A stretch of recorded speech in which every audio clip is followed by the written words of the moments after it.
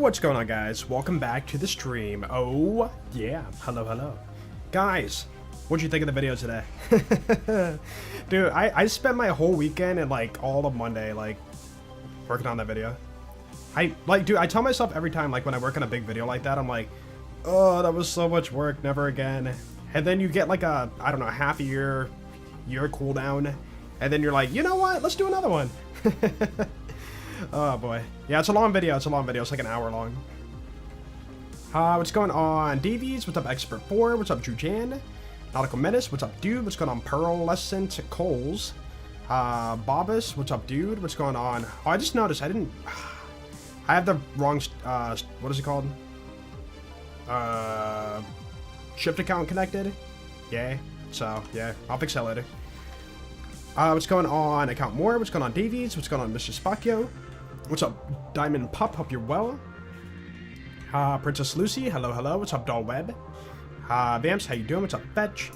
What's going on, Mamba? What's going on, Joker? What's up, Bell? Landon, how you doing? What's going on, Mr. Ranch? Andrew Martin, what's up, dude? What's up, Uber Scamp? What's going on, Prime Nessie?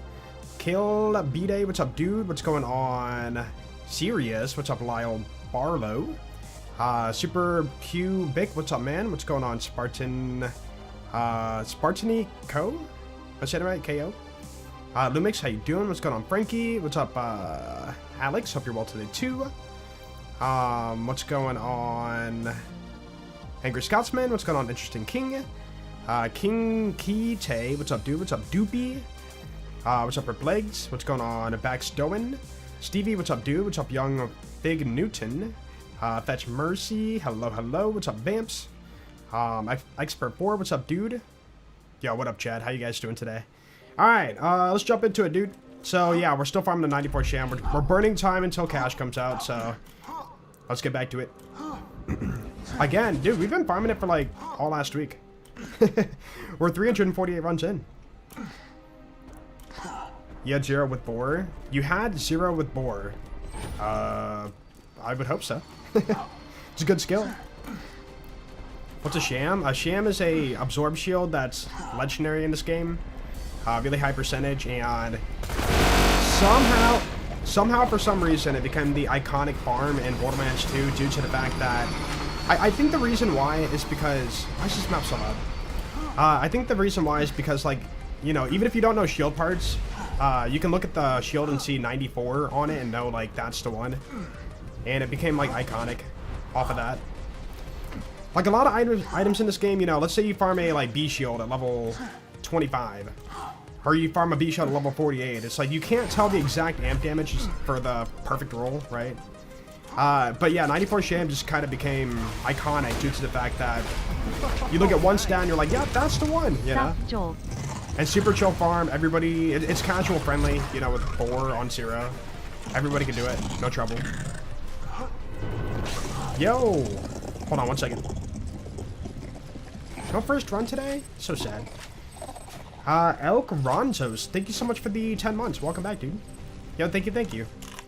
Hello. Hope you're well today. Farm counter. Boop. Keep it going. 4 out of 5 dentists recommend 94 Shams. Why though? I don't buy it. No. The 94 Sham, doctors don't recommend it because you excessively intake it, and that is not good. That's not good. So doctors say stay away from the Sham. It's true.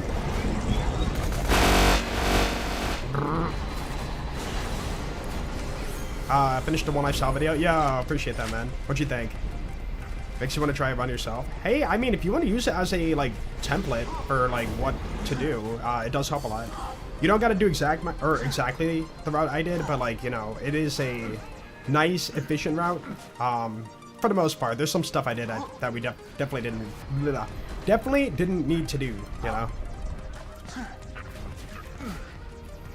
The rules are, I'm gonna be honest, the rules are kind of mixed when it comes to One Life in BL2. People do whatever they kind of want to do. As long as you keep the main part intact, you know, like do not say quit and fight for your life or if you die, it runs over, that kind of stuff, then like it's probably fine. But yeah, the main things like that, no mods, and then like people have like variations of all the rules. Like some people pass down items that they farmed on other One Life runs. Some people, what is it? Crit swap when the rules say you can't crit swap. You know, like there's a bunch of like micro rules that are like whatever. But I'm gonna be honest, nobody verifies the One Life runs as like, you know, there's no leaderboard. There's no leaderboard. So like even if you were to like do whatever, it's like it's not like it's a big deal. It's all about streaming it, having fun, and having like that community recognition, and you know, feeling like you're doing a good challenge, right? Your doctor's a sham? Dude, my doctor retired. I was like, you know what? I went for a checkup like 2 years ago. I don't go to the doctor like very often. And he's like, I was like, I called. I'm like, hey, can I see said doctor? And they're like, oh, I don't know if you heard, but he retired earlier this year. And I'm like, oh, I had no idea. It's like, yeah? It's like, yeah. And then I heard recently that he might come back to his practice again, which is like, I don't know, he couldn't like fully retire or something. So he might still be my doctor, but he might not be my doctor. I gotta find somebody new. Finish your video today. The burp in the middle. Dude, it was so good. By the way, that burp was not like a real burp or whatever. It's like, you know, you can like gulp air, you know? It's like a trick that a lot of people could do. I just did that and I'm like, you know what? Let's just throw that in the video because it'd be really unexpected. And it worked out. Couldn't fully retire. Boredom was ungodly. Yeah. I mean, I get it. Like, some people kind of tie their work into everything they do as their, like, work, their hobby, you know. Even though it's their job, they still, like, it's a big part of their life, you know. But yeah, I don't know. Like, maybe he was just straight on board and was like, you know what? I'm going back in. Why not? Yo, what's up, Jupai? I could see, like, a Maya that lived for 14 years. Wait, what? Hey, what's up, Shockmaster? How you doing? If it took more than 271,000 shots, you weren't using the Jacobs. I think you weren't using your eyes. If it took that many shots. Like, how many did you miss?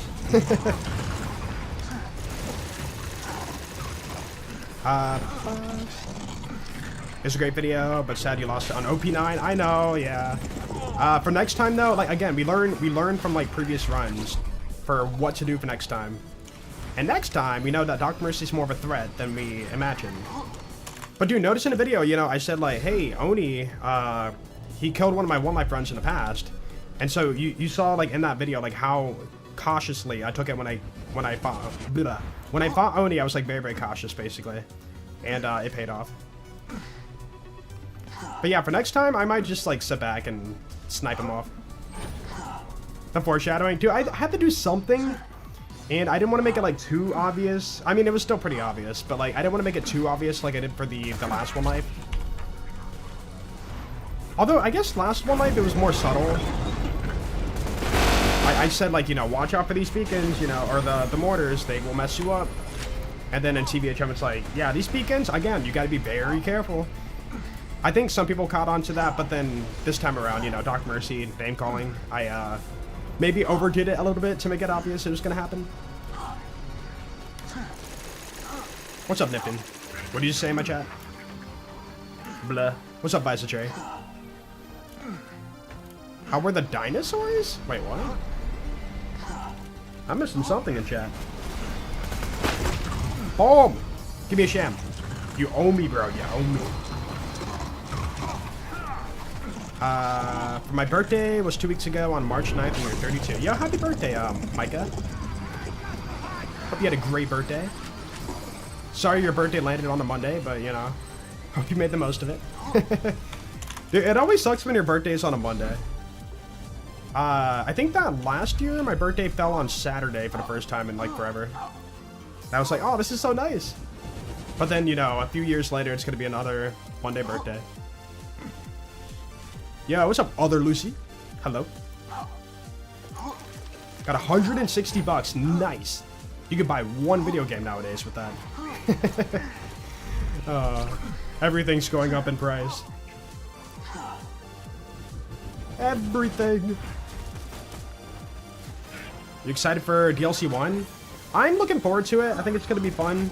But I think it's just going to be a couple of weeks of fun. And then we're going to be back to Borderlands 4. You know, needs more content. It doesn't have Endgame. You know, like, literally what we're hearing now is going to be the same conversation in like 2 weeks. I feel like. 2 weeks to a month. And then we're back to like, alright, what to do? But yeah, it'll be fun. It'll be fun for a little bit. Yeah, I think DLC is Thursday, right? Yeah, Thursday. So, 2 more days? Not too far away? Dude, I was considering jumping on, like, BL4 today and, like, doing some stuff, but then I was like, what am I gonna do? Because, like, we can't play cash yet. We can't play cash yet, so therefore, why would I want to jump on Amon and, like, mess around and... Like, how do I prep if I can't play cash? So it's a very, like, weird position in terms of, like, playing the game right now. Oh! Yo. Ooh, okay, okay. Chat, guess that Sham. Not a bad roll. Also, it felt almost middle. That was a fast Sham today. That was, like, what, 5 runs? 80, 89, 89, 87, 89, 89, 87, 90, 89, 88, 84. I'll tell you right now, it is a 8 grade. It's an 8 grade, and the best 94 Sham is a 19 grade. So it kind of shows you the difference in number here. So it won't be as high as you might think. 85. I'm not going to do the math in my head, but I'm going to guess it's around like 85, 86. 85, yeah. Not horrible. Pretty good. Good job, Pearlescent.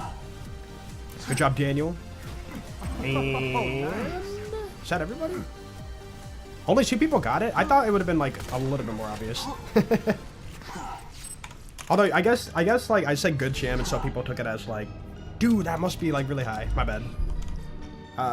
Let me add to the counter. 19. Up it, up it, up it, up it, up. Yo, Grolum, thank you for 12 buds. Welcome back, dude. Enjoy the legendary badge. You got it, man. Thanks, man. Appreciate that. One more day for cash day and the DLC. For me, it's 2 days because, I mean, yeah, today's Tuesday. Thought it was higher than 8 grade. It kind of looked like it. Like, the TDR part on top is a positive grade, but the doll part for the side, for the body, was a -1 grade, so they canceled out. So you're left with the 1 Malawon part for 8 grade. Ooh, let's go! BO4 is fun gameplay-wise, but launched 0 endgame, which is rough. Yeah, I mean, like, even if we had endgame, like, I feel like it would not still live on that hard, or as much as people might think today. Like, what happens when you drop endgame is people farm it, you know, make a few builds, and then they put the content down. Bunker, you're like, oh, there we go. You know, look at Bloom Reaper, right? People play Bloom, blah, blah, I cannot work today. People played Bloom, that's a lot of blah, blah, blah, Bloom Reaper for like a week, and then everybody stopped like farming it. That's the same thing that's gonna happen if you get like endgame Habene form. People play it for like a week or 2, and then that's it. The main issue that they need to fix, Gearbox, if you're lurking, I don't know if you are, you gotta fix the base story playthrough. If you don't fix that, people aren't gonna replay the game. Like, you're gonna have 5 Vault Hunters total soon. And if there's no incentive to like want to replay a character, build them from scratch, then there's an issue with the base game, you know? Everybody I've talked to, like, for the most part, oh, no. There's a few people. But a lot of people are going to start level cash, or level, like, 30 cash, level 15 cash. They don't want to replay the main story. Like, it's just, they gotta fix the main story. Like, that's the one thing that will have a chance to save BL4 is fix the main story. Isn't that every game? What, a bad main story? Open world made it weird? Yeah. And it's gonna get worse because we're gonna have shared progression, which a lot of people think they want, but I'm gonna be honest, like, you'll have it, and then when you do a new game run, you're gonna be like, there's nothing to collect or do in this new run, you know? All you'll have is your missions that you'll have to, like, you know, run through. Your side missions, which a lot of people don't touch due to the fact that we don't get, like, you know, unique rewards out of it. And we can get better gear elsewhere. And then your farming. Like, all you have is your farming and then your story push, and that's pretty much it. And then contract farming for XP. But yeah, if they take away... I put a video on my... There was a tweet today I put out, and somebody said, like, he wasn't happy with my reply, but I posted a video showing the Borderlands 4 open world with all the legends disabled that were collectibles, or like things that they're gonna make cross progression, and it was so empty.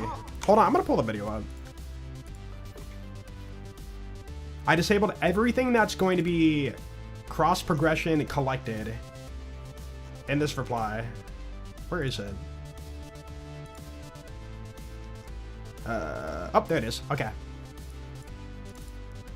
Okay. This is BL4, new game run, if you have all your collectibles and whatnot collected. But this is your open world. Boss farm. Nothing else. Golden chest. Side missions. This is the new game run experience right here. People want this. Like, maybe people want it because they don't want to recollect it, but you're gonna realize, like, how empty the open world's gonna be without it. Like, this is legit. Golden chest, that was the bounty board for DLC. Target dummy, you can mess with that. Yeah, it's gonna get really bad, and people don't realize it. I really wish people would realize, like, this is gonna be the new game run experience if they do cross progression. And don't make it toggleable too. Like, if they don't, that's what it's gonna be. Yeah, they gotta add more into the open world now. Like, things that are fun to do and exciting. But that means a lot more money put into the game, and I couldn't see that happening. Sparrow, thank you for 77 months. Welcome back, dude. Appreciate it. Thank you, thank you. How you doing, man? How's Tuesday going? No, Borderlands 4 is a fun game the first couple of playthroughs, but, like, that's kind of it for me. Ow. But I mean, like, there's not a whole lot of open world games. Oh my goodness. Not a whole lot of open world games where, like, it's fun to replay through it a few times more than, I don't know. Like, once you know the open world, it's not, like, exciting or, you know, like, fresh and new anymore. I don't know. That's just kind of the take on it. DLCs aren't all out. Yeah, but once they are, it's still going to be the same thing. You're going to go to that map, and then all there is to do in that DLC is side missions that you will not touch more than once. A story push, which means sitting through dialogue. And then your side bosses. You're only going there to do a boss farm, and then you're, like, out of it. Like, there's no raid boss in it, there's no, like, this and that, there's no nothing. It's just, like, you're there just for a named enemy boss farm, you know, click button, jump down into, you know, circular arena, kill boss, get drop, and then that's kind of it. Depends on the open world. Hey, dude! I don't know. I never donated to any streamer or YouTuber before, but I've been watching for so many years now, and your content has always been lovely and consistent. Keep doing what you're doing, Jolt. Love. Yo, I done BLD? Hayden how do you say your name? I'm sorry. Thank you for the $10. I really appreciate it. Thank you, thank you. I tried. Thank you so much, man. Glad you enjoyed the content. Came back from the one I saw video. W video. Thank you. Thank you. Thank you. I'm very happy with it.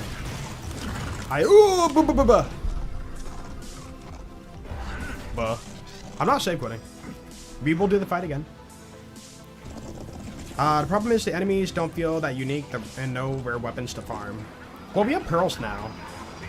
But I mean, I've been kind of like on the outside, but like how are pearls feeling now with like builds? I feel like they're just like another item that's legendary too right now, just based on feels. Wait, you actually did die. Oh, I thought you would have reset. Ooh. Cool. Ow. But yeah, like, I don't see a lot of people talking about him or like, you know, maining him for meta. They might just be like, you know, okay, just based on feels.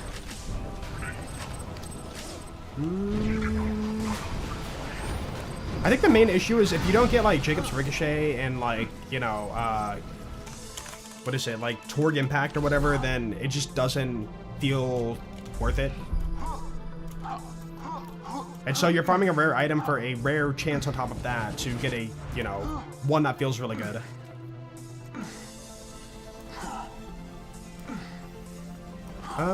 You hurt your knee? Oh, I'm sorry. Not too bad, but you're in pain, still watching the streams. Yo, rest up, dude. Hopefully nothing too serious. You didn't tear nothing.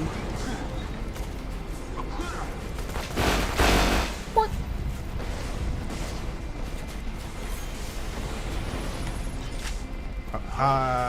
I did say that in your video, and we'll say it again, open world's a huge mistake. Yeah. I made a video about the open world part. I can't recall if I talked about the whole, like, collectible thing in that video, but I just talked about how it's not filled to the brim with, like, stuff that an open world, you know, needs. No secrets. Everything's predictable, you know. You see a body of water that is like, okay, we know there's not anything down there. You know, no Easter eggs in there anywhere. You know, it's just a very, like, predictable world, I guess. Ketchup or mustard? For me, probably ketchup. I like mustard if I'm making like sloppy joes or something, but I don't usually consume mustard. Not normally.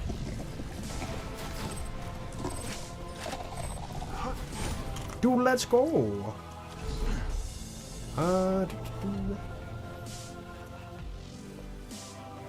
COD proves you wrong? Wait, what about Call of Duty? Underestimate the power of making random new stuff up and opportunity to sell for another $175. Making random new stuff up for the opportunity to sell for another $175. Are you referring to like another new Borderlands title that does that, or on the existing game, like on Borderlands 4? If they were to patch in like a bunch of new stuff to build the open world in BL4, I don't think they could like...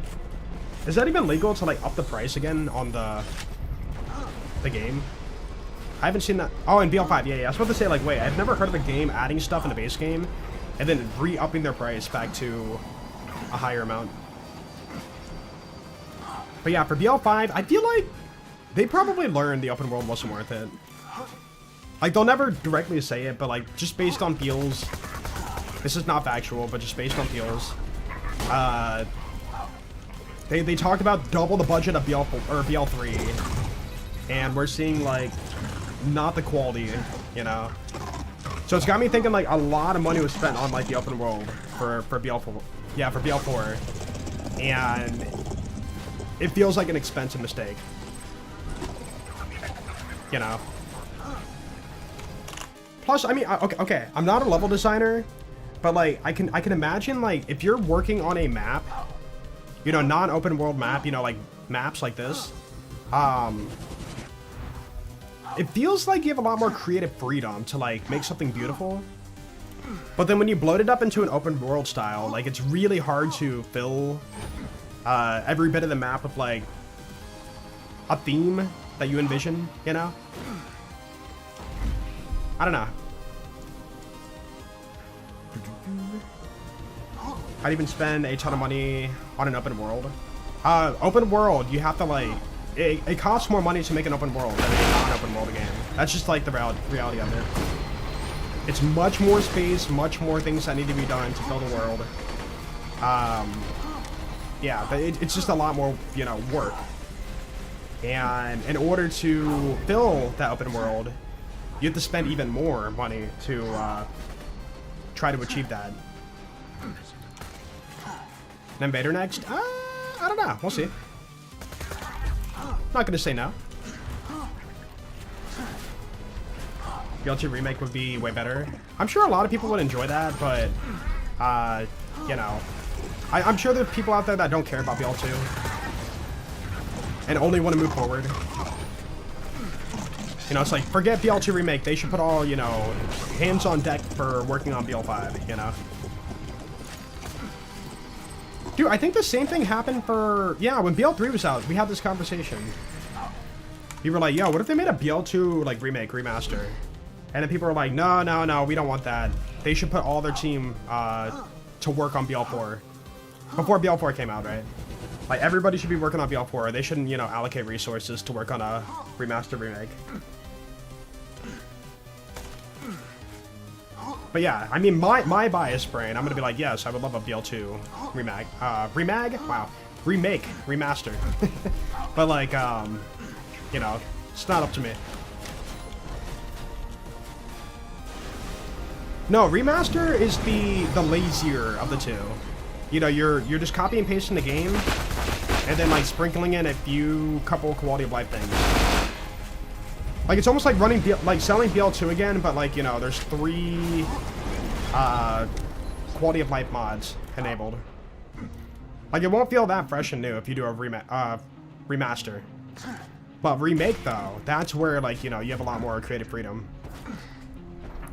Like, imagine they remade the bunker area, and then, like, it was all beautiful and all updated looking. And then there was more, like, you know, there was a, like, there was a door here that went downstairs. And, like, there was more in this map. They have, like, way more freedom to, like, do cool stuff like that.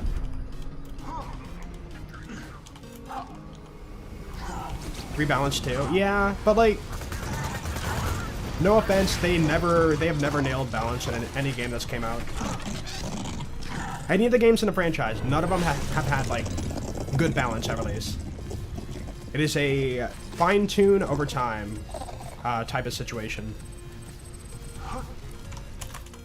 And then we've also learned that if it's not a main title, BL1, BL2, BL3, BL4, then side projects tend to be, they drop the game, that's what it is, no updates, you know, enjoy what it is. So, like, yeah, it's kind of, like, scary to think about balance when it comes to, if they were to drop, like, a remaster remake. It'd be a one-and-done thing, because then they'd be working on BL5. Yeah, what's up, Chopper? Yeah, dude, literally, okay, think about it like that. BL4, like, again, just based on my personal feel about it. BL4 feels like Nox DLC in terms of, like, a modern title, you know? Like, endless driving, and then, like, there's a few things sprinkled here and there to, like, stop and look at. But for the most part, it's just a long drive or long, you know, whatever, to do anything of, like, value. The only difference is you have the fast travels. That's, like, another important part to put out for BL4. Yeah, the graphics hold up. Like, dude, if Borderlands 2 came out today, these graphics would look fine. At least to me. Like, it has that cartoony style that just works, you know? Like, games don't need to push, like, better and better and better graphics for every single release, you know? Like, it's okay to, like, drop a similar looking game, but have, like, new things in it. And, you know, call it a game. Like, minigames do that. Like, look at a Mario title. Like, so many Mario titles look the same, but they have a different story, different world, and, like, a couple of new mechanics, and it's a game. And, like, that works. I just feel like graphically, pushing better and better graphics is just, like, not the play. Like, you can because the engine can do it, but at the same time, it becomes a balancing issue to, like, get it to function and not lag. Ooh. Yo, we got the most depot looking Jacobs. Look at that. Heyo. What? D Hitman, thank you for the 3 months. Welcome back, dude. Yeah, thank you, Hitman. And Steven, thank you for 79. Welcome back, man. Thank you, thank you. Big long time. Wait, sorry, 88. My bad, my bad. 88, that's even longer.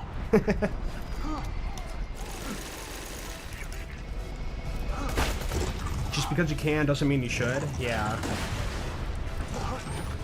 I wonder if it's like by default when you import over like a Borderlands model or whatever, like by default is it already like tuned up to be the new engine's look? Like, is it more work to like remove it and make it look older or like, you know, simpler? I don't know. Like maybe the engine automatically does it. I have no idea. I've never used Unreal Engine for anything.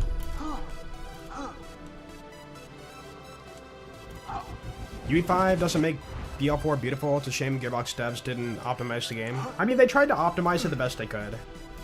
And I will give it credit, like, there are some things that do look better on the newer games than the older games. Like, go to Sanctuary and look at any NPC. They have the most static face. Like, there's nothing happening to their face. They look dead inside.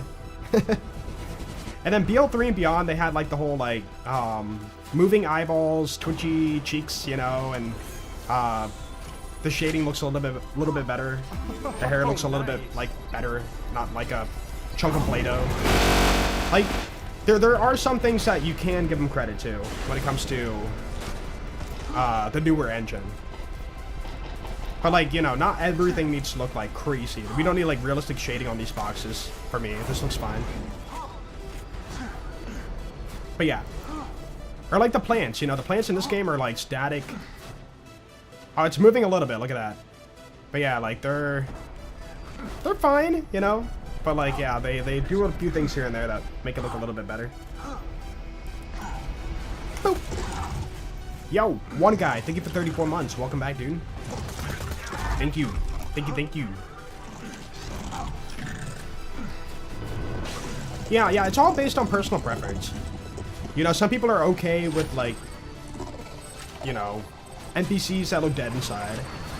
And then some people are fine with, like, NPCs that have a little bit more life to them.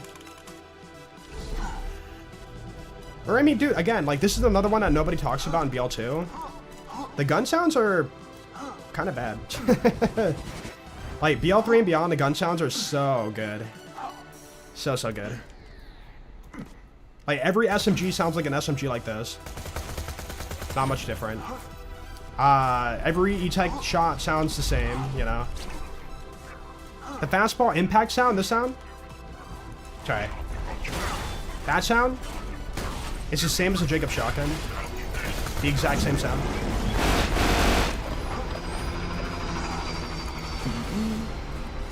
I think the companies are mostly really dumb.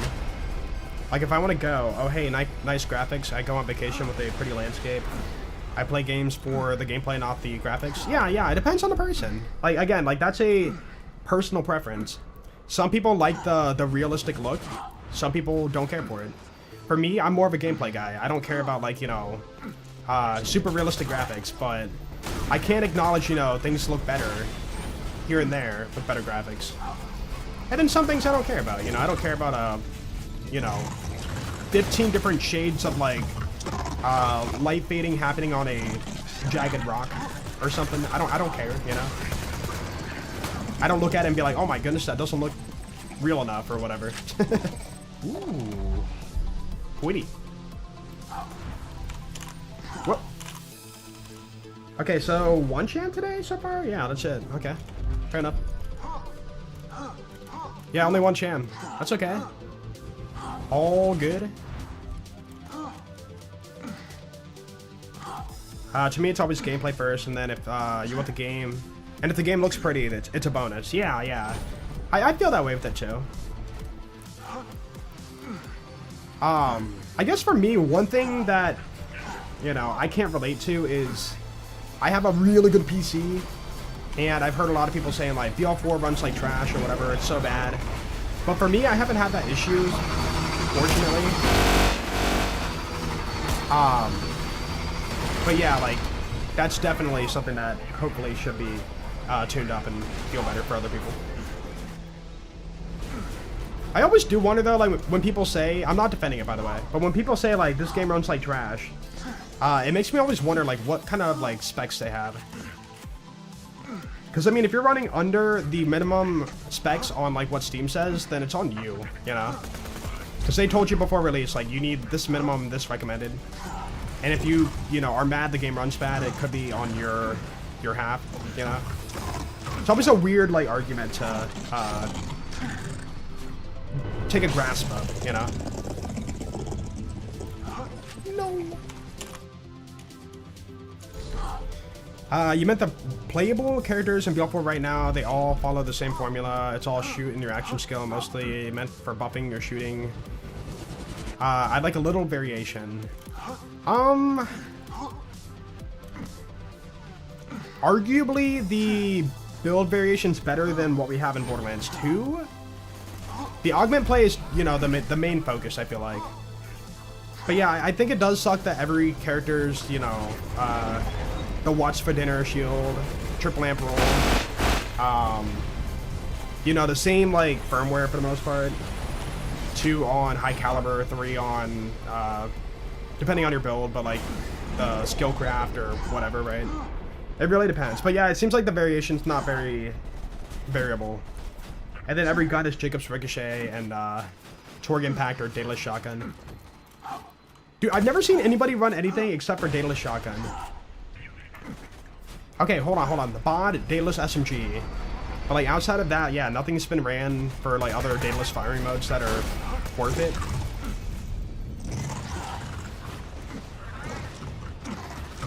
Minimum specs give you like 30 frames.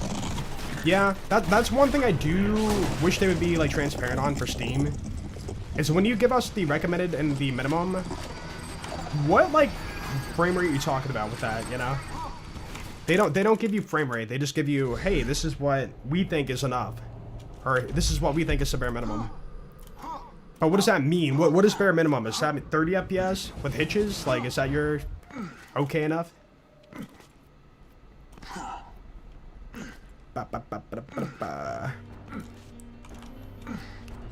I think they admitted minimum is aimed for 30 and recommended expect 60. Either way, I still wish they'd be a little bit more like transparent on it. It does feel a little bit wrong that like they hide that important fact. Because I mean, you can have the most like beautiful, fun game. This map. You can have the most beautiful, fun game, but if it doesn't run smoothly, like frame rate wise, then people will like not play it. Try playing BL3 on your new PC and miss Borderlands 2 now. I'm going back to it. You think? I mean, nothing wrong with that. I will say though, I've noticed the amount of people saying like, oh, after BL4, I'm starting to notice like how good we had it with BL3. Like, that is not a foreign take. That is a very, very common take from what I've seen. But yeah, I mean, like, BL3 had, like, a lot of content being pumped out for the game. A lot of free content, too. It had its moments, you know, like the level cap increasing by 3 every, like, 2 whatever. Terror annoyance being horrible to look at. Events could not be toggled off. You guys remember that? We had to deal with the ghost for Halloween for, like, the next, like, month, and it was so annoying. Couldn't turn it off. Performance issues, and then, like, you know, there was a lot of, like, things here and there, but for the most part, we got a pretty solid game. And it's, like, dirt cheap nowadays, too. I think it's 90% off or something. Oh, nice. What? 18 more months to go. No. You can't do it. There's no way you're hitting 100 months. Yo, Crumply Paper, thank you so much for the 82 months. I appreciate it, dude. Just thinking about that number, it's insane. Can't replay 3 anymore. Eden 6 kills your motivation. I'm in the minority. I like Eden 6. But that's because it has a lot of cool skips. You know, Jacob's Estate, lift skip. All the parkour spots you can do for, like, getting up to the radio challenge or whatever. Or, dude, taking your car to Chong Stomp. Oh, that was so cool. I love that skip. And then there's even like some out of bounds, which is really cool. But yeah, for the most part, I get it. I get it. Dude, in a way, Eden 6 is almost like the open world part of BL3. Oh! Yo. Oh my goodness, wow. Okay. Alright, Chad, guess that Sham. Alright. No pearl. 92, 90, 87, 91, 86, 92, 67, 91, 86, 84, 90. This is 1 grade higher than our last Sham, so it's gonna be like 86 probably. Probably guess. Unless it rounds up, but I'm gonna guess 86. Oh, nice. Dude, let's Jolts go. paint, Jolts paint. Yo, bro, thank you so much for the 66 months. What the heck? There's no way. Yo, thank you, bro. I appreciate it. The only one who uses that emote. I appreciate you. I mean, to be fair, like, where does, like, any part of that emote come into context for anything we do? I just thought it'd be something funny. That's insane! Yeah, it looked like a really good champ, but then the TD was only +1 and Flat Off is +0. But yeah, I bet everybody saw that, like, Malawan body and was like, oh, dude, it's really good, you know? But it's just like the last Sham. It has a Malawan part and only one.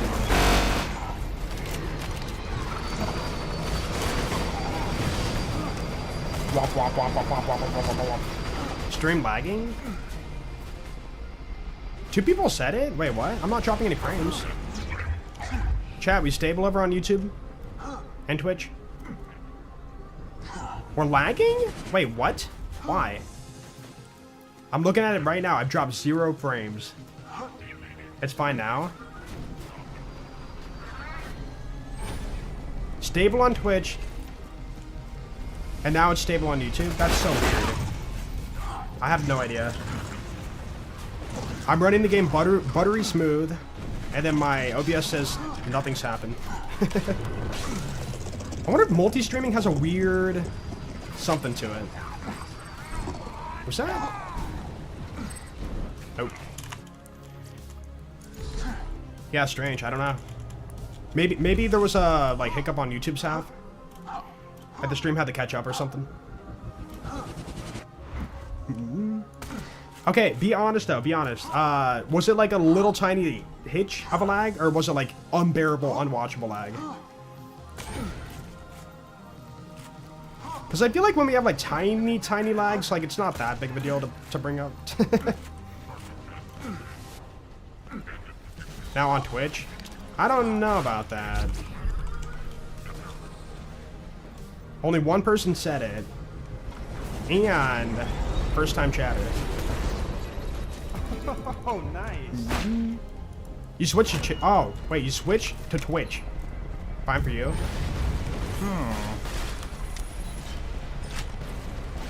Small lag, like 5 or so. Like a bit of a buffer, okay. Yeah, if it's stable now, that's good. Like, there's nothing I could do to, like, really fix it. That's the one issue. No lag. Yeah, it could be your internet, I don't know. Like, maybe you're lagging on your half. Your download speeds. I don't know, something.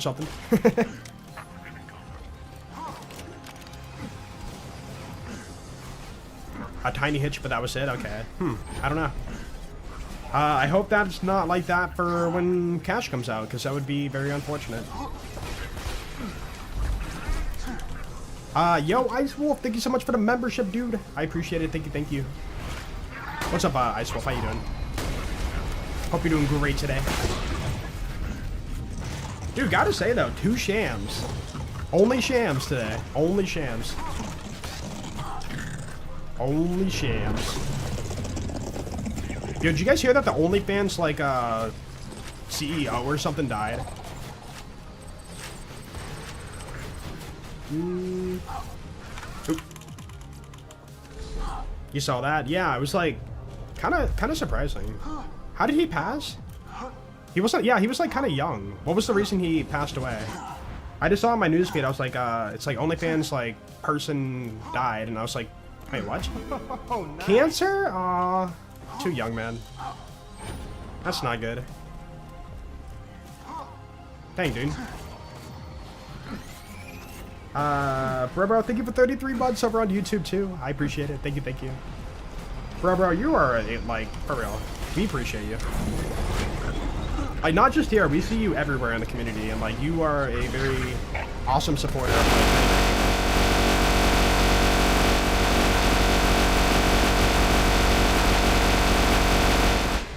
my bad. My bad. I'm sorry. Ow. Just put on your earplugs. You'll be fine. Boing. Chuck Norris? Yeah, he passed away too. He was in Hawaii or something and then had a medical emergency, and the next thing you know, the next day, he was pronounced dead. Do we know what happened? I know a lot of, like, when people pass, like, a lot of people don't put out, like, what happened. It's just they passed. I don't know if he had, like, heart complications or, you know, if he was just that old of age or something. I don't know. Because he's, like, what, 78? Yo, and Ice Wolf, thank you for the gift of membership to Dono. And Dono, welcome on in. Yo, appreciate it.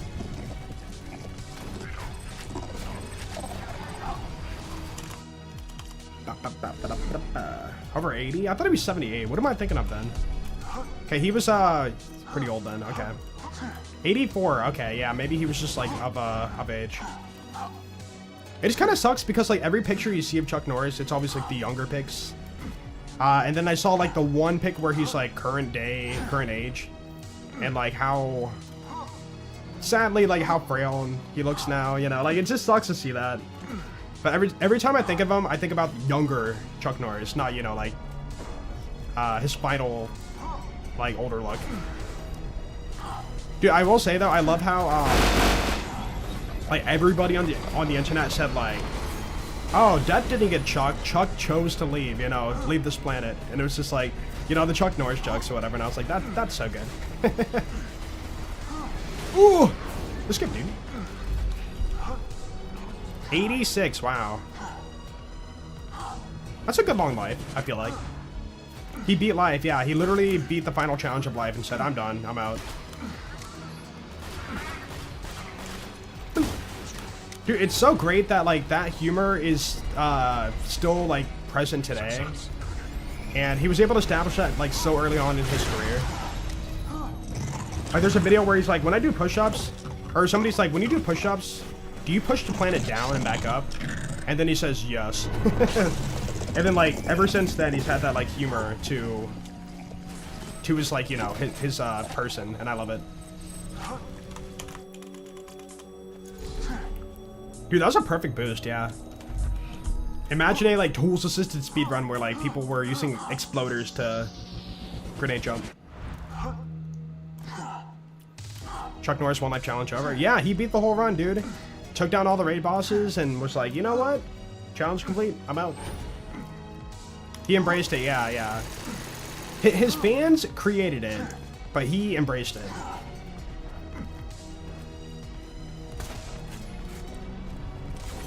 I think the family said they want privacy and didn't mention exact cause. I mean, that's fair. It is kind of messed up. I mean, it's like morbidly, people are curious about like anything around death. Right? And, you know, it's just like, yo, wait, how did he die? And it's like, do we need to know, you know? He's gone now, but like, you know, that's all you need to know. You, how's it hanging, Zap Man? Only 2 more days until me gamblin' mon shoes up. Aw, yeah. Yo, Kodad, thank you for 42 months. Welcome back, dude. Dude, 2 more days. Yeah. We're gonna be cashing it up. I'm gonna be cashing it. Cashing all over the place. Yeah, I saw that joke, Ark. When Chuck Norris was born, he drove his mom home from the hospital. Or I think I saw a variation where he's like, when Chuck Norris was in kindergarten, his parents had to wait for him to be done to go pick him up or something. He had to go pick up his parents from work. after kindergarten. It's so funny.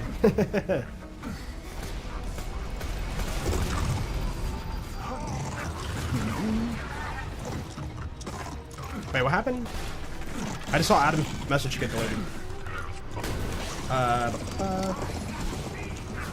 He will never die. Yeah, he will always live on in our, in the sayings or the jokes or the memes and whatnot.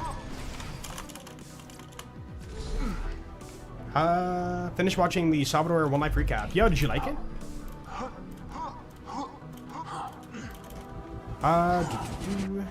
Also got a 94 sham on this run. Chuck Norris did, probably. Dude, he got like 10 94 shams in one run. He's just that good.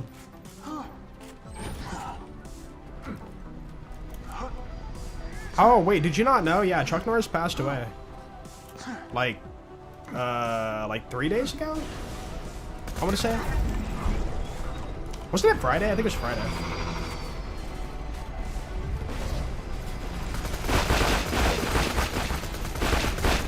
Bruh. Dude, it always sucks to see like people, you know, actors you watched or knew, like growing up or whatever, just start passing away. It's always a horrible feeling.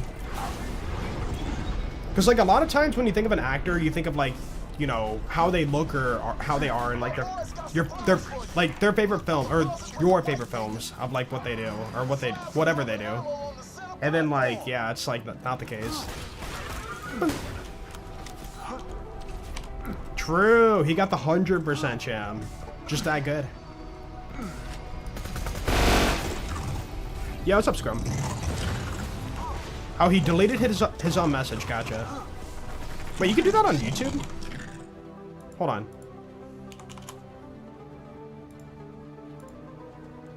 Huh, look at that. I didn't know that. I learned something new. Dude, I can see that being so trolly though, like, moderators, stop abusing your power and deleting my messages, and then person self-deletes message. And then, you know, they gaslight the chat thinking like, oh my goodness, they're out of control. It's like, that's, I don't know. Because like for my half, you know, default view, I don't have like, you know, any like admin or like moderator view for chat, it's just default chat. And it doesn't tell me, like, you know, why the message is deleted. If anything, it should say, like, user deleted message or whatever. Chuck Norris had a perfect hide. Dude, not only that, but he got every dedicated drop in one kill with the perfect hide.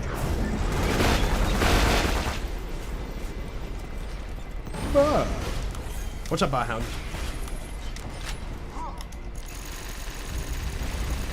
Is there anyone farming the perfect hide of Terra? Nowadays, no.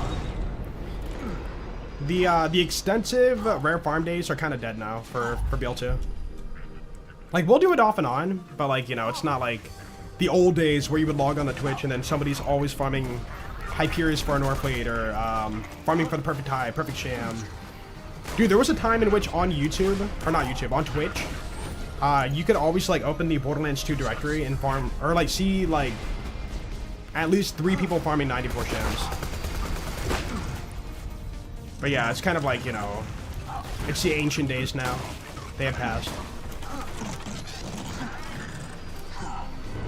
Anyone ever attempt the perfect hide? I mean, we farmed it a few times for the memes.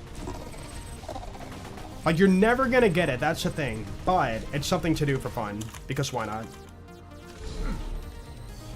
It's a 1 in 97.5 million chance. So if you were to farm non-stop from now until you get it, on average, it's like 300 plus series.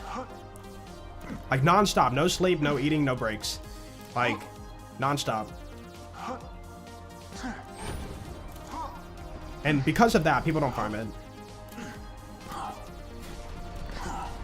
And I mean, to be fair too, like the perfect hide isn't like meta. Like, it's good, but like it's only good if you're doing a melee build, right? And it's only, in my opinion, like slightly better than a like perfect love thumper. So like the power you get out of it isn't worth this ridiculous grind, you know?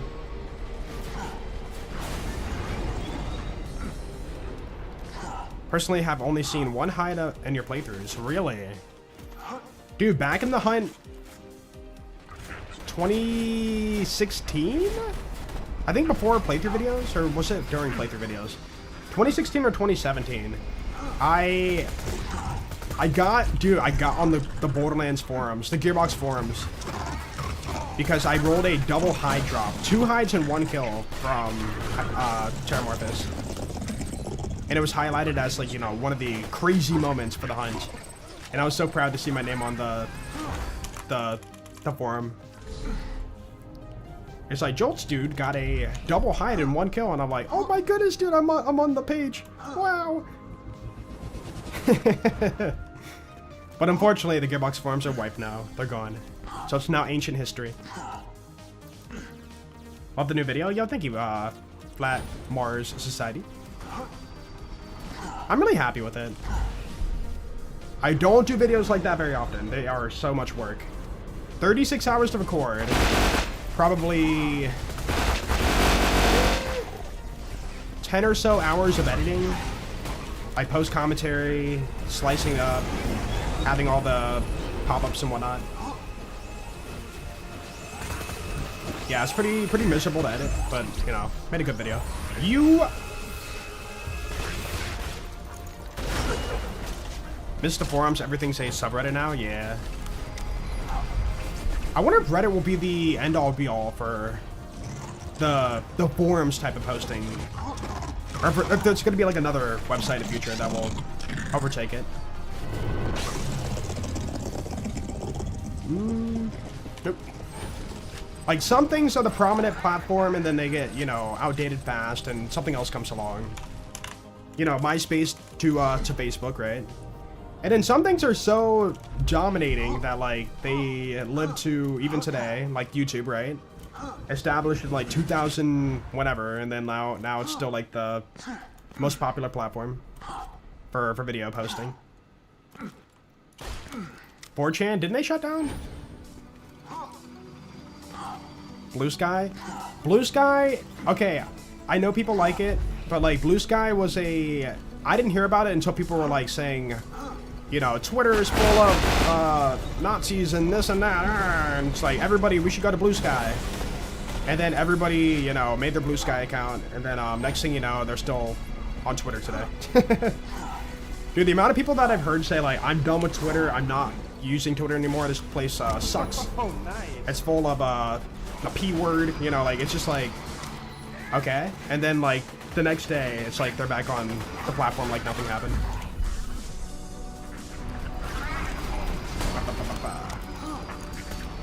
Yo, Chomich, thank you so much for 20 months. Welcome back, dude. Yo, thank you. No, it makes sense. It makes sense.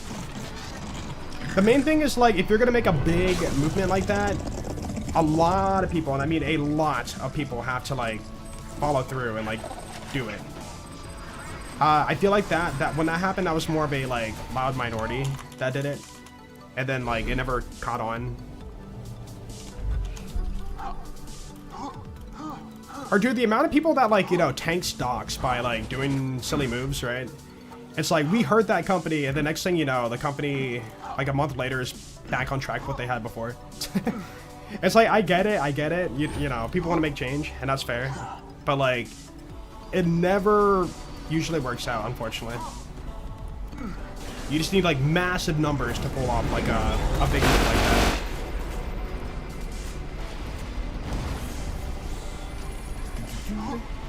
You were one of those people? I mean, that's fine, yeah. For me, I am not one that wants to go out of my way and, like, make a new account for everything that happens drama-wise on, like, a platform. Because I feel like it's just going to be, like, history repeating itself.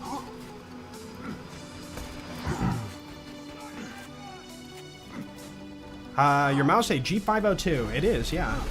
G502, I think Hero. They're all the same, pretty much. G502. Bunker 1 in 20 drop chance. Bunker is a 1 in 10 drop chance. But getting a Sham specifically out of the 3 dedicated is a 1 in 30. Yo! We got a head drop. 10 point. Rip. Alright, head drop. I guess you can be in second place. Lame.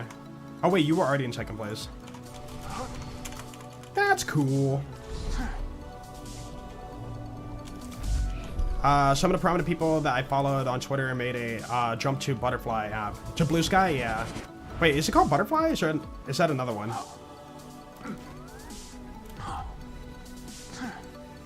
I don't know. I think the main thing is like when it comes to using any, I'm just gonna call it an app, using any app ever, you can always find like something to hate about like said person on the app or whoever created the app, said CEO, whatever.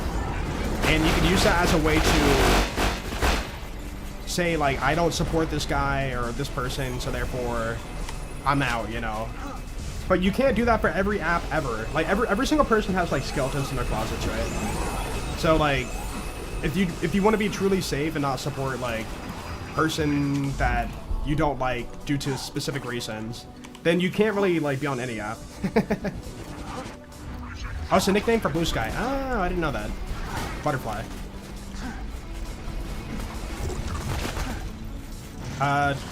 Thoughts on E-Tech weapons? Which character 3Z? What? E-Tech weapons? I mean, like, the one that gets the most out of E-Tech, in my opinion, is, probably Krieg. I mean, Salvador and Krieg, probably, yeah. Salvador because of Hoarder build.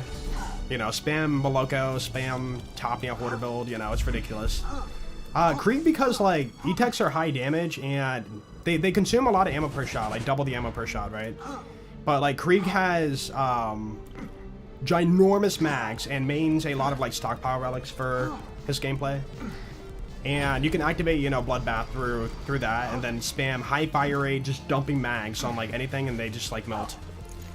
In fact, for non-Unix Krieg, you know, playthrough, the meta is, like, E-Tech Blast-Off Blaster. Like, the E-Tech Assault Rifle Blast-Off Blaster on a Binary Boss.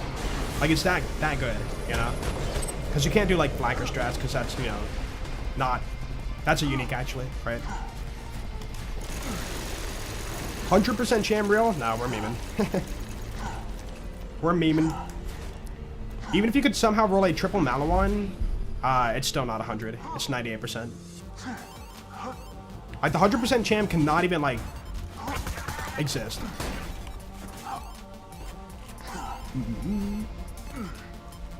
Yo, MXG, what's up, dude?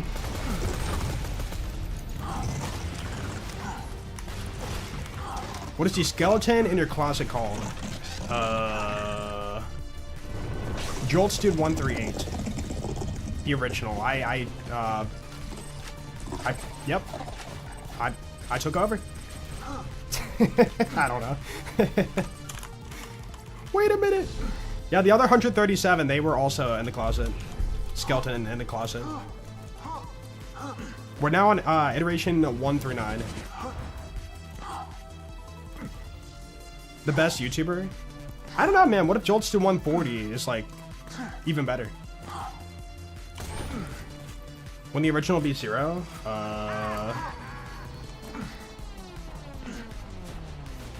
I mean, I know they say, like, patient 0 when it comes to, like, viruses or whatever, but... I don't know. What about Stranger Things? They did, patient 1. I mean, I guess it depends on, like, the situation. Ba ba ba. Boop. Dude, the slag is so OP. Dude, imagine a build video in 2026 for BL2, where like the montage is showing Zero boring all the enemies that are horrible in the game with a Slaga, and then you just like call it like Slaga 0, Slagpocalypse 0 or something, and then you show off the build in like the hyper specific situations where like it does what it does. Wait a minute. Bomb. I didn't hit. I'm bad. Something, there is no ethical consumption under capitalism. True. The only way you can be, like, perfectly by the book, I guess, I don't even know, man. It's like, give up everything, electricity, cell phone, everything and go move into like the middle of like the wilderness. Like cut yourself off from everything, internet-wise and tech-wise. And then you'll be at peace. Maybe.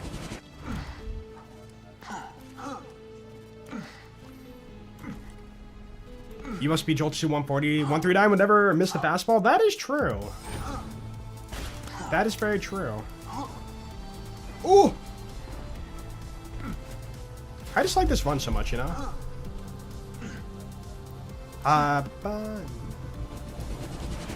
Yeah, what's up, Starblue? You think I'm gonna St. Jude with K6 next year?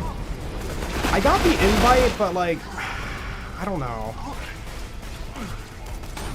I'm very... Wait, next year? I thought it was this year. Anyways, I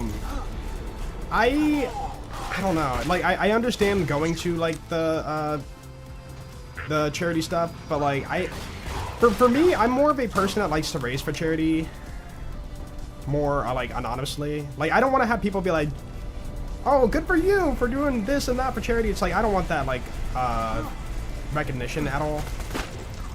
I just want to do a good thing and then, like, not have to, you know, bloat it up as, like, look at this good thing I did. Like, it's a very common, like, feeling or, like, thing where you want to do something good and not have to, like, you know, bring more attention to the fact that you did a good thing kind of thing. I know it's not exactly like that for going to the event, but, like, I don't know. I just want to do my part and that's about it. Yeah, I mean, it's like, you see a video online, you know, a person helping homeless person out, let's say they get them a room at a hotel or whatever.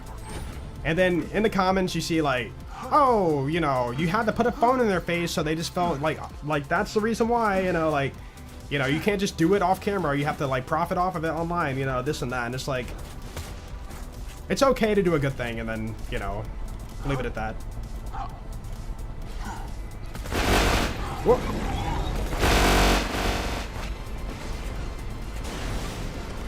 Not all good things are PR stunts. Yeah. Because then, like, if I were to go to the event, I would just go there and not even tell anybody, you know. But then, like, I just feel like if I were to post a picture being at the event, at the St. Jude event or whatever, it's like, oh, you're just trying to show people how good of a guy you are, you know, you're trying to do this for the attention and, like, show that you raise money for charity, like, you know, I just want to do things and I don't have to document everything I do, kind of thing. Like, there's nothing wrong with it, by the way. I'm just saying, like, I can see it from both angles. Like, you're doing this for the attention, and also you're doing this because good person.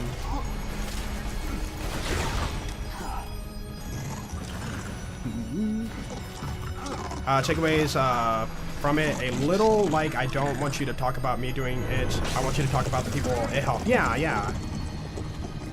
Like, it should not be like, dude, this person raised this much for charity, oh my goodness. And it should be like, oh my goodness, this is gonna help them a lot, you know? Like, there's too many eyes on, I don't know, it's just really hard to, like, describe. Like, raising money for charity is awesome, and I will always, like, support it. But I don't want the attention for it. I just want to do it, and then, like, just do a good thing and have it be at that. I never want to see, like, you know, Jolt's dude raised this much or whatever. It's like, it's not even just me. It's like the community, you know, everybody who, like, donated. It's like, where's their attention, you know?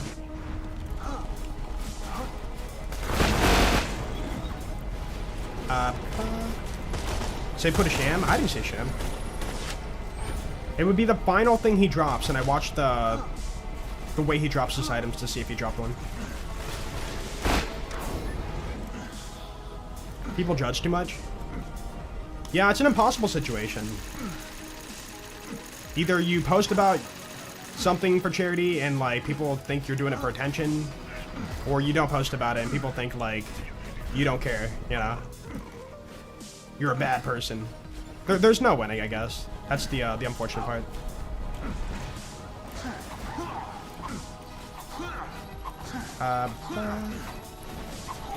You know what Bunker says when he dies? No, the only thing we know is just, I don't even know where this came from, but, like, maybe a developer talked about it years ago. But like, it's a common like saying that he's talking about or complaining about tea, like the drink tea. But nobody's ever deciphered what he's saying. For all we know, he could be like, dude, this tea's complete trash. It's so bad. I hate it. You're fired. I don't know. Oh.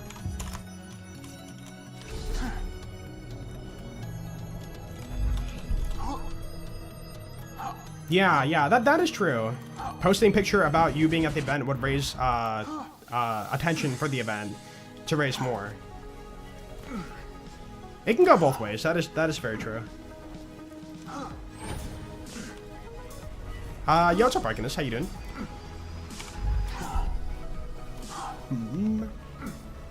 I guess for me, it's like I've seen some people online like do a lot of charity stuff, which is very awesome. And I don't want that to become like my main identity, you know, possibly. Again, it's a really awesome thing, but like, you know, I don't want it to be like, you know, the reason I'm known. I don't want to be known for that, I guess. I don't know. It's so hard to describe my feels on it, but yeah. What? Oh, my grog broke. Unfortunate. My thoughts on steaks? Steak is really good. I'd eat it. I'm not vegan. No. We're fine. Laser. What? Hello, my favorite Borderlands YouTuber. Yo, what's up, Anarchy? How you doing? Dude, what a brutal farm here. My goodness. This is like the worst one yet. Favorite cheese? If I had to pick one cheese, the one cheese I could like put on stuff but also consume by itself that's like really good would be probably, dude, mozzarella. Like by itself it tastes awesome. On things, you know, pizza, whatever, it tastes awesome. Dude, cheese sticks are awesome. I'm going mozzarella.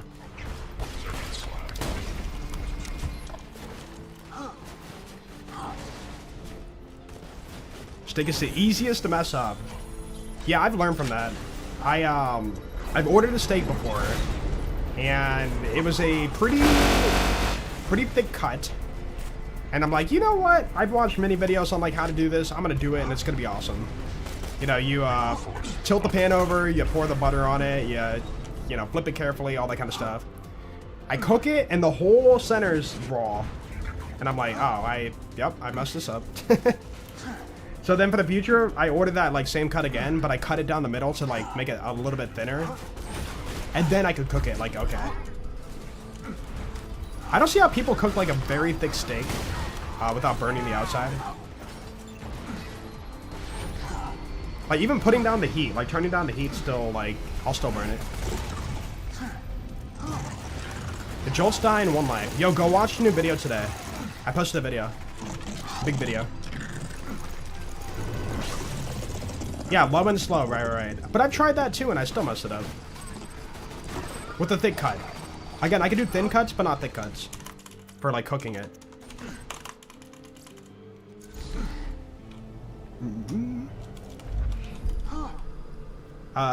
Who likes playing Salvador? A lot of people. Fun fact. Randy Pitchford's main on BL2, according to him, is Salvador. We've never seen footage of him playing Salvador, but like, his main is Salvador. Is that in Hyperion? I never noticed that. Oh. H.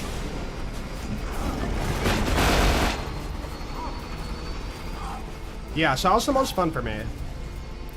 Like, yes, he could be overpowered, but like, he has the most build potential, I guess. You can use like so much stuff to like do cool things on Sal. A Herald build, Deputy build, rocket jumping, non-unique stuff. Do orc stacking, like that was kind of like the newest thing. It's like orc stacking on Salvador. So good. But yeah, most characters have like 1 or 2 like main builds. But then Salvador has like 7. Could be Halawan, Hyperion, Pladoff, Hiccups, Hall, Heridian. Am I missing one? I'm missing more. Hanshin. Don't forget about Hanshin. Oh yeah, Handed, Hatless, HOV. Hengelen, there you go. Horg, right, yeah, Torg. What was it in, like, Wonderlands? Skulldugger, so, like, Holdugger, I guess. Hipper, yeah, Ripper, right. No, because Hoarder, okay, Order would be, like, taking off the O to add the H. So how would you say that? No, wait, I said Heridian earlier. Yeah, I guess it would be Hoarder. Hearbox. Sounds like Grandpa's hearing aids.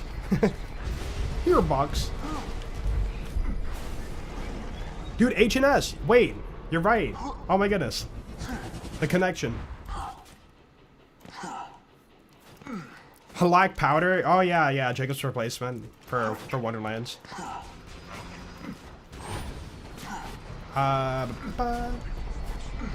Dude, we're so silly. We're talking about the silliest thing, but it's fun. Hear about BL3 getting a BLCMM app. I did hear about that, yeah. I got a ping from it on my Discord, and that's pretty cool. Now, what does that mean exactly? Like, what does that do for modding? $94% ham? I like ham. Ham is good. Wait, if it's 94% ham, what about the other 6%? Maybe water.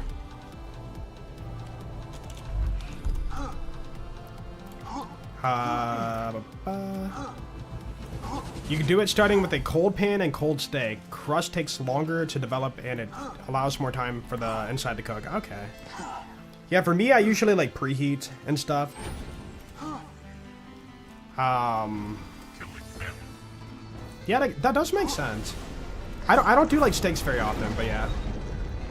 Whenever I do, I do it all right. Could be better, but I do it all right. Oh yeah, 6% fat, right? 96% lean ham and 6% fat. What if Bunker remembers all the runs you were trying to get the 94 Sham? I doubt it. If Bunker can like remember that, he would remember not to stay still and get bored. Bro's a dummy. Not as dumb as Doc Mercy though.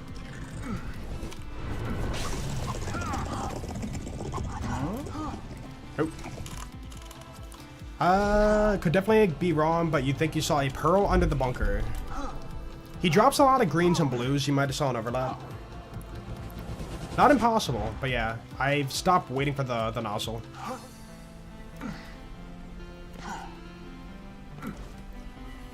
Watched ever since you were in high school, so about 7 to 8. I'm glad you didn't say one number lower. Yeah, I appreciate it.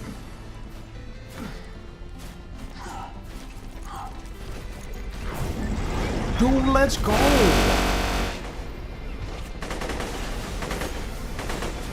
When you were a teenager, I knew nothing about farming and builds and stuff. You just played BL2 by ear, and when build optimization became more popular, you heard about the Sham and we went straight to the bunker and farmed it and literally never got it. Probably didn't do 400 runs like you are doing now. And my kills are infinitely slower, but I thought it didn't exist. I wonder if I felt that way for anything in Borderlands 2 early on. I mean, yeah, I guess it would be the 94 Sham. Everybody, like, around me was getting 94 Shams, and, like, I could not get it. And I easily gave up, you know, in the past, I easily gave up on the farm. Head drop. Ooh, 10 points. Rip. Dude, 2 head drops today? 2 shams and 2 head drops. Unfortunate. But a sham, yeah, 1 in 30. First build in BL2 was Death Trap Sniper Gauge when you were 13. Dude, the funny thing is, like, early on for BL2, I mean, pretty much the whole life cycle of BL2, nobody was posting, like, build videos. A few of them popped up here and there, but they were not, like, mainstream like they are now. Like, a build video was, like, a thing that sometimes people did, but it's mostly just, like, posting something fun you're doing in Borderlands, and that was kind of the videos.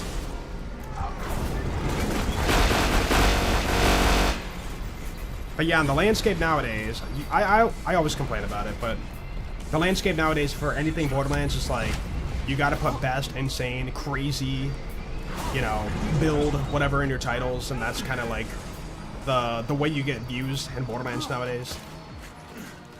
It's less about playing for fun and more about like, how can I get the most views when it comes to Borderlands.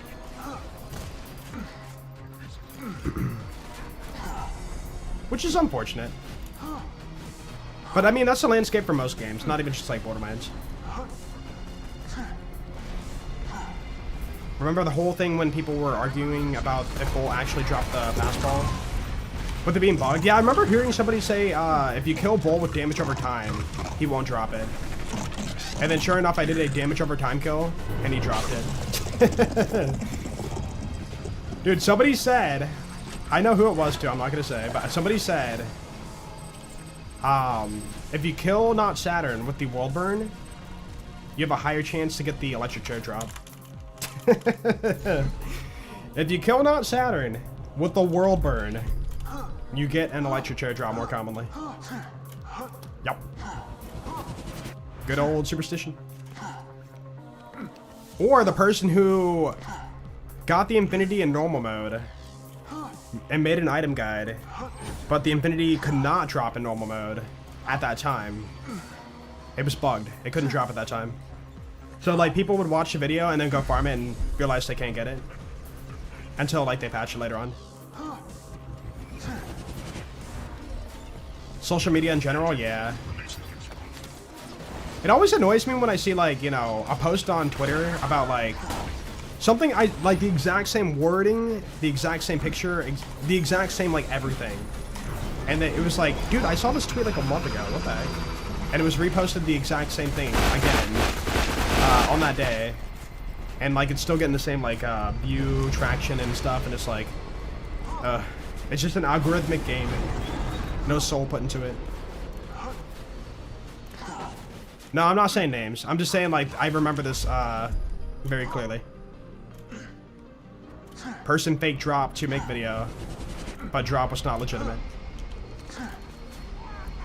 Like, it's not that big of a deal. It's like literally a video game. Who cares? But it's like, you know, people who saw him were like, I'm gonna go do that, and then find out, am I unlucky? No, I just can't drop.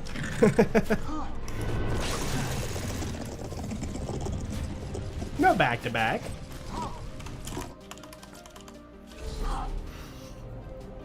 "100% confirmed." Trust me, bro. Yeah. Dude, who remembers the Modern Warfare 2 video where you shoot the corners of the door to anger the old lady? That video was so well made that people believed it. I saw the video. I was like, wait, what? You could do that? And I shot at the door and like nothing happened. And my thought was like, dude, I must be doing it wrong.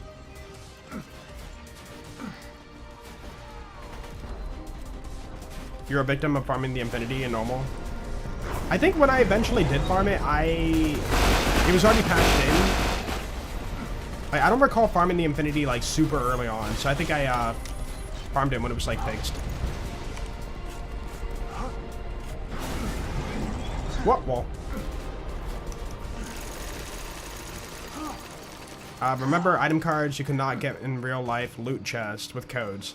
Yeah, the Loot the World app, when that was the thing for Borderlands 2. People were somehow getting the Big Thumper on the app for Borderlands 2. And when they tried to redeem it in the game, it would not like load. You couldn't actually get it or something. But yeah, in the code of this game, there's a legendary bandit show called Big Thumper. Like we saw it in pre-sequel, but in BL2 it exists. And the Loot the World app did draw it, but you couldn't actually get it or something.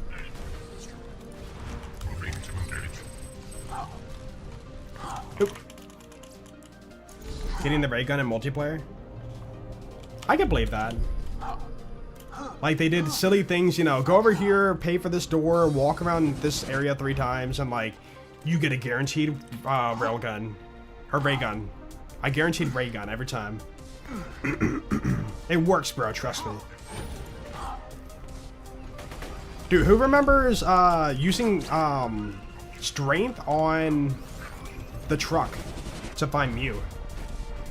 Like by the SS and you have to use strength on the truck to like get Mew. I remember hearing about that. I never got to do it, but I remember hearing about it and I was like, whoa, that's crazy.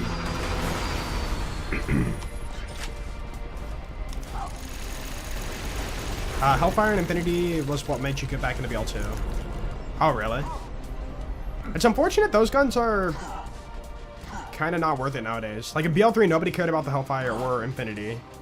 And then in BL4, the Hellfire came back and nobody talks about it. See, like, dude, if a gun's not meta, people forget about it.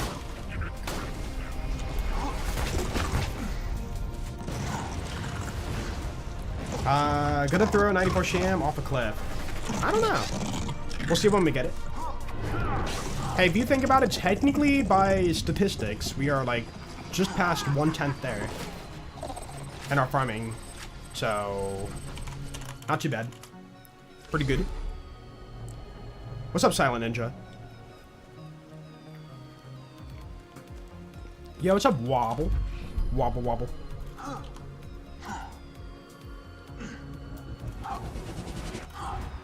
No, I'm saying like, okay, so, you know, in Borderlands 2, the Infinity was like, mostly praised upon due to B-Shield, we won't lie. And then the Hellfire was like, super insane in BL1, so people like, oh, they were okay with it in BL2 for the most part when it came to non-OP levels, or like non-UVHM for the most part. And then yeah, if you bring it back in another game in the future of the franchise, like, if it doesn't match that power, or feel like similar, then, or better, then people forget about it. Like the only item I can think of is like, they brought back the Herald for BL3, made it insane, so it's still like beloved. And then they brought back the Sandhawk, made it a sniper, which is insane, beloved. But yeah, if you're gonna bring back like an item from the previous game in a franchise, you gotta match its power or make it even better to be memorable. Oh yeah, dude. Sword Explosion in BL2, people love that gun. And then we got it again in Wonderlands, and like people love that gun too. But it sucked to farm for it. It was like you had to get a cryo one with like the vertical, like, it wasn't called vertical grip, but the casual prefix or whatever. In Wonderlands, right? Oh! Unfortunate. 10 points. Bah! Bah! Keep it going.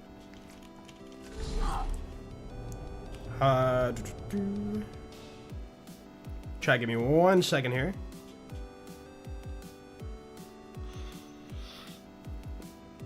Okay. Oh, the Butcher. Yeah. Butcher is hot trash in BL1 because it doesn't get its free ammo effect. It was bugged. A lot of people don't know about that. Butcher's in BL1, it's super rare. And because Hyperion's hard to roll. And then it was just like bad. And then BL2, Butcher is situational. You have to get like, you know, an element and have practicable to make it worth it. And then BL3, you know, made it really shine. It was like insane in BL3. And then they buffed it. Why did they buff it again? Like, it was already really good. But they buffed it, right? And then BL4, we haven't seen Butcher yet, have we? No. I don't know, I wouldn't mind a Butcher returning. It's a fun weapon. Do I buy Borderlands 4? If you can justify its price, then I don't see why not. It's fun for a couple of playthroughs, and then, you know, that's kind of it for a lot of us. I would say if you're a fan of like endless farming, you know, kill boss, get drop over and over, then yeah, it might be worth it. No, Butcher's Hyperion. Yeah, Butcher's Hyperion in BL1, Hyperion in BL2. Pretty sure it's Hyperion in BL3. But no, BL1's weird when it comes to the legendaries. Basically, specific manufacturers are more common and some are more rare. So like, rolling Meteor is super common for legendaries in BL1. But rolling Hyperion is super rare for legendaries in BL1. Oh, no Hyperion in 4, that's true. I forgot about that. I mean, with the way it shoots, it feels like it could be a Vladoff if they were to, like, change it.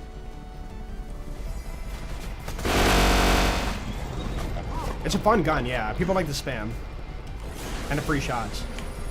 Dude, it almost gives that feel of, like, Salvador chaining Inconceivable. You know how people love the money shot chains or, like, the massive, just, like, spray chain? It gives that kind of vibe. It's like, oh my goodness, I'm getting so lucky.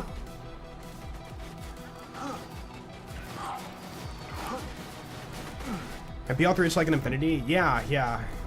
It was already really good, and then the final patch they did for the Butcher, they gave it like a higher free shot chance, and I was like, why did they... what?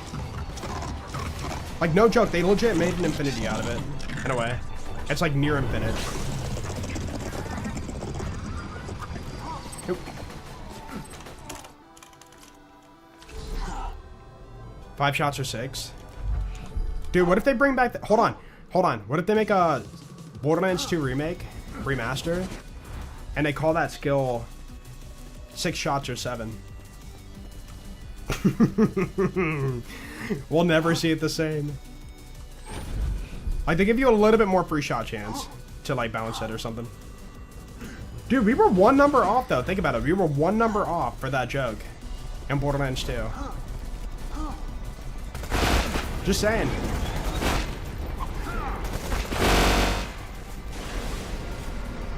Get old. Oh wait, Infinite Butcher Mose was fun at first, but then it does get old, yeah. I feel like that, I remember doing a build with it. It was like that, infinite ammo, and then short fuse for the splash to activate Skagden, and then get your mayhem scaling, and it's just stupid. But it is a nice weapon to get, you know, during your playthrough, if you need something. I think when I did One Life, I used that as like one of my safer farms. It's a way to get a strong weapon safely. What's the Butcher again? It's a Hyperion shotgun that shoots like pretty fast. And every time you shoot, you have a chance to regenerate 1 into the mag. Or into the actual, like, you know, the gun mag you're shooting. So it's like an RNG chain of, like, you know, how fast can I shoot it? And, like, keep it going.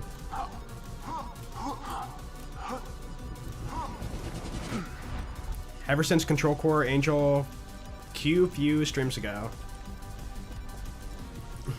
Knew it was coming. Wait, for what? Mo's the most busted character in the franchise? Yeah, it seems like she's the highest, most ridiculous. But it's hard to say because, again, all the games have different scaling, different numbers. You know, like right now in Borderlands 4, even though we're hitting...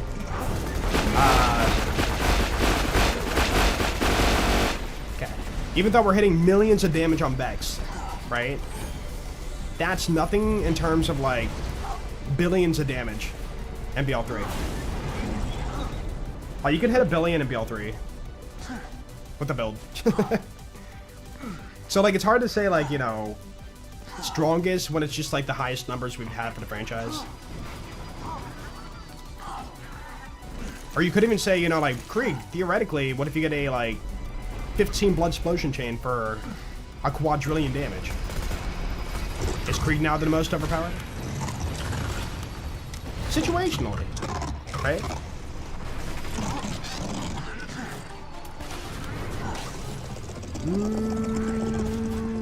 No. I don't know if it's 100x though. 100x more powerful than Sal. I saw somebody make a chart and I think it was like pretty accurate. But again, it's based on damage number potential and not based on the content that you take on potential. Like for example, I could take Mordecai and BL1 and like one-shot Bonehead with 99,999 damage, right? The visual damage cap for BL1 using the glitched lethal strike. That damage in BL2, I just did it right there. Like that's the damage that Mordecai did, you know? That much. Like comparatively, cross game, it's not fair to like compare to.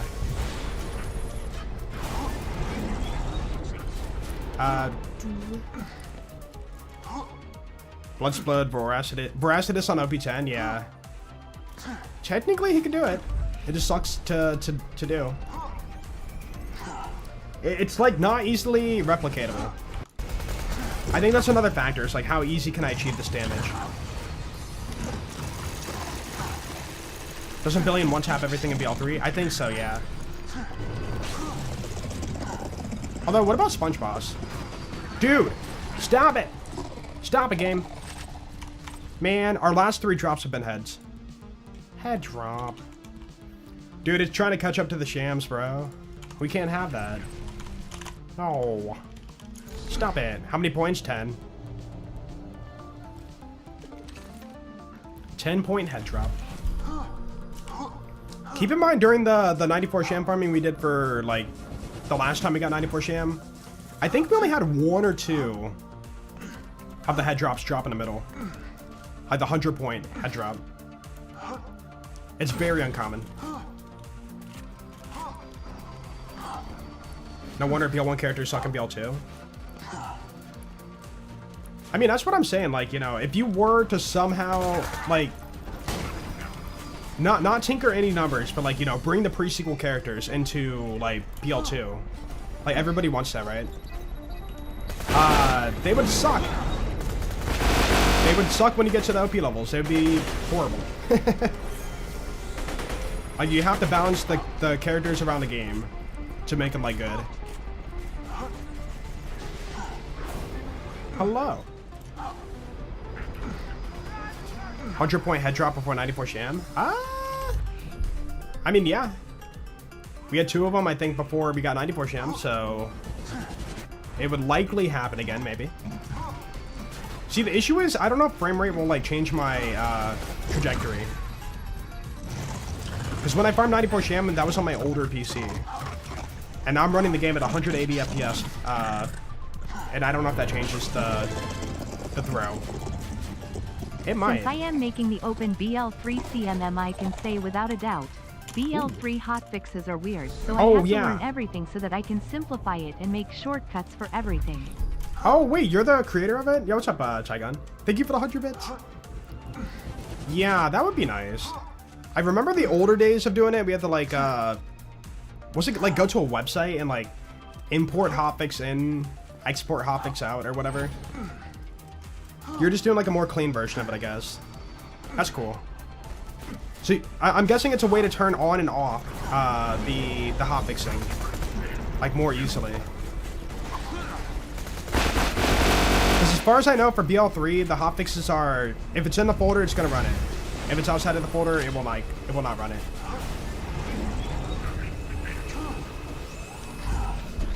Either way, it's pretty cool.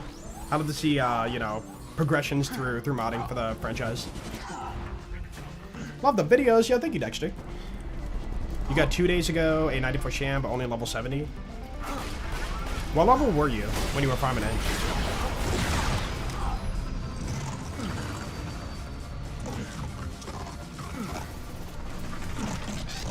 Have to do all the different inflation math and put the game through, yeah, the same scaling, right? It would not be easy to figure out how to balance, you know, different character in insert game here.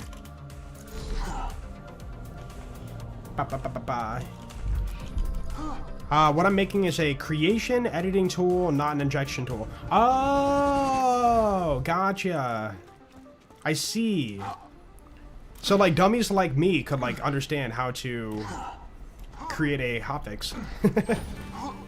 Ah, that makes sense.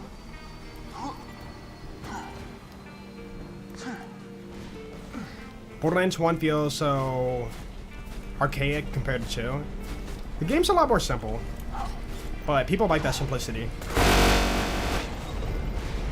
Like, Borderlands used to be a game, the first game.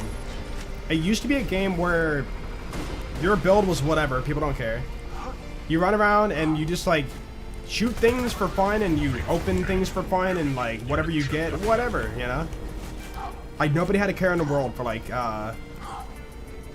you know, hyper-specific, like, max damage or whatever. Like, it was just all run around, loot what you can, check all your gear to see if it's an upgrade, and rinse and repeat. The most basic bare bones, you know, Borderlands formula, and it was good enough. At the time. But yeah, nowadays our expectations are, like, way higher for, everything Borderlands. Which, I mean, it should be. Yo, what's up, Tom? How you doing? Welcome to the grind. Why are we shamming it up again? We're burning time waiting for Flack. Or, wow, Flack. For Cash, the other robot. For LE DLC. So, 2 more days. An open BLCMM, but for BL3. Yeah, that makes sense now. The BL2 one's quite nice. I do like it. Was it called open BLCMM? Yeah, BLCMM. Okay. I don't know why I couldn't think of the name of it. I was just picturing that, like, that wolf or whatever we have on the front cover of the program or whatever. I see. So we can mix and match, you know, stuff and things to, like, you know, run a mod together. That'd be good for randomizer.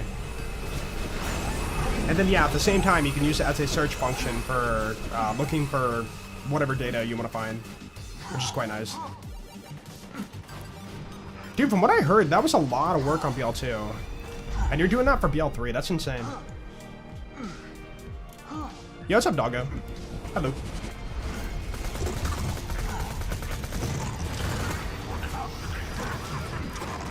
Had to get here live for the Sham drop. Yo, what's up, DJ Brain? Yeah, we're back at it. We doing it. I would like another Sham today. That'd be cool. No! At one. Oh, hey, we're 400 plus now. Let's freaking go!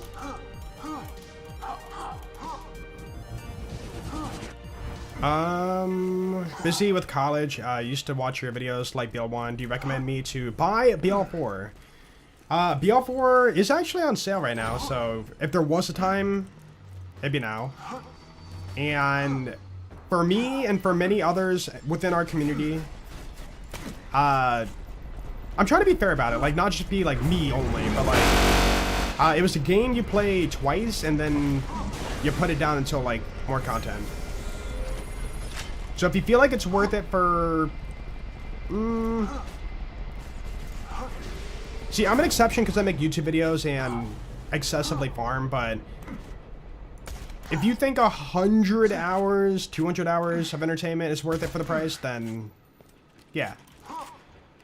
And also, like, it's a farming game. It is a farming game. It is, you know, structured to be a farming game. You know, respawn boss, jump down, kill boss, get dedicated. Then, the game's for you. If you're a farmer like that. But yeah, it's mostly a farming game, and you make builds to farm more. Nope. Music. What are you doing?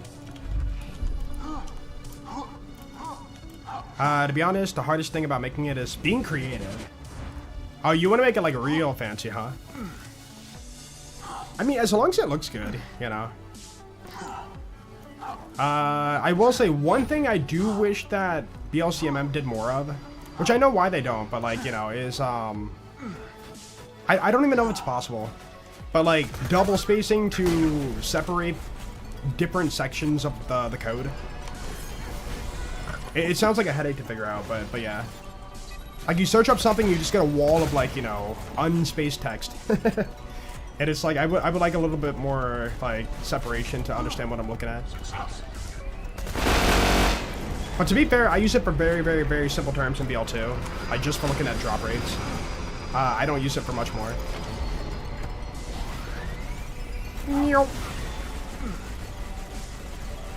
Like BL2 farming? BL2 farming... You get drops more often in BL4 now. I would say it's a little bit more extreme than BL2 farming. It's like BL2 farming, you farm for what? The prefix and the grip, usually. And the element. And even with that, you know, BL4 has way more part combinations. You know, the element, all the manufactured licensed parts, the damage, all that kind of stuff, the other parts on it. Like, we're not farming this because I needed a 94 Sham, I'm farming this for fun. Just for, you know, burning time until cash. But yeah, normally in a normal playthrough, I would farm a Sham of any type and be like, alright, that's good enough, I'm out. You know, it's like an hour of farming, I'm done. Like, BL4, you're not going to be done farming for good roll in 1 hour. Oh, dude, also, you can farm for Phos Fiends. We have shiny weapons in BL4. So, if you want to, you know, get some shiny weapons for fun, you can. Let's do the kitten.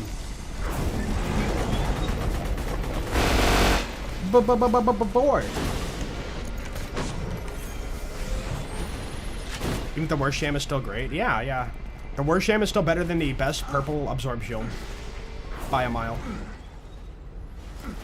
Love trying things differently in games like Titanfall 2, where you've learned you can climb on in the ship, the enemy evacs in the end of the match. And if you do so, you get launched. Yeah, just like fun stuff like that. I've seen that in Halo too, like where people speedrun and like jump on the ship that you should not be in to like skip the map. Or like Borderlands 2, you know, jump on the drop barge to fly through the map. Like that stuff is more the end of its life cycle stuff that you do, you know?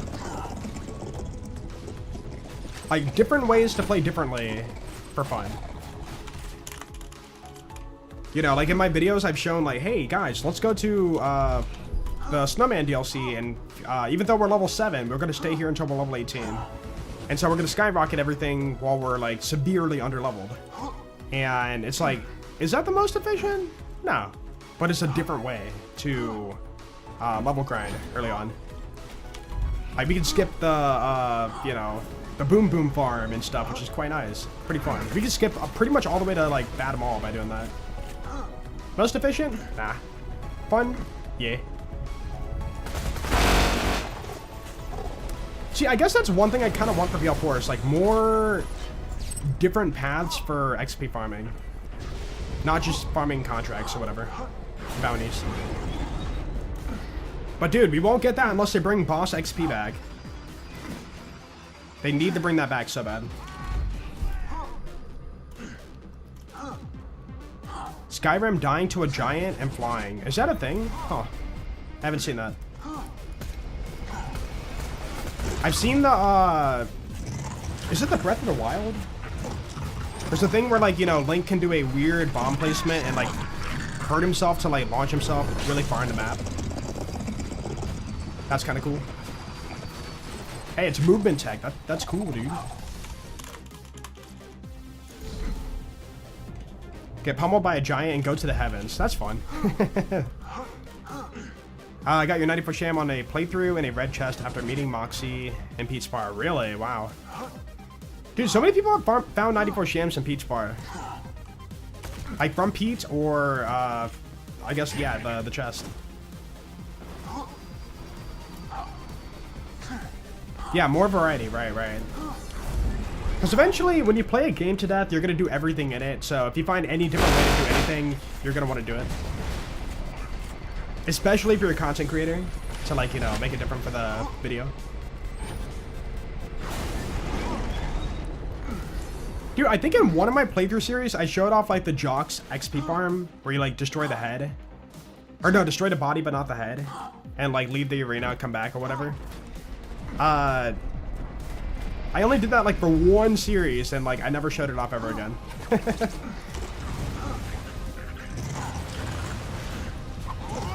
94 Sham from Handsome Sorcerer?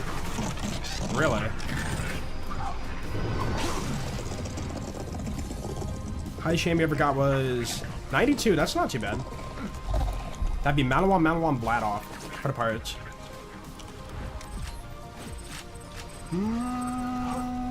Nope. Dude, I think it was Bladoff Allegiance Salvador. I think we got a 90% Sham. Like, that was insane. Like, the one Sham we farmed for the series, we got a 90%. And I was like, what the heck? That's so high. Yo, Burnable, have a good one, dude.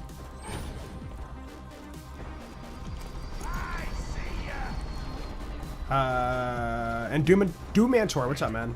You have a good one. I didn't even see you hop in here. My bad. If I missed you. Bonk, bonk. There you are. Were past tense. Okay. Horror show, is there a prefix on it, though? I'm not seeing one. So what is corrosion default?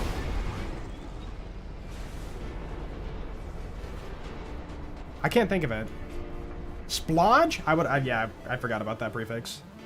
And then Jacob's on a doll is terror. Stability prefix is... Or accuracy, sorry, accuracy. Crap, oh man, I can't remember accuracy prefix. I never farm it. What kind of terror? Surgical. Surgical. Wait, that makes sense. Accuracy, surgical. Oh my goodness. I gotta burn that in my brain. Surgical. With extreme accuracy. Yo, what's up, Harry? Yo, thank you. I'm really proud of the video. Really happy with it. They increased the chance for Malawan parts in the pre-sequel. What, for the Sham? I don't think so. It's just the fact when you farm the grinder, it's easy to farm a fast Sham. So maybe it feels more common. Like, if you roll a Sham, from that point, it is a 1 in 125 chance for it to be a 94. So, like, right now, on average, we gotta get 125 Shams to get the 94. And we're only 20 in. But yeah, if you're, like, read-only farming the grinder, it's like... You can find it within a stream, probably. But, like, it's not that crazy, you know? Not as crazy.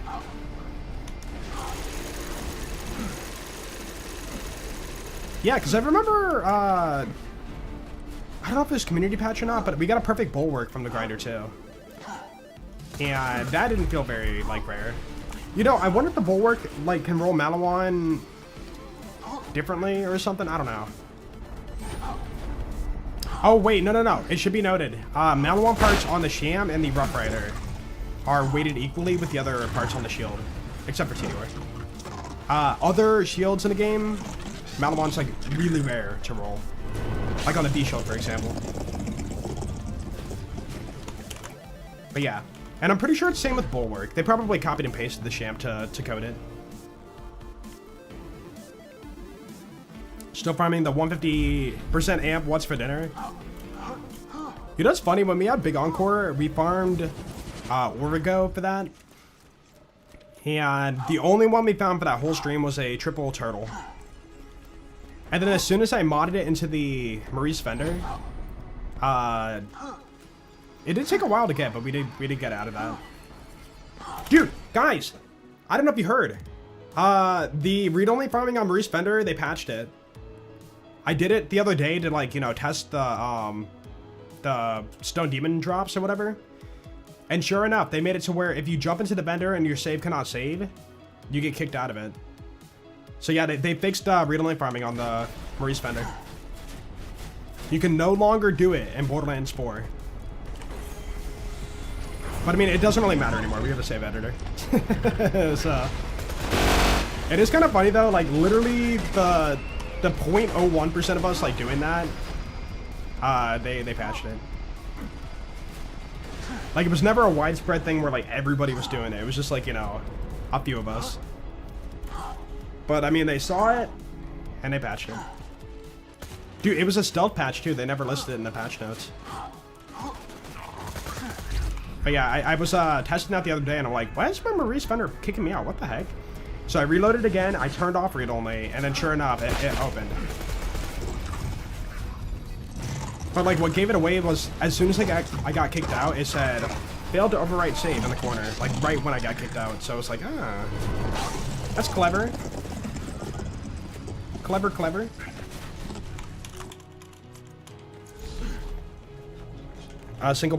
Single player game, why though? I mean, it's an issue that exists in the game. They saw it through probably me, you know. So they might think it's more widespread than it actually is and said, you know what, it's fixable, we're gonna fix it.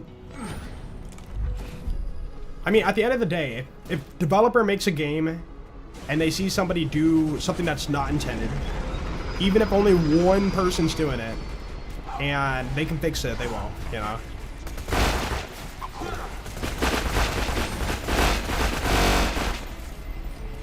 But yeah, I'm pretty sure like me and then like probably like 4 other people were like the only people that I know that were read-only farming Maurice Fender. Everybody else is doing like the co-op trick or whatever, which I don't know if they patched that at all. So you're saying it's your fault? Probably. I streamed it. I streamed it and they do lurk in my stream. Actually, hold on. I'm kind of curious.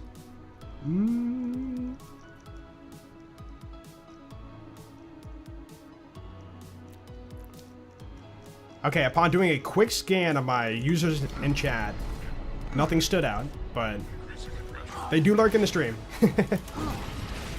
Dude, one day, hold on, this is actually kind of funny. One day, this is when BL3 first came out. I forget who I was watching, but I was watching somebody and then, you know, they were popping off with like donations in chat and people were like gifting subs nonstop.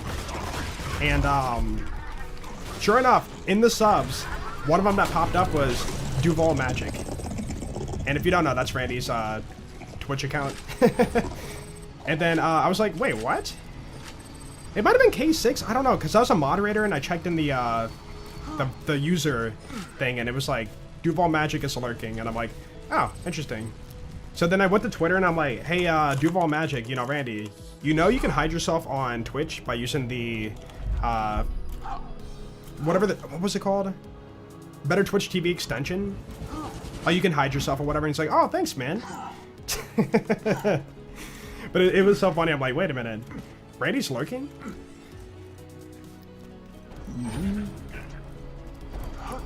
Will they ever fix the Rafa beam tosser interaction? I wonder. I don't know. It's not just Rafa, it's for everybody. Dude, also the Rafa exponential damage scaling through melee. With Altered Cabron or whatever. They still haven't fixed that.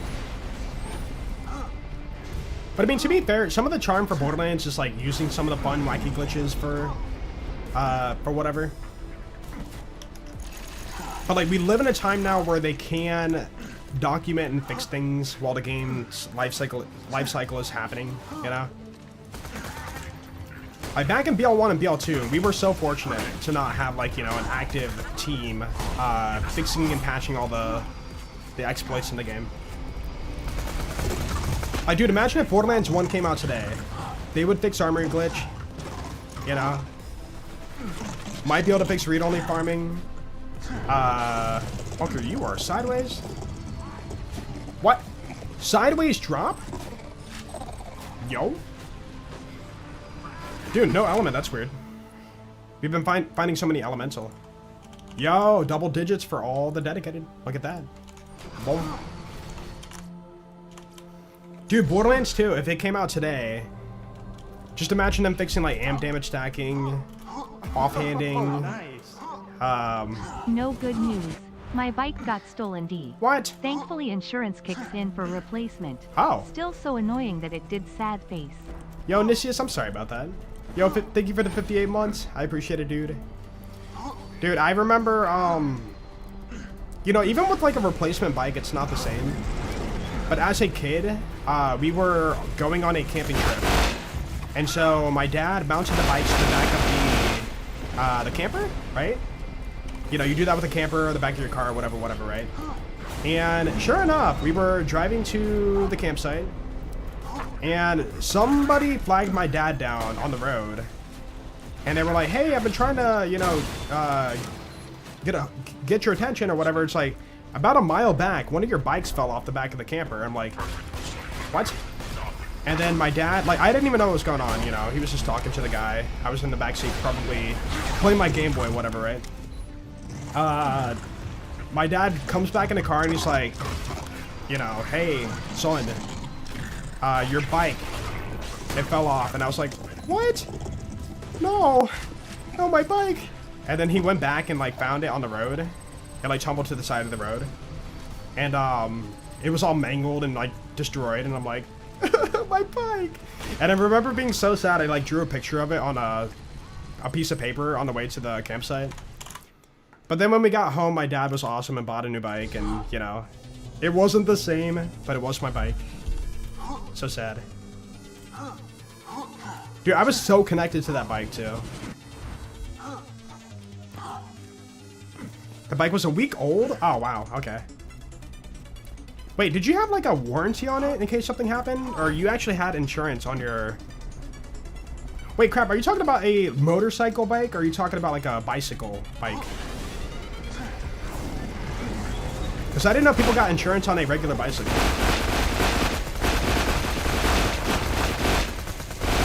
Stop it, you. The wall drops? We had a... I did a loot explosion earlier. I lost my wall drops. Why do I have that? What did we find? Baby Maker, something from Nozzle? What was it? Hellfire. And... I can't recall the other thing. But yeah, Baby Maker and Hellfire. I know that. Third item, anyone remember? I can't recall. No, dude, the L2 Hellfire is good until you VHM. But the big issue is the fact that, with the way I play maximum scaling on my maps, by the time the Hellfire becomes farmable, it's now 2 levels under. Like a normal, you can scale it to what, 11? So theoretically, you get a level 12. And then TVHM is scaled to 38. So, no, 37. So theoretically, you can get a 38. But my XP routing, you know, by the time I get it unlocked, it's like under-leveled. Like that and the Infinity is why I never farm for it for playthroughs. And then UVHM is like, eh, I'm good. Oh, nice. Yo, what's up, internet person? Dude, that video was so good. I'm so happy with it. Yo, Corrito, thank you so much for 14 months. Welcome back, dude. You leased it. It's a pedalic e-bike with 25 kilometers an hour limitation. Oh, yeah, I was gonna say, that's a lot, like, different from a normal bike. Okay, I can see why. Yeah, that makes sense. Getting that stolen sucks. That person sucks. Dude, I saw a video on Twitter. I thought it was pretty funny, but basically it was a prank where a person puts a bike out in the open and the bike had a shock seat. Like the seat would like shock the person. And they would like, you know, record them hiding around the corner and waiting for a person to steal bike. And eventually a person would come up and steal the bike. And then while they're like, you know, pedaling away, they would press the shock button and then they would jump off the bike and then like, you know, leave it on the ground and run away. Anyway, so I was like, wow, that's funny, you know, like take that, people stealing bikes. Oh. And then the whole comment section was like, you know that's illegal. If you were to get into a wreck or something, it's your fault. You'd be like in legal trouble because of that. And it's like, wait, I thought, oh yeah, I guess you're harming another person. That's not right. But dude, it never crossed my mind. Technically, you're in the wrong, like legally, by doing that. Even though they're stealing a bike, you are still in the wrong for injuring them. You know, you can get in trouble for that, obviously. But it never crossed my mind. It was more like a thief is getting, you know, their payback. And I'm like, yeah, technically, if something did happen, you'd be in the wrong. Oh, nice. Choo choo. Yo, Here what? comes the sham. What's going on? Volt Flow, thank you for the 4 months. Welcome back, dude. And Josh Fruiton, thank you so much for the 60 months. That's 5 years. Oh my goodness. Yo, thank you so much for that, man. You know what? Here's the sham. This is the run. I can feel it. Qualifies as booby trapping. No, booty trapping. That just sounds weird. But yeah. It was like, you know, I thought it was like, okay, thief getting what he deserves kind of situation, but the whole comment section is like warning person like, hey, don't do that. You're going to get in legal trouble, you know? And it's like, yeah, that's true. That's true. Yeah, what's up, Donatsa? Dude, I feel like I'm the only one who reads out your whole name. And other stream people call you Don or, you know, whatever, and I'm like, Donanzador. Donanzador. People say Donanzador, and I'm the only one who says Donanzador. None. How was my day? My day was very... Honestly, bro, it's been so much better. Now that taxes are done, I don't have to think about them until next year. Well, I still gotta pay, like, quarterly, but, you know... I got him done on Friday. Dude, by the way, new accountant is awesome. He understands what I do. He understands what I need. And it's like, bro, so good. My last accountant, it's just some old dude who didn't understand what I did. He's like, you're on the internet and you do what? You know, that kind of guy. But this guy's like, oh, you're a streamer. Yeah, I got some other clients who are streamers too, and they do what you do. And I'm like, oh, that's cool. It's like, oh yeah, you need this form, we're gonna fill this out, you know, you got this information, boom, boom, boom. And I was like out within like 20 minutes. And he charged me 40 bucks less than my other accountant. What a guy. Congrats on getting your taxes done. Hey, thank you for congratulating me on something that should normally be done, you know? To me, it's like congratulating somebody for drinking water, you know? I would hope I get my taxes done.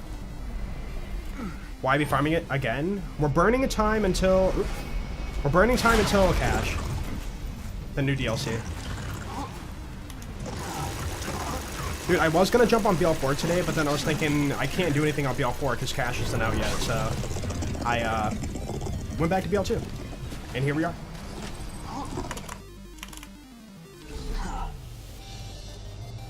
A good accountant pays you, not the other way around. Well, you gotta pay them for their services, but they help you, you know, save the most you can on taxes. I wrote off everything I could, obviously. I work from home.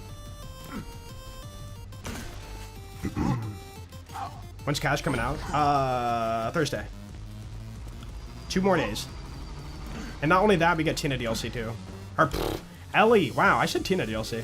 Ellie DLC. My bad. Dude, I don't know if you guys saw, I put a YouTube community post out, but did you guys see the hint about Scooper? There was a hint about Scooper possibly being in the DLC.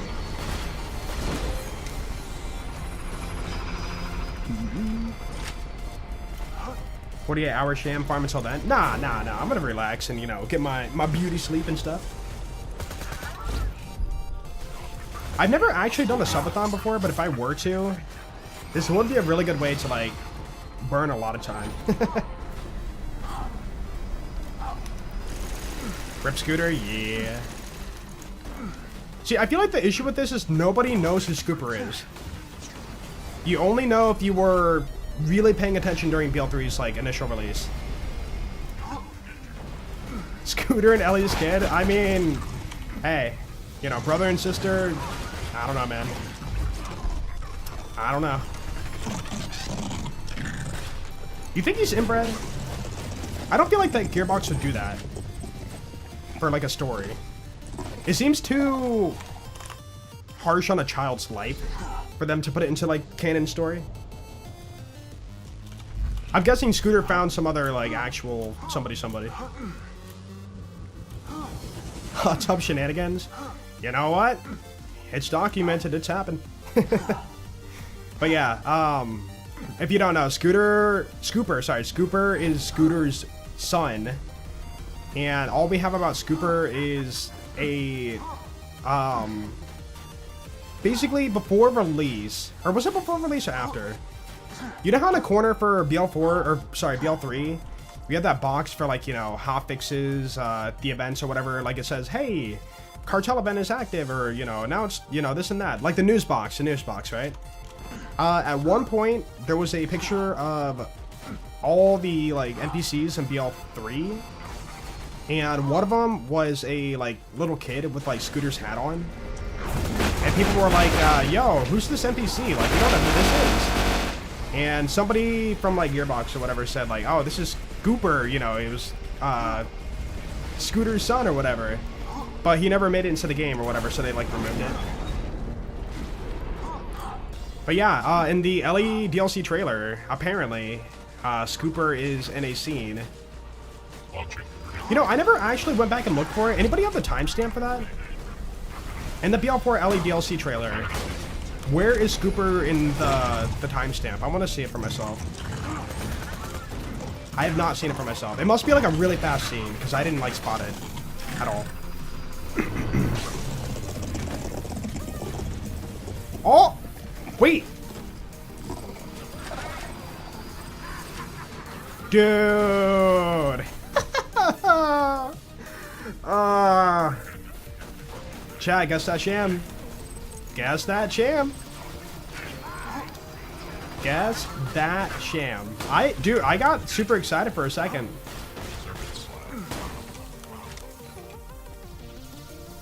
Not 94? No. We were so freaking close though. One part off. 89, 93, 73, 91, 93, 91, 91, 87, 91, 87, 89, 88, 93, 87, 92, 90, 91, 91. Okay, so. Hyperion, Malawan. This is a 14 grade. 14 grade. Think about that. That was so close to 19. You know what? I'm going to map this one out. I kind of want to know. I am a little bit curious about this.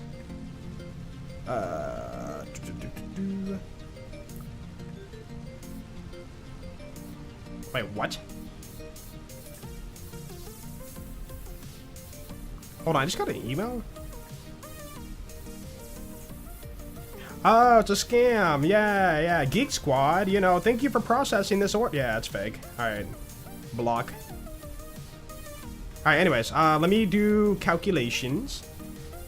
So Hyperion, that's 3, 6, and then plus 8, which is 14. So 14 times 0.8 plus 79. Dang, bro. Dang, that's a good sham. Alright, here we go. 3, 2, 1, 90%. Boom. Yo. That is a pretty sham. Just seeing 90 plus is like nice. Ooh. Beautiful. Our best sham yet. Up it up. Dude, on sham 21 too. 21's a lucky number, right? So. Dude, sham 21 on run 421. Think about that. Yeah, that sham is like, if you were to wear a 94 or that sham, you could not even tell the difference. Like using it wise.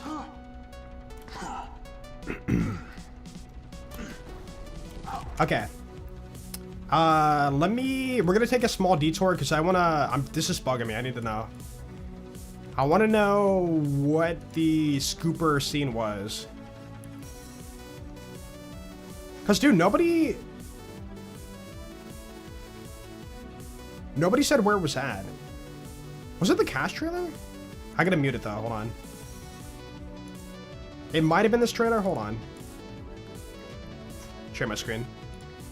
Alright, sorry, we're gonna watch this for a second because I want to know where Scooper showed up. Because I still have no idea. It was during that bloody, like, tunnel. Maybe here? No, that was Cash. Yeah, there's Cash.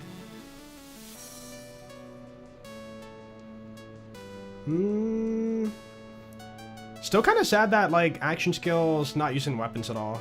Like your actual guns. Downies! What if your dice can fall through the map? Wait, this scene? No.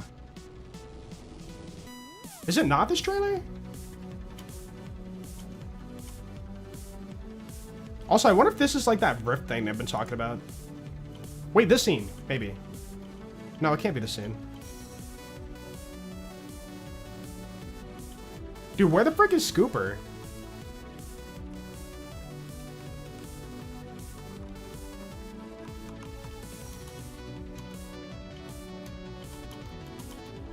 I don't know. It was like in a red scene like this. Maybe here?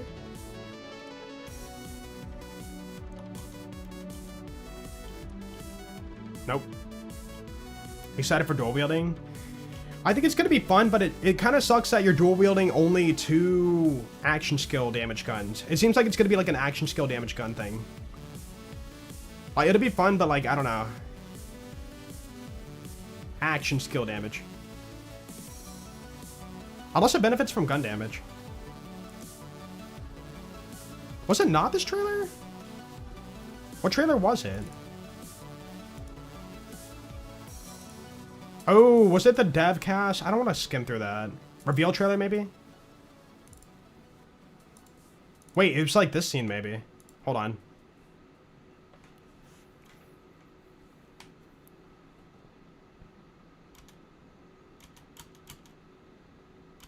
It might be... Dude, what if this is a big, like, hoax and, like, somebody made it up? Like, it was photoshopped. Wait. Oh! There it is! Dude, it was a quick scene. That's why. How many frames? Hold on. 1, 2, 3, 4, 5, 6, 7, 8, 9, 10, 11, 12, 13, 14. Dude, 13 frames. 13 frames of Scooper. But yeah, people speculate this is Scooper.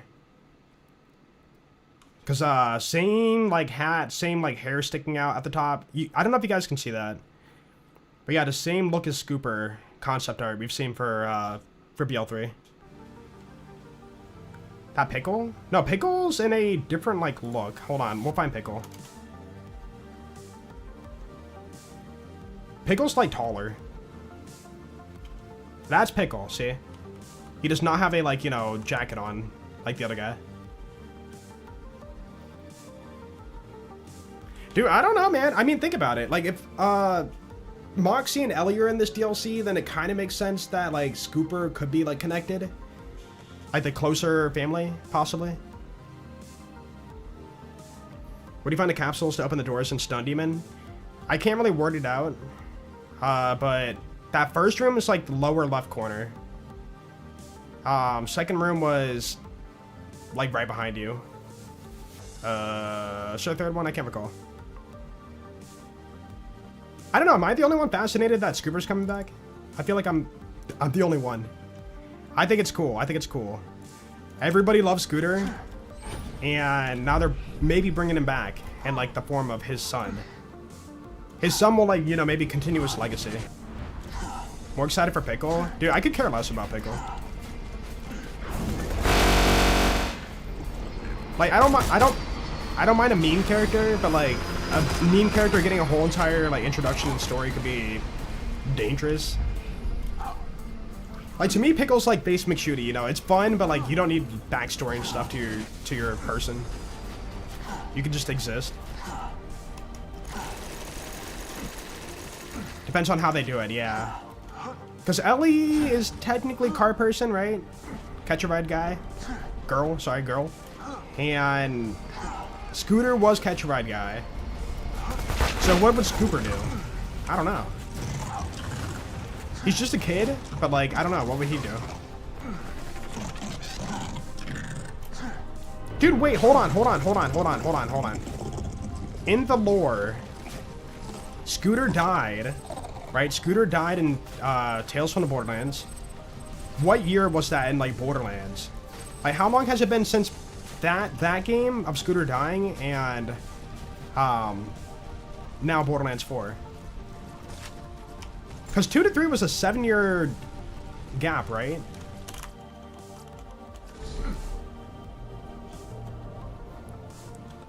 Scooter's gonna marry Ava? No. They don't have any kids in the Borderlands universe, so this is a dangerous game to play after Ava. But we'll see. Interesting story beat, but it could be done weird, yeah. I mean, it kind of makes sense because you can't bring Scooter back because Mikey Newman, like, kind of stopped, right? He retired from, like, you know, his part in Gearbox, so that's why Scooter died. But you know, bringing him back and having a new voice actor, it kind of works out. Not sure. Wasn't it 7 years? No, wait, no. We can't say that because BL2 New Tales. No, not New Tales. Old Tales. Wasn't that after the events of BL2? And then BL3 to 4 was like 3-year gap or something. So Scooper could be between like 7 to 10 years old. If that is the math I'm thinking of. Which kind of matches up. No, Sham. Between 2 and 3. Years or the game? Excited for the level cap upgrade? Yeah, that'd be nice. Farming XP for that will suck, but like, skill points for the build, that's cool. Do more points for Deputy Amon. Yo. I can grab swap speed. New Tales was before Lilith DLC, okay. So it can't be like that far then, within the time frame. Let's just say, you know, 6 years. 6 years from BL2 to BL3. Well, sorry, from Tales to BL3. And then 3 years from BL3 to BL4. So that'd be Scooper being 9 years old?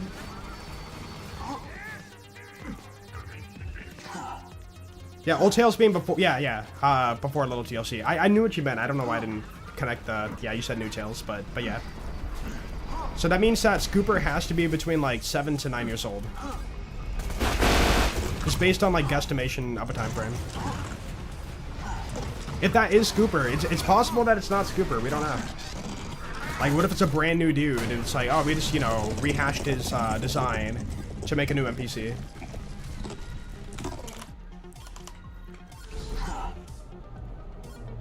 Haven't played Borderlands in over a month now.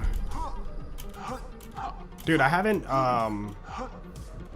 played Crash Bandicoot, the remake, since like 5 years ago. I don't know where I'm going with this. Is there a reason? Wait, I gotta be a Reddit user. Oh, so you hate Borderlands, huh? There we go. Yo, Inche, what's up, dude? Never mind. I got a tweet and I was like, wait, what? And it was like, ooh, my ears. Thank you. It was a t-shirt. It was a t-shirt, so never mind. Been playing Borderlands since 2019. You've been playing for the last 7 years? But you recently stopped a month ago?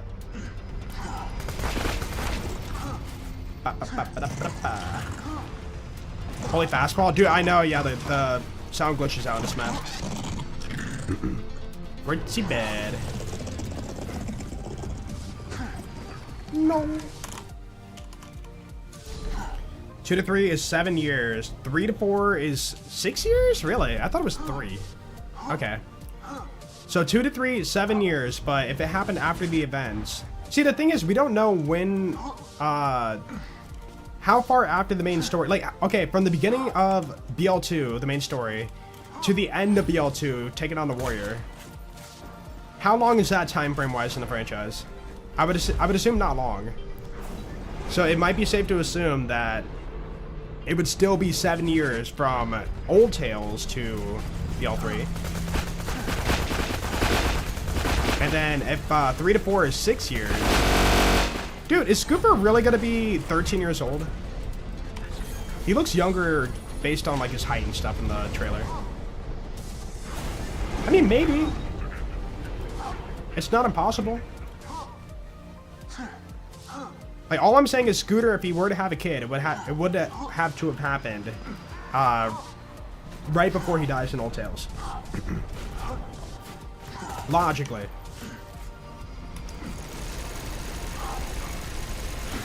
Ooh. Laser. Could see all of BL2 taking place over like a 1 month, 3 at most. Yeah, they never say like when you're doing a playthrough like how long it was from being at Windsheared Waste to taking on the warrior. We only know the time frame from like, you know, the game ending to the next game starting, you know? Not the game starting and the game ending of the same game.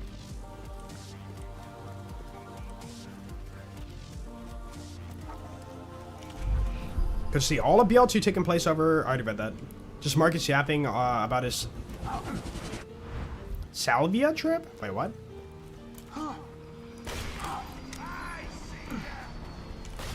Back to Shams again? We've been back at it. This is like week 2. Boom. We doing it. We're doing it as a way to burn time until the next DLC for BL4. We don't have time to start like another run yet.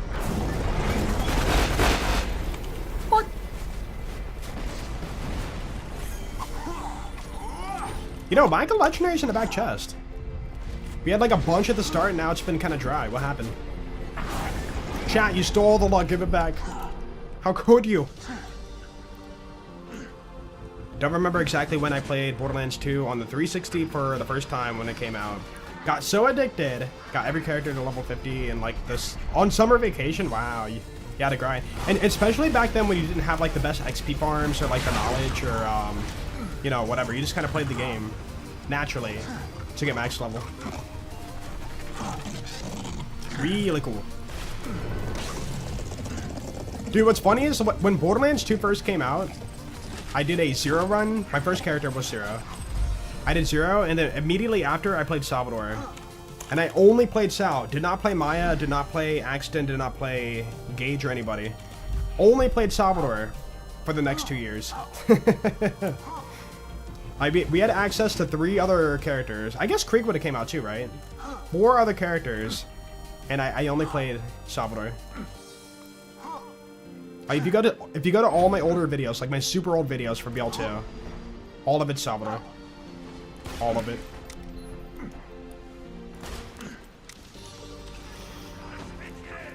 How do you get level 80? You're level 54.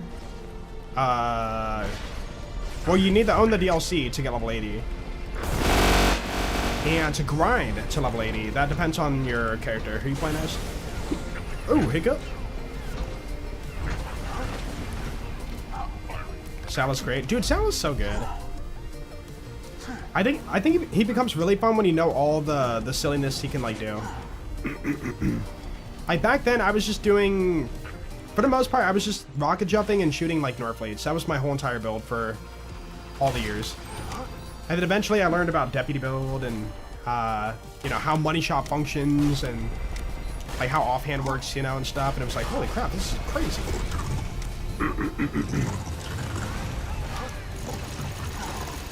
And it opened the doors to even more fun, even more shenanigans on the great game of Borderlands 2. What? Is it Shock? Yo, we got Blueberry. We got Blueberry. Corporate. Nice. Always good to see elements on that. It's gonna be 11. Still behind on the bunker SMGs. I need more. Boys, come back. My goodness. Where are you going? Who said you could take a break, boys? Back on the best of the series? Oh, Borderlands 2? This game sucks. This game's hot trash. This game is like the worst in the franchise. Dude, pre-sequels like Endgame content is way better than this game. This game is garbage, dude. So bad. I'm only playing it because I'm trying to find out how much I hate it. I'm hate playing right now. I need to spend more hours on this game to see how much I actually hate it.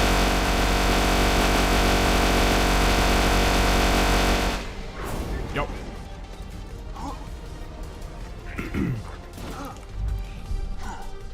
There was a YouTube channel, I'm not gonna name. Oh yeah, hold on, let me read this in my head. Oh, I know who you're talking about, yeah. I mean, we can straight up say it, they were racist, so they got banned from the community. Everybody found out about person being racist, and they were like, oh yeah, and then like, they got shamed so hard about it, rightfully so, that they just disappeared. They shriveled up and disappeared. For the better. Pre-sequel raid bosses. Dude, the final boss, raid boss, oh my goodness, that was so good in the pre-sequel. I love how they reused the same final boss as a raid boss again. Dude, so good. Imagine fighting Warrior, but it's just Warrior the Invincible in this game and calling it like a raid boss. And that was like the quality of a raid boss we got for the franchise. Dude, people defend the raid boss we had in the pre-sequel. I can't even like joke about it. I'm upset about it. The final boss fight was fun, but slapping on the Invincible to the name and giving him more HP does not make it a good raid boss. It makes it a lazy raid boss.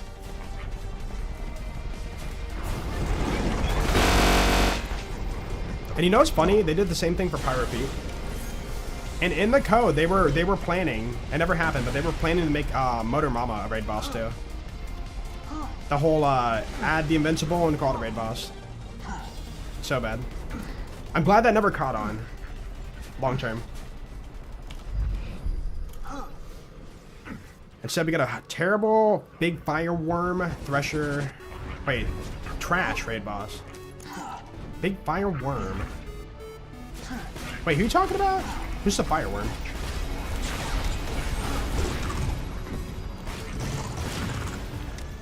No, people say EOS and Eclipse the raid boss. They're not. They were never meant to be a raid boss. They don't have the Invincible tag to their name. They are just a bloated HP boss. We have many of them in the franchise. But that doesn't mean we have like 50 raid bosses. Oh, nice. Oh. Terra? Hadarax? Hadarax doesn't do fire, he does corrosion. Oh, Terra Fireface. No. Dude, people hate on Terra, but I think Terra is a great designed raid boss. People just don't know how to fight him the legitimate way. There's 2 big rocks in the arena. You hide behind it to avoid getting slapped. And they were balanced for co-op, so you know, that's why it's not fair solo. But that's just how it is. And then, dude, he cycles through everything, like, pretty much all the threshers that exist in the game. So, like, you, as a player, would be like, oh my goodness, whoa, he's doing that fire thresher thing. I fought a fire thresher in my playthrough, and I know what he did, and I can, like, connect that, and, like, know not to be near him, or, like, back it up. Dude, black hole thresher? No, he's gonna do the suck-in thing, you know? And, like, you just know, like, holy crap, I need to, hide behind the rocks or whatever. Or, no, I think that at that point the rocks are broken, so you are meant to die when he does Thresher phase. Or the wormhole Thresher, yeah. Like, that's a, you've been fighting for too long and you should have taken me out by now, so therefore you were going to die. A lot of games do that for, like, a boss design. If you take too long, they just go to, like, kill mode. It is not, like, a foreign concept.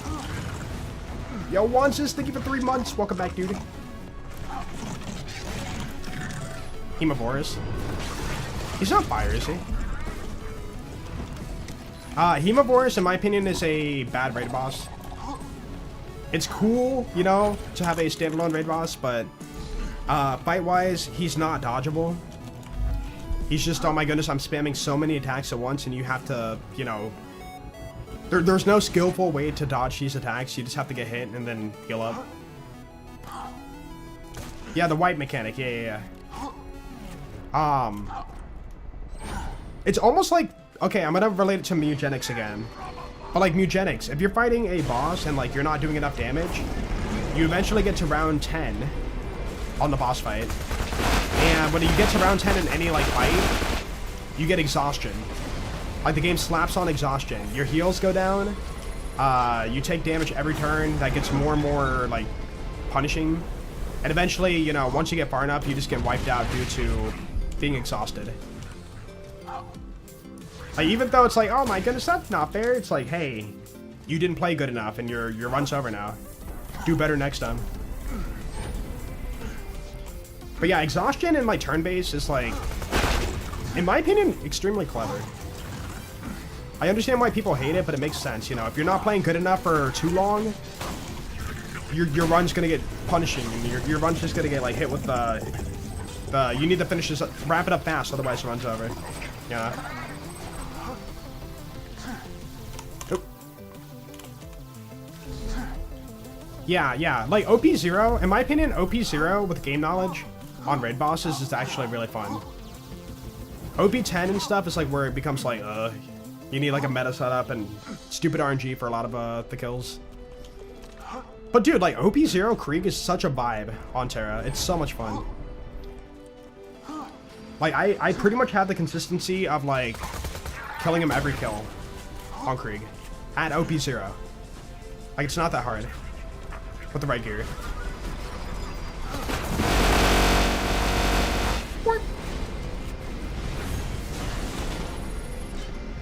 Meh.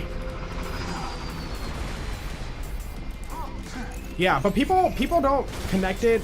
Okay, BL2 will always get bashed for having bad raid bosses or whatever, but people need to connect that they were made during a time in which they were meant to be fought by 4 people, you know? So even though, yes, we hate the undodgeable Novas, we hate the lot of HP, you know, part of it, you know, you were meant to have like a Maya on your team to heal you up if you get Nova'd.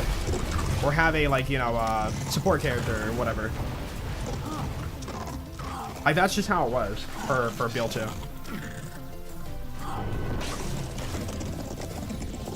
And then also, I think that balance-wise, it was more for... Like, for me, the way it feels is like the raid bosses were balanced for, like, UVHM level 50.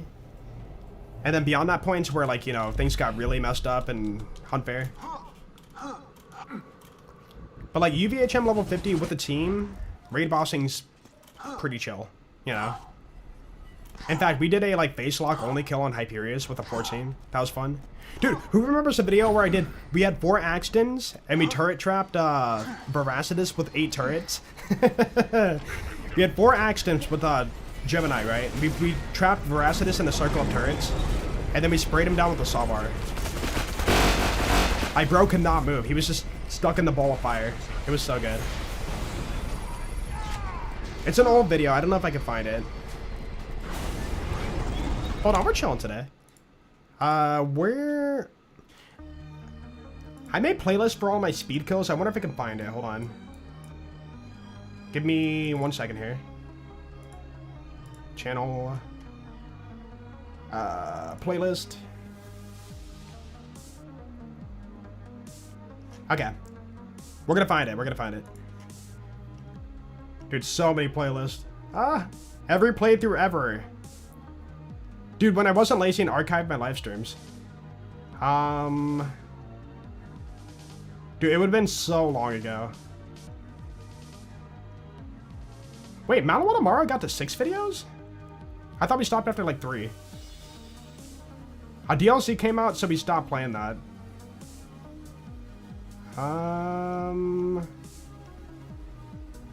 Dude, holy crap, my thumbnail style getting worse and worse as we go back. Hey, that's a banger thumbnail for Nisha. I'm glad I got a thumbnail out of that. Somebody Some of these thumbnails are really good. These are horrible. Back in the day, dude, text plastered over the picture. Dude, I'm trying to show off a legendary there for Axton, but it's just covered by text. Awful. Dude, it really took until the pre-sequel that I learned how to make a better thumbnail. Dude, who remembers the Blast Out of Bounds series? Y'all. I'm shocked that that series never got demonetized. What's up, Lavia?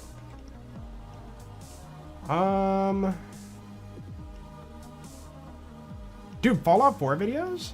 Dude, I made a Battleborn video? Should Borderlands 3 have item forging? Ooh, there's a video. Okay. Where is... Oh, wait. Speed kills. All the way at the bottom, bro. All the way at the bottom. 219 videos. Holy crap, I did that many speed kills? To be fair, a lot of these are like under a minute. Wow. Yeah, Blast Out of Bounds series. It was like a, it was a thing. I showed people how to rocket jump out of bounds in a lot of maps. So it'd be Veracitus. Wait, hold on, let's just do Veracitus. T2 or Axton. That might be it. No, 5 seconds. I think that's the, yeah, we all T2 were chugged. Infinity Shot Sal. Hybrid Axton? No, it'd say co-op. 4 co-op Flaxton, Flacker, swapping. Flag Bath. Oh, dude, which one is it? T2 or Axton. Turret Explosion? Ooh. Pre-snacked. Yeah, one shot. Oh! Wait, this might be it. Yeah, Salvador Heavy Gunner. That would have been all fire rain. Okay, I gotta mute the video because copyright music probably. Dude, hold on. You gotta see this. Here, let me take down the text, sorry.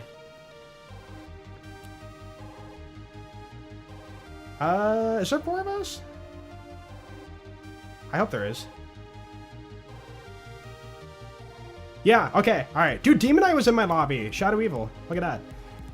Dude, 8 turrets. 8 turrets surrounding Veracitus. 30 FPS. Dude, look at that beauty. Look at that beauty, man. Oh, I was responsible for taking on the Chief, I see. Okay, Chief dead. Dude, he can't move. He's just trapped. Bro, is that not satisfying? You've never seen somebody do that in Borderlands 2. Like, it's just a rare instance of co-op and, like, silly kill. But yeah, 8 turrets means you can't move out of his, we just trap him in a box. Isn't that clever? Dude, it's so clever. It's so clever, but it wasn't, like, you know, a viable, like, solution. Yeah, I know, it's OP0, but OP10 was, like... Or I guess at the time, OP8 was, like, trash. We probably did try it on OP8, and it wasn't that great. Dude, it's beautiful. It's actually beautiful. Dude, holy crap, what is that? Dude, 720p, 30 FPS. Hey, it was good enough for back in 2016, alright? It was the norm. What were, like, my final speed kills? Yeah, very cookie cutter. Okay. OP8 kills? Oh, this is probably Infinite Shot. Yeah, Infinite Shot, okay. Amphibber Shot, or whatever we called it. Dude, 10 kills in a minute sounds really bad, actually. Okay, there's one. Yo, I wait way too long there. No. This is like playing it safe. Okay. Doing this today is like considered slow. Yeah, this is OP8. This is OP8. Before glitch double HP. Dude, why do I wait so long there? Also, why a good monk? Good monk is reload speed I don't need, so why not have like more crit damage for the chance of hitting a crit? Or dude, why not lawful for accuracy? Dude, so many things I would have changed. But yeah, this is your post Evil Smasher farming method. Zero does it faster? No, Salvador's the fastest for this. Ooh, barely got that. I get a Norfleet? I'm kind of curious. Keyword truck work for OP10? Partially, but you can't get the full kill. Nah. Norfleet? Oh, was that 60 FPS? I look kind of smooth. Aha. And when was I doing 60 FPS? 2016. Wait, what the heck? I must have like just moved to it. Okay. Back to video game. 10 years ago? I know, right? Chat, that was 10 years ago. Dude, since then we've acquired so much more knowledge about this game and what to do and what not to do.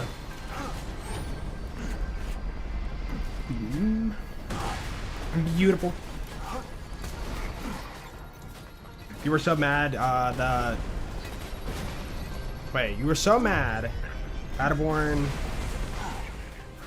Wait, were you talking about? You wrote, I was so mad the did Battleborn before BL4. You played it before BL4? I'm upset that Battleborn wasn't like fun outside of like the mission thing. Like I sped ran a like solo mission, but then the actual online, I played it once and I said this is awful. And I couldn't like enjoy it. Been following for almost 10 years at this point. I appreciate it.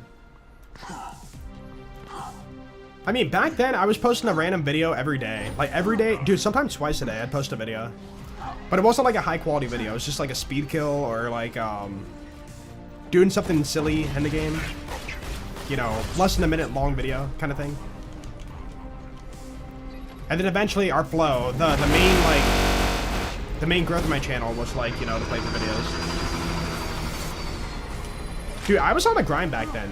Every single day, I would stream, get off the stream, edit the video, have it up the next day. Like, no, like downtime. I was like editing all day and streaming all day. Okay, I was always busy, is what I should say, because I was working at the same time too. It was like no downtime for like a few years. Pretty chaotic.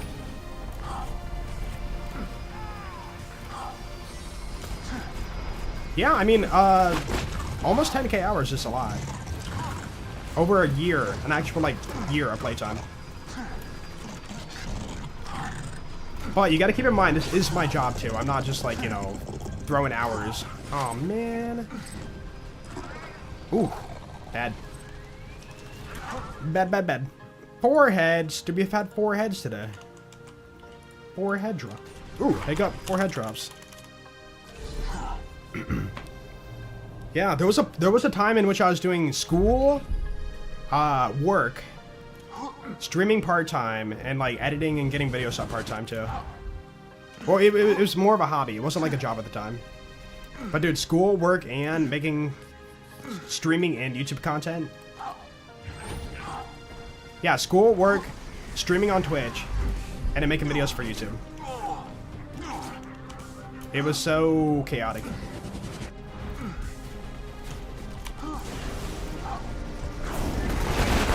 Almost 2 years? How much is 1 year? How many hours in 1 year? Yo. Hybridification. That's a fun word to say. Hybridification.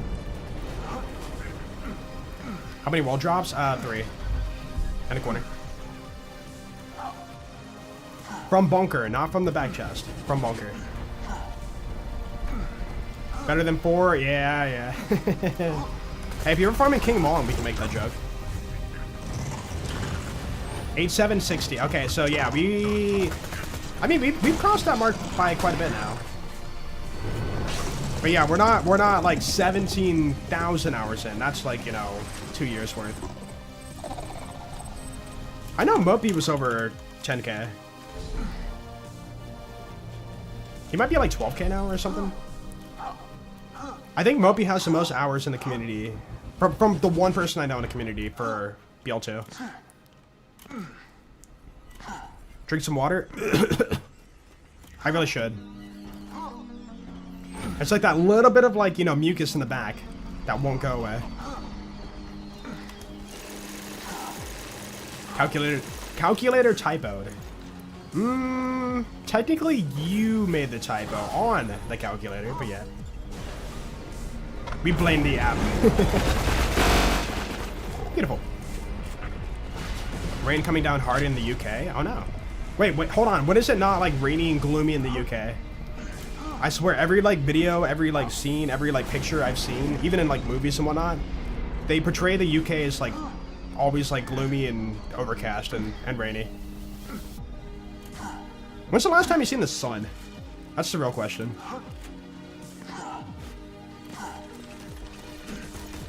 Oregon right now? It's been kind of cloudy the last couple of days over here. But I don't really care. I don't mind it.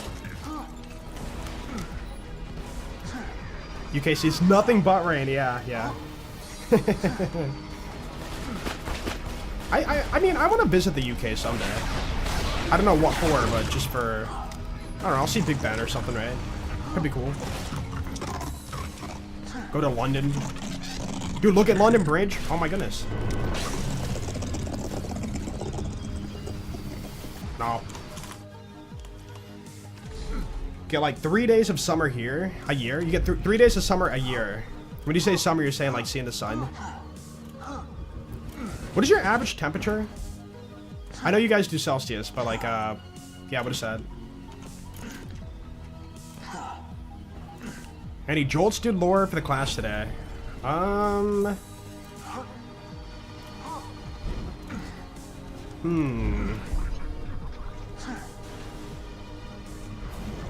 Jolt student lore. Something with a plot twist. Let's see. Oh, I got one. Okay. I was in middle school? My sister just started driving. Yeah, okay, so I was in middle school. And my sister picked me up from school. And she picked her friend up and stuff, and they were jamming out to some music or whatever, having a good time, right? And I was in the back seat of the car, you know, playing my Game Boy. I'm like, yo, I just want to, you know, play some Pokemon or something, right? And she was like, you guys want to get some ice cream before we head home? And I'm like, yeah, that sounds good. So I'm playing my Game Boy, I'm having a good time, you know, and stuff. And out of nowhere, wham, boom, cars screeching, tires, you know, screeching, whatever. I'm like, holy crap, what the heck? I never felt such G-force on my body before. And then my sister's shaking and quiet. I'm like, what just happened? And then she started like bawling her eyes out, and she's like, oh, he came out of nowhere. And I'm like, wait, oh, that's what a car wreck feels like? I've never been in one before. And the car hit I was in the left seat of the back seat.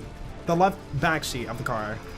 The car hit into the right side door of the back of the car. And I looked at the door and it was all like caved in. And I'm just looking at it thinking like, I could have been sitting over there. I could have been really bad. And then anyways, you had to pull up to, the car was still like functional. So we had to pull up to like a little area where we can like call the cops and they can make their little incident report, whatever. And I remember my sister saying like, he came out of nowhere. And like, she was like, you know, trying not to take the blame, but it was her fault. She took a left turn into a lane where a car was coming by, and that car could not react to like stop, so, you know, teenage driver, right? Anyways, I didn't learn until like years later that she was in the wrong for that. But then I thought about the scenario, I'm like, wait a minute, you took that turn when it wasn't safe, and like, it's your fault. But yeah, I just remember like the massive G-force I felt when the car like swerved around. It was crazy.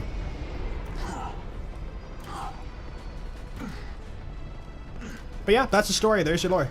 Boom. Anybody have any car incidences? Hold on. Let's talk about car wrecks.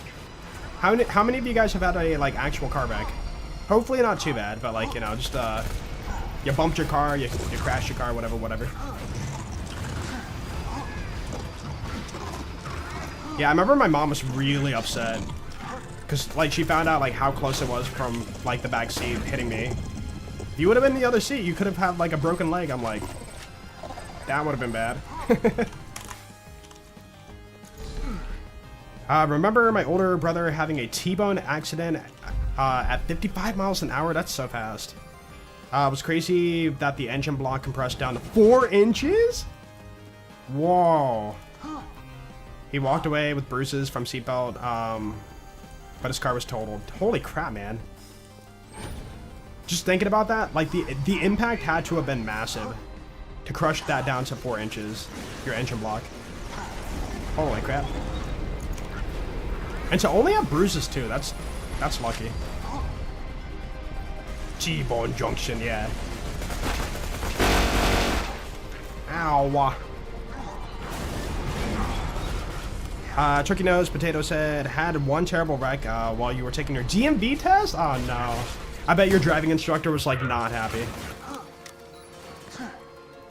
Dude, I remember during, like, driver's ed in school, like,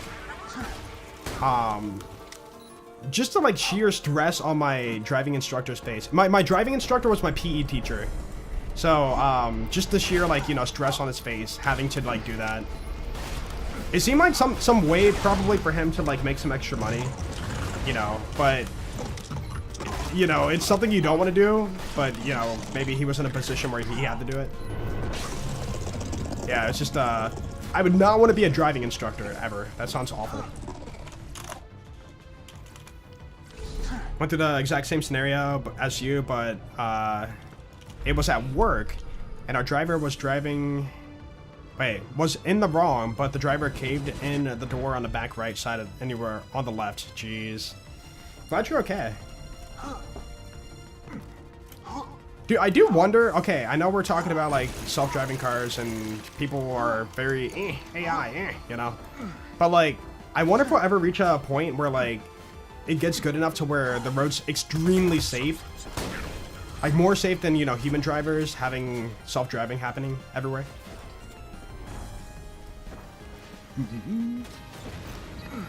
Farm a pearl from trash piles, question mark. No. I'm good. Bunker, what are you doing? What are you doing, bro?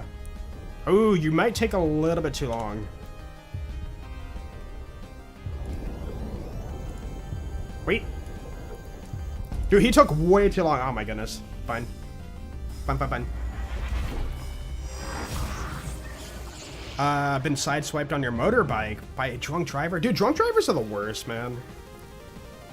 I always hear about, like, oh, you get fined, this and that. It's like, no, they should be punished way harder. They're drinking and they know they're not supposed to be driving, but they drive anyways.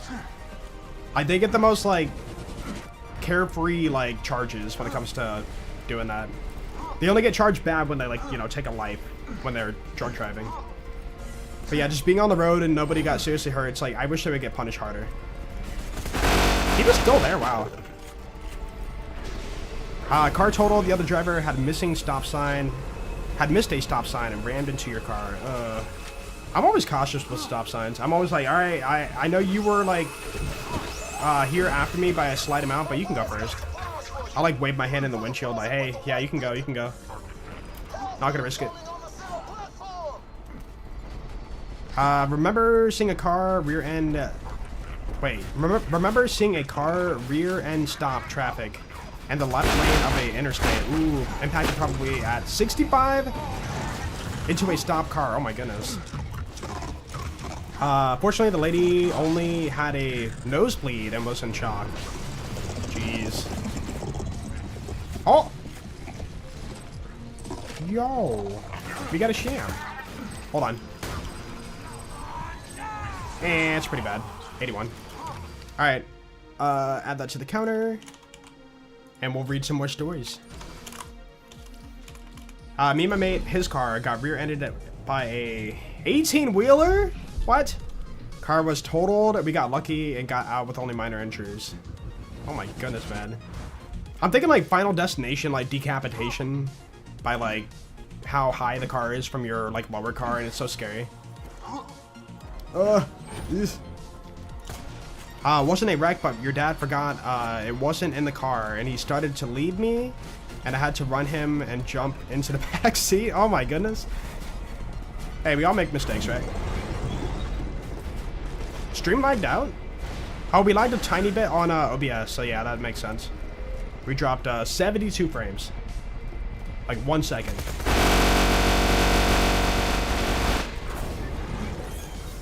Would never trust self-driving cars. I mean, I think it's gonna be scary at first, but it will be like more normalized in the future.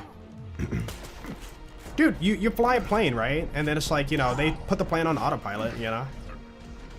It's like, you think the pilots are flying a plane with their hands the whole entire time? And like, you have probably flown a few planes in your life, you've been fine.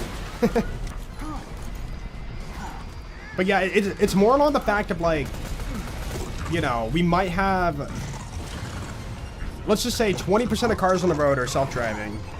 The other 80% are people who are still like regular driving with their actual like hands and feet and whatnot. You're still at risk of like, you know, human driver, even if, like, no matter what, like, you know,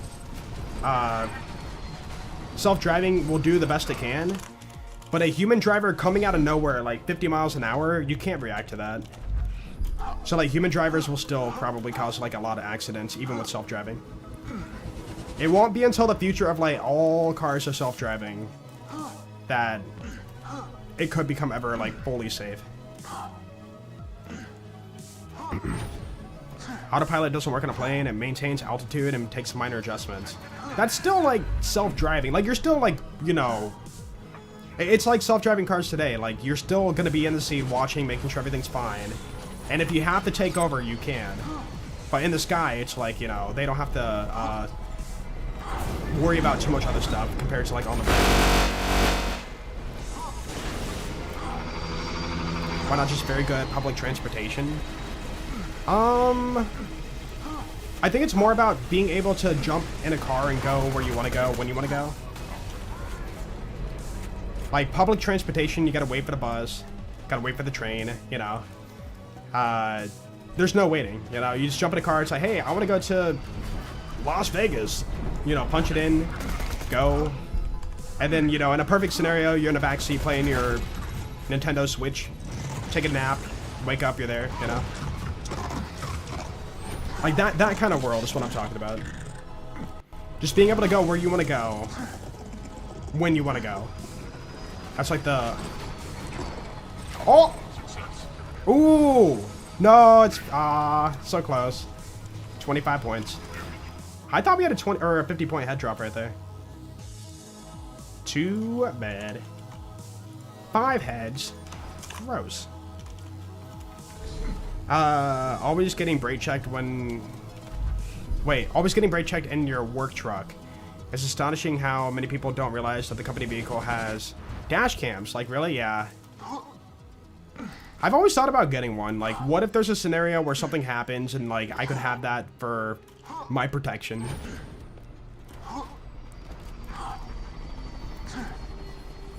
Turning into oncoming traffic was my mistake. AI 1, yeah, 2030, right?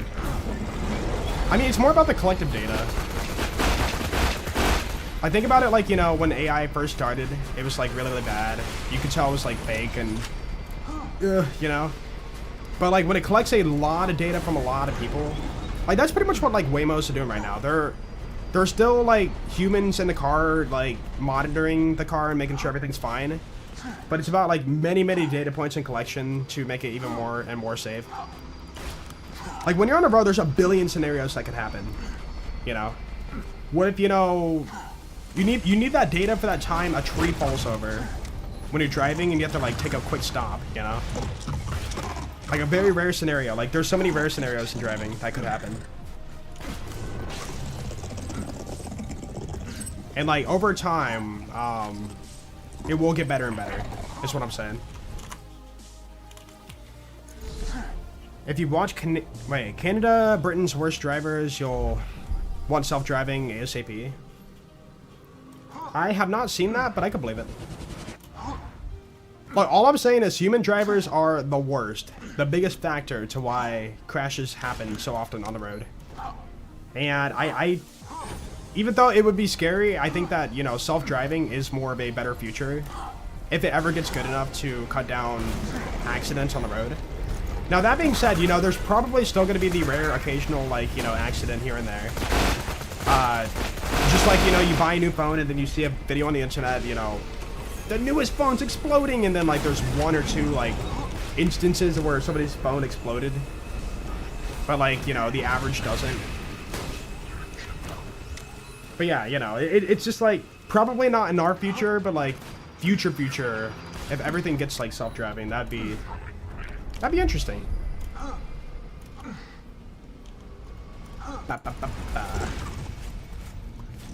Big data is still a very relevant part of tech. Yeah.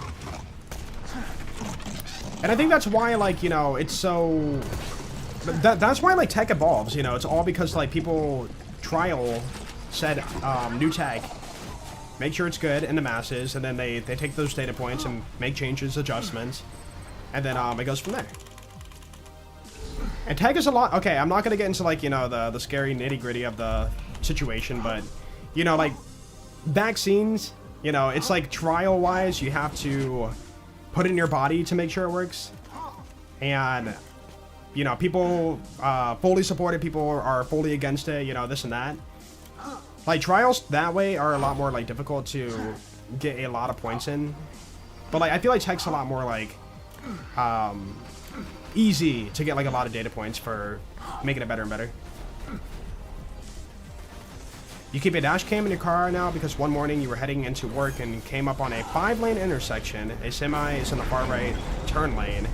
Decided he wanted to go hard left. I hate that. I always think about that too when I'm driving on the road. Like, what if this, like, semi truck's gonna, like, cut me off or something?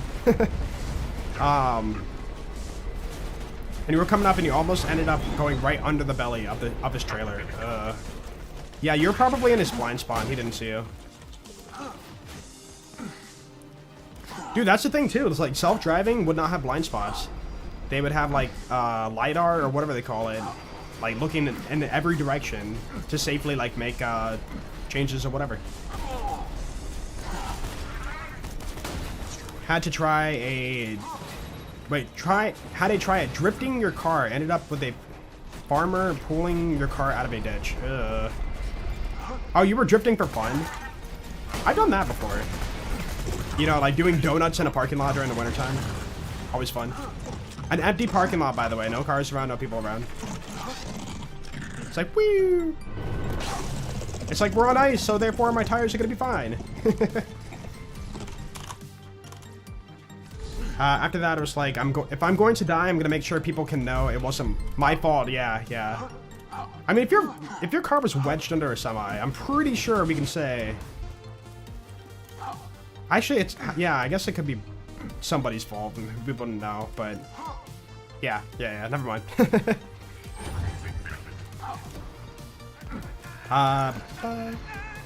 Big data is still a very relevant part of tech, especially with IoT. What is IoT? I'm not familiar. Bro, same frame, bruh. See, this is what could happen in one life. Enemy shoots as you kill them, and then you die. Oh. Yeah, what is IoT? I feel like I should know the term. Information technology, maybe? Information of technology? I'm just taking a guess here. Interest of things. Especially with interest of things. Okay. IoT. Internet of things? Oh wait, Internet of Things? I read interest. I'm freaking dumb. Wait, 2 people said Internet of Things. Is that really it? Okay. Good to know. I will burn that into my memory for the future. Can you rank the BL2 Vault Hunters? No. I don't rank things for anything. Ranking is extremely biased and very situational. Like, how do you rank? Like, rank based on what, you know? And I always say it, if somebody makes a ranking list and then you ask them a week later to make that same list again, without referring to it, they're gonna give you a different list. the list will not be the exact same. So therefore, what's the point of ranking if it isn't accurate?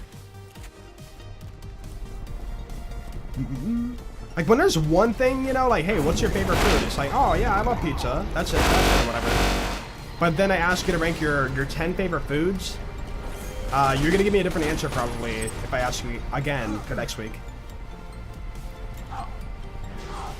Yeah, I don't like ranking things. It's all situational. Like there's, dude, you know, I'll say like, you know, Salvador is my favorite character, right? But then like we play a lot of Sal and I'm like, I'm bored of Sal. I want to play, ooh, hiccup. I want to play somebody else. So therefore, in that scenario, Salvador is no longer ranked number 1, right? So like it's ever changing, you know. Ranked by their height. See, even if I did, I still feel like it'd be wrong. You might like joke and say like Salvador's the shortest, but then like everything in between would be like mixed up and wrong. Yeah.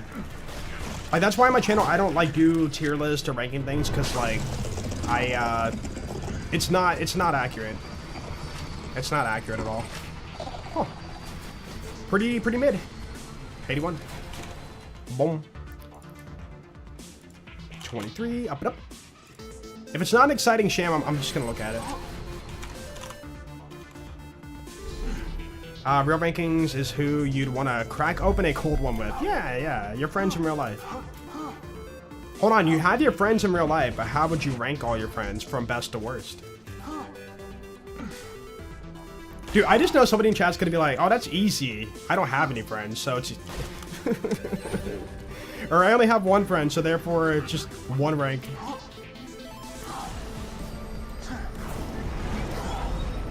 Tell us why Gage. My waifu is the best. Gage freaking sucks. I can agree that for favorites, for me, Salvador would be at the top. And then Gage would be at the bottom. And then everybody else is like a mix in between. Like they would never be accurate. Yeah, what's up, Ken? Yeah, exclamation point best. I think I didn't copy over that command after moving to my new PC.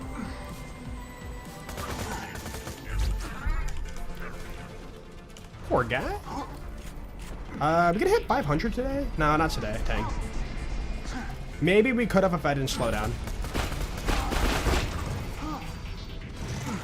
Your poor friend's always at the bottom of the list? Why would your poor friend be at the bottom though?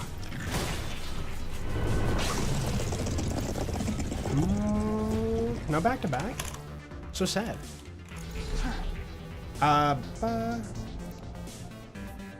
Getting a Sham today? Yeah, we've had a lot of bad Shams, but we did find our best Sham for this farming session. Okay, I say farming session, but like that's not just today, but like farming adventure, our go at farming from the corner, we found 90%. Oh, your only friend, not poor friend. Chat delay, I see. I was like, yeah, my poor friend, he's at the bottom because he can't afford to, you know, do things and have fun. Dude, I just want to go to the club and he can't afford it, so therefore he's not a good friend. I gotta put him below at the bottom of the list. It's like, I would hope you don't have that mindset. Yeah, my poor friend, I went to his house and like, you know, I was hoping to have a nice, you know, pizza dinner or something, but like, he just made some ramen noodles, like, trash food, like, ugh. Poor friend, you know, I gotta rank him low. Nothing personal, bro. Dude, I haven't had ramen noodles in a long time. I used to eat it all the time. It's so cheap. Like, when I first moved to this house, like, I did so much ramen noodles. Like, to the point, I got, like, tired of it.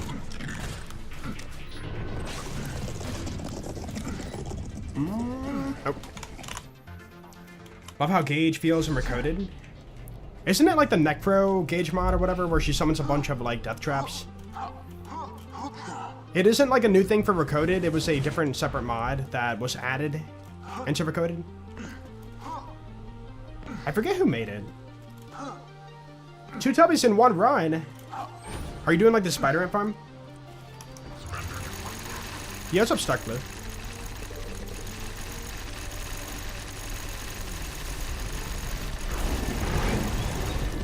Oh. Wait, you are over here. Dude, I can hear your arms whooshing. That's amazing. It's so loud, I can hear the whooshes. What is mount one barrel for launcher? Is it projectile? No, projectile is TD war. Panorama. Yeah. Plentis panorama. You freaking demon! Hold on. Okay. Area Badlands. Oh, I see. Yeah, that's a pretty good farm. Did you do like the first two I'm upset. The first two areas, or did you do like the whole map run? Nope. Can't hate ramen noodles when they were there for you and no one else was. Yeah, like, same for me. Like, I couldn't, I was paying off my house and stuff, and like, it was a situation of like, I don't have much money, and therefore I must buy like cheap food. So, dude, I bought so many ramen noodles and like cheap hot dogs. And like, that was my dinner. Dude, cheap macaroni, cheap ramen noodles, cheap hot dogs. And like, it was the most unhealthy like circle of food I had, but it was like, it was cheap. It was cheap. And it worked. I feel like for me, dude, when I eat ramen noodles, I'm never fulfilled. I'm like, I feel like I ate, you know, nothing. I'll eat it and feel like still hungry. On Twitch too? Yeah, I'm on Twitch and YouTube. Not sure if you've already elaborated or not, but are you waiting for the new BL4 DLC? Yeah, yeah. Before I do a full playthrough? I'm still deciding on that. I don't know if I'm gonna start Cash from level 1 or just like jump him to level 60. Cause like the XP grind's gonna be miserable. And I just know for a fact we're all gonna be like, if we all do our level 1 characters again, it's just gonna be like, alright, let's bounty contract farm for 6 hours. I don't wanna do that. Maybe, hold on, maybe I'll do a new run. I'll do a new run. Hold on, level 13 skip. Level 13 skip. And then we do DLC right away, right? And then from there we, man, I don't want to play the main story though. Dude, I really don't know. It's such a weird situation. I don't want to replay the main story, and I don't want to level grind contracts for 6 hours. So if I jump to max level, we could just like do it all, I guess. Yeah, yeah. Like I could just like do the DLC at low level and then like jump my level, but what's the point? I don't know. What are you guys gonna do when Cash comes out? What is your plan? Authentic is delicious. Dude, I've tried making good ramen too out of cheap ramen noodles. Like, I've tried to put an egg in it. I tried, you know, throwing like pulled pork in it. You know, I tried doing many things to spice it up, and it still tastes like flat, you know?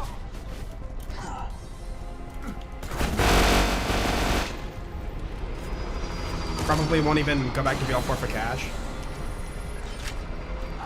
I feel like it's not gonna help a whole lot. Like, we'll probably see our biggest bump in the player count we've ever seen for BL4, but when I say that, it's still gonna be like numbers probably we had back in like December of last year. I think BL4 is cooked, is what I'm saying. While it may be fun in certain aspects, it will not be a game that lives on for too long. Because they're, like, it's just like the way it is for gaming. If you take too long to make your changes, people are just not going to come back.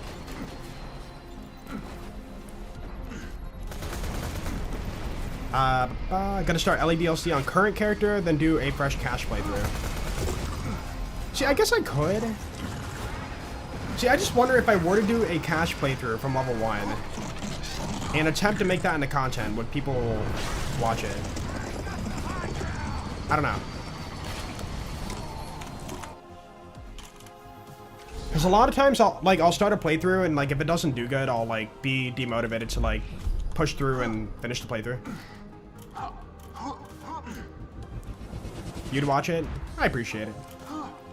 It's just that, like, I keep reflecting back to One Life Amon.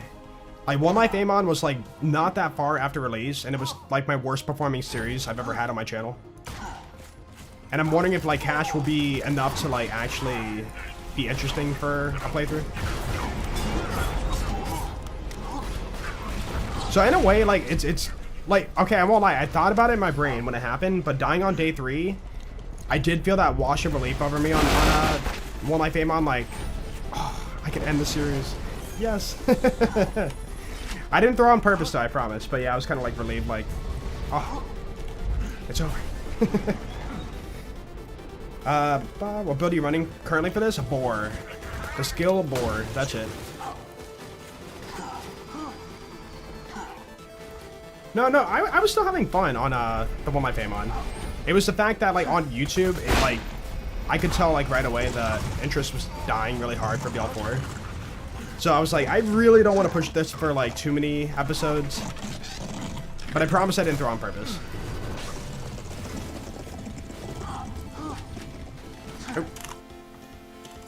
Put garlic and allspices, sauces from ramen. I recommend Bulldog. The spicy ones, add milk and cream, then noodles, huge upgrade. See, I feel like at that point, you might as well make your own, like, ramen from scratch. Instead of using, like, you know, cheap ramen as a base. And hey, I mean, to be fair, too, I was busy. I was very busy at the time, so, like, I didn't have time to, like, you know, make a full-blown, like, 4-course meal like that.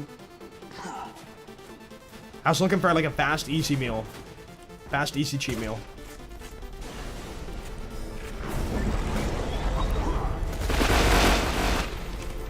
Now that we have the option to skip the story, you're never playing through the Borderlands story more than once. Lol.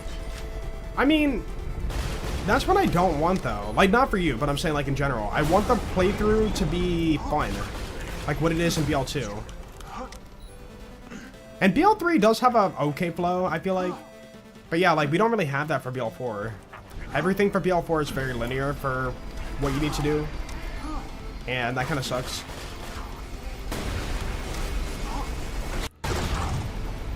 That's weird. But yeah, like, you know, we're gonna have shared progression this Thursday for BL4. And it's just gonna make the playthrough even more simple, you know?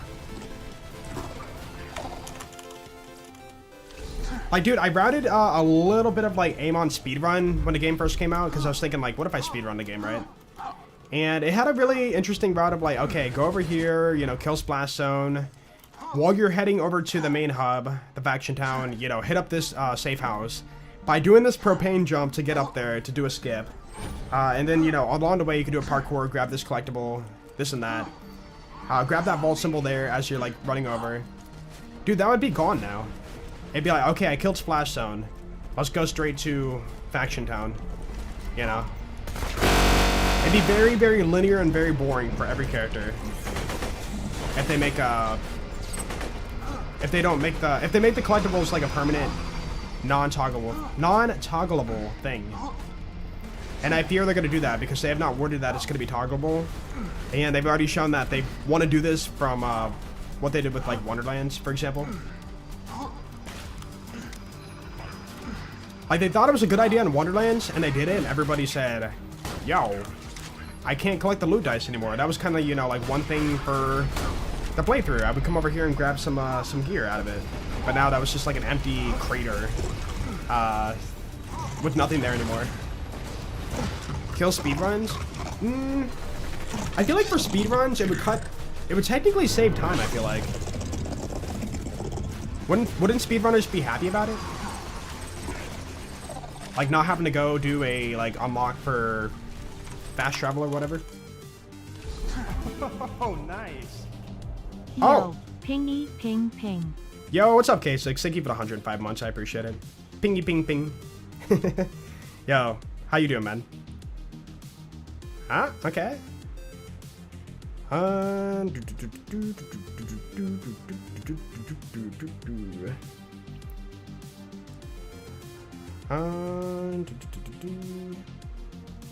Okay.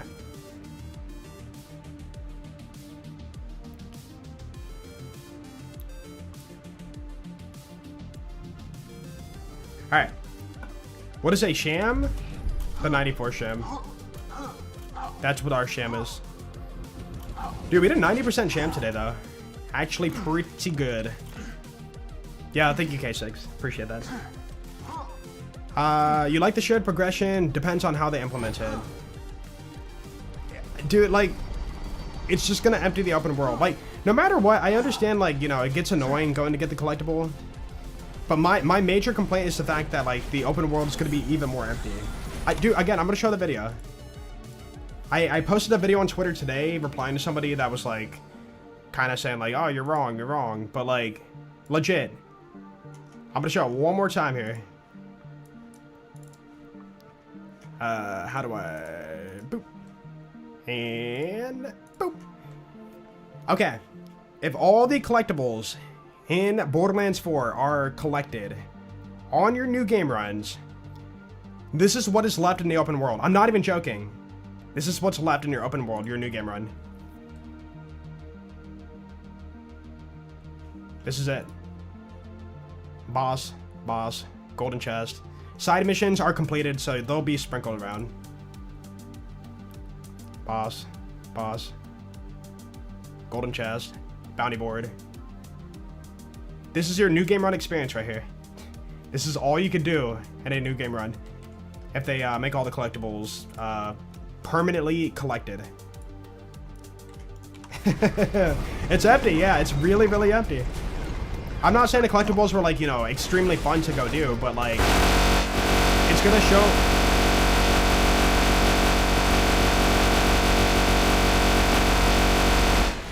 It's gonna show people, like, how empty the open world's gonna be after Thursday. Yeah, well, I'm saying, like, okay, people keep saying they want it so bad. Like, we need this to be, like, you know, collected and carried over, cross progression, whatever, right? But they're not thinking about what that means for their new game runs. They're now going to do a new game run, and it's just going to be farming a boss, and that's it. And then side missions that people don't do because it's a worse form of XP than bounties, and they don't give any unique mission rewards. Like, that's a problem.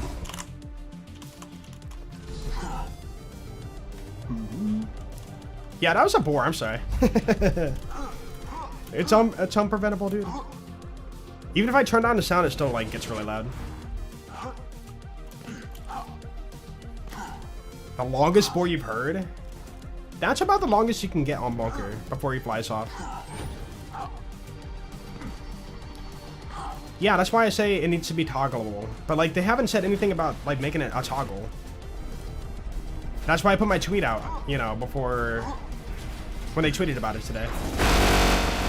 I can't see them having the time to get a toggle made for something if they weren't planning it. By Thursday.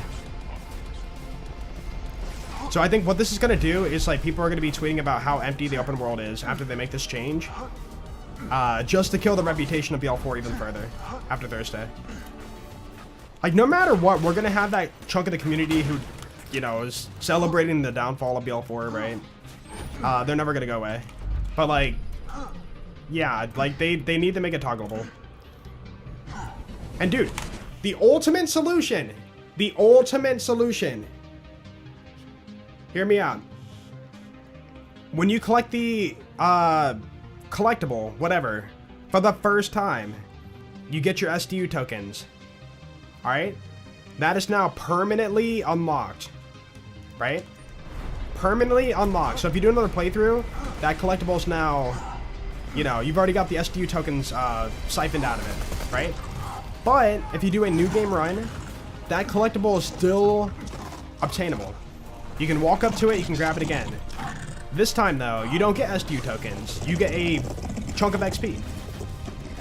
So now we use the collectibles for future runs as a way to get more XP in our runs. To cut down the monotonous, you know, contract farming. All they gotta do is tie XP to the collectibles. But said person from Gearbox publicly went out of their way and said that we don't want that to be the case because we don't want players to feel like they have to go grab it. If you know, you know. But yeah, they don't want to do it, but it's the ultimate solution. They don't realize how bad the XP farming is in BL4. They have to look into that, but they think it's fine. As far as like it's looking according to a social media post, they think it's fine. Alright.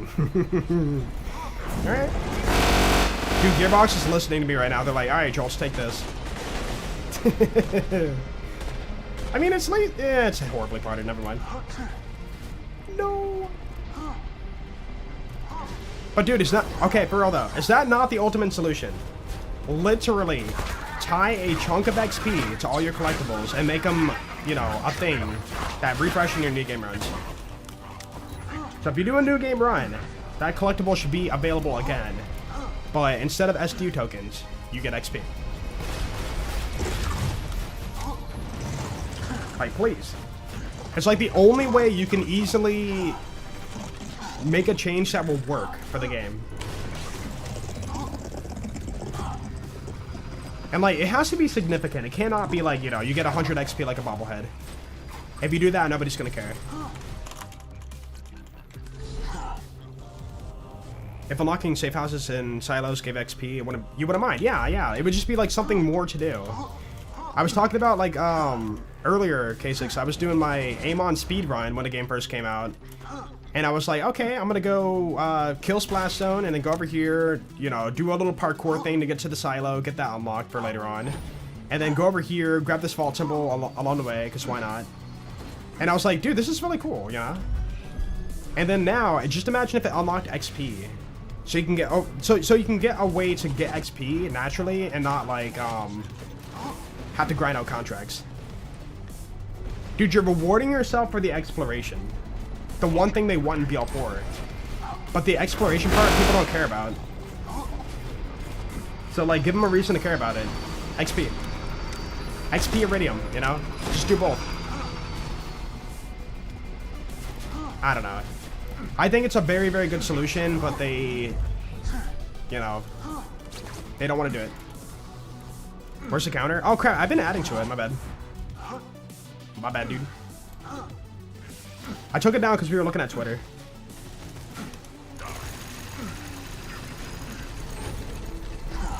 What's up, Mr. Satan? Hello. Most generic game? Again, it has a lot of good, but like, when it comes to Borderlands, this is the me thing though, and a lot of other people. We want good replayability. You know, you can make a good game that you play through for the first time and like, it was a good run, kind of run. But like, replayability is key for the health of your game. So many games come out, not even just Borderlands, but like so many games come out, they're fun, they're good, and then within a like week or two, people are done talking about it. Like, that's the game. They forget about it. Like, so many games like have that happen. They drop, they're fun, and then you put them down and forget about it. But if it has good replayability, then people will play it like more and more, you know. It'll have a healthier, like, long-term, like, life cycle. But they focus too much on like one-time things for the franchise. One-time collectibles, like, you know, they want to do that, and it's like, that's not healthy for long-term, you know? What's up, Ogre? Mini loot explosion?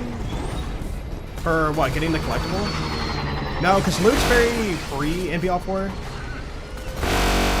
Like, right now we have, like, the, okay, why would you do a lengthy side mission where you're sitting through dialogue and waiting for, you know, yada, yada, yada? Why would you do that for a random roll loot chest?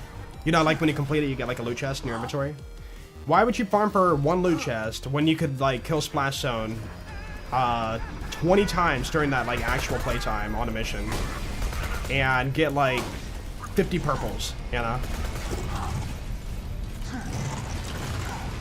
Like, it's just a very inefficient way to, like, get loot. You can't just, like, offer loot and be like, alright, we good. It works. People don't care about it. I'm getting bullied. But Jolts, don't you want to find the 800 tiny bobbleheads that aren't tracked in the game to reset when you quit? I mean, I do understand, like, why they didn't track it. But, like, for me, it would have been a lot more awesome if the bobbleheads were a one-time grab. Like, yeah, you can grab them every save quit for 100 XP. But imagine if they were, like, you know, 5,000 XP. Then it's like, holy crap, I want to find these, you know. I need to know where these are when I'm doing the playthrough. Like, then they actually matter. Right now, the collectibles are, like, forgettable things that nobody cares about. The only reason people care about it is for SDU tokens. And soon that won't be, you know, a problem anymore. So collectibles are literally gonna be completely pointless this Thursday. Mr. Blue Uniques, yeah. It was a good way to get people to play the side mission. And again, this is the first game in the franchise. Borderlands 4 is the first game in the franchise that gets us out of read-only farming. We have mission replay for the first time. And then they don't give us a reason to replay missions. Like, you can get a loot chest, but, like, you know, it's just a worse, lower way to farm loot than anywhere else in the game.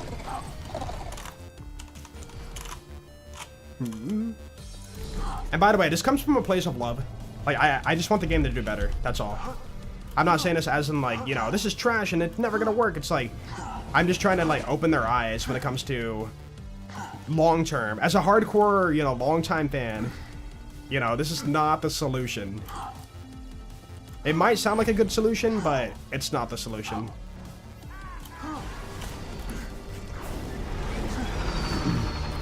Like, right now, like, if any devs are lurking,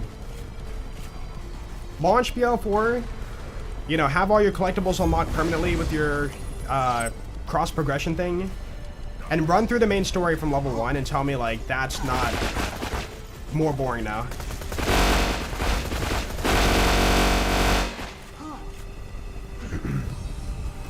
Yo, what's up, Angel? BL4 worth it? It's worth it for a few playthroughs, and then it loses its charm. What? I jumped over that. Bump for a couple of runs, and then you're like, alright, I've had my share.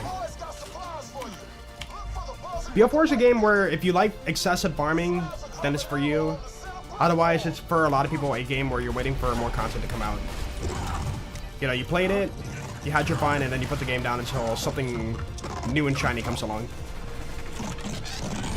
Dude, Pearls just came out, like, what, 2 weeks ago? And now nobody's, like, streaming Pearl farming anymore. It's, like, already, like, done and dusted. Like, the novelty of Pearls is already passed. Like, it kind of shows how fast, you know, this content's being absorbed and, you know, forgotten about. I'm being a little bit harsh, I won't lie. But, like, you know, it's just, I want the game to do better. They have to take the steps to do better.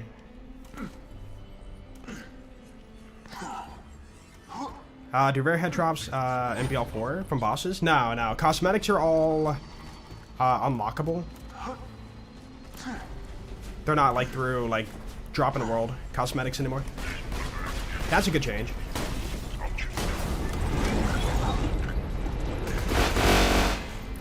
Yeah, I used to wait for the nozzle, but it's like, how long do you wait, you know?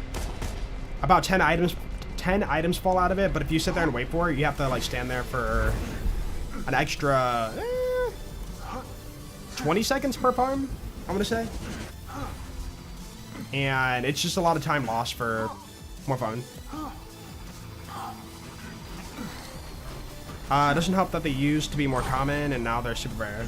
No, I think Pearls should be super rare. Right now, it just seems like they're not matching their rarity to their power, you know? Like, the power of a Pearl doesn't seem like it's worth it for how rare it is, in my opinion. Like, they need to be stronger for how rare they are. Can nozzle drop shields? No. Only guns. Oh! Ooh. 25 points. Dude! We've had so many head drops today. What the heck? What is going on?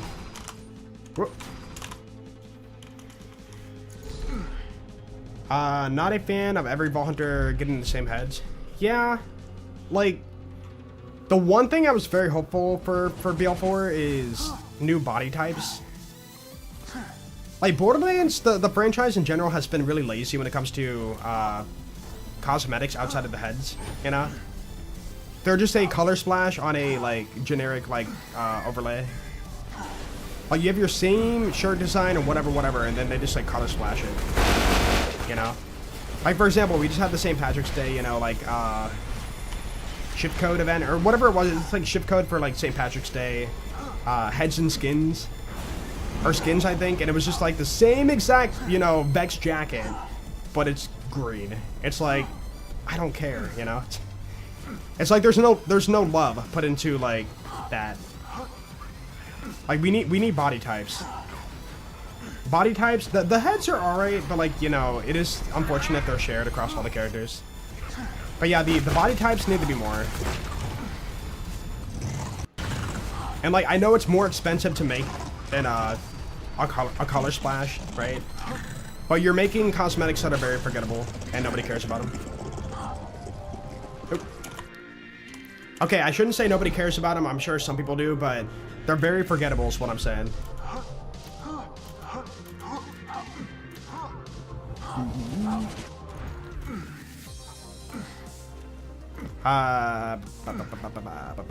Everybody got their first pearl ruined by the guaranteed pearl, yeah.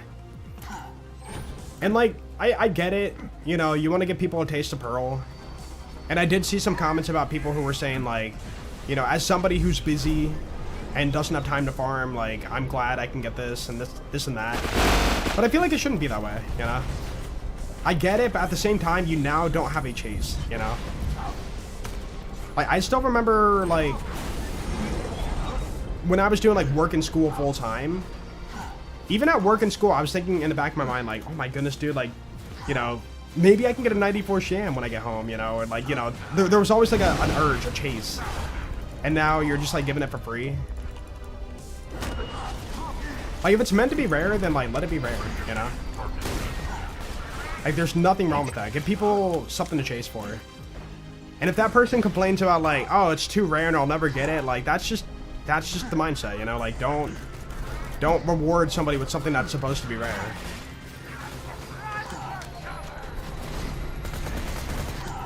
Like, just imagine if they made the 94 Sham, like, a shift code, or, like, you know, they upped it to be a 10% drop for an event or whatever, right? It's like, that's not good, you know? Or we have, like, a Nemesis Invader event, you know? It's like, why? Like, rarity is fine. It's something you don't need, but it's something to chase for. The build, it's basically just Boar. It's a generic, like, zero build. The main skill, Boar.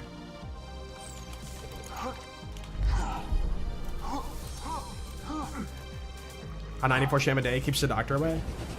Ooh, that should be my title for tomorrow. I feel like the very small collectibles like dialogue bolts, oh, the deadbolts, yeah, deadbolts, etc. could stay picked up. But the crawlers, bunkers, drillers should be locked. I never thought about that. Do they give SDU tokens? The drillers, yeah, I know about the drillers, but what about the, oh yeah, the Ripper drill sites. Are those like something that gives you tokens for completing MBL4?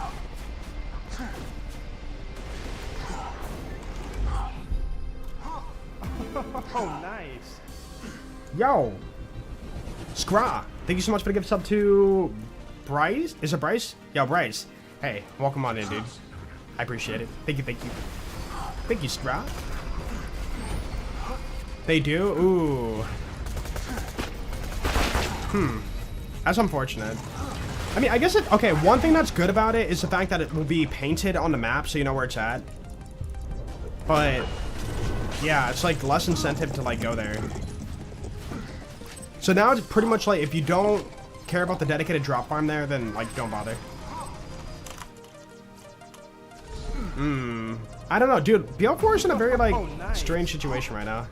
2 months. You ever gonna go back to playing other games like Hytale again? Ooh, I was thinking Really about that. fun stream. Yo, Cooler Monkey, thank you for the 2 months. I appreciate it, dude. Thank you, thank you. Hytale's in a weird spot right now. They're still in early access, and we haven't really got like content updates yet. We've had like a few blocks and like bug fixing and stuff going on. It's not enough to like, you know, have me jump back on the game right now.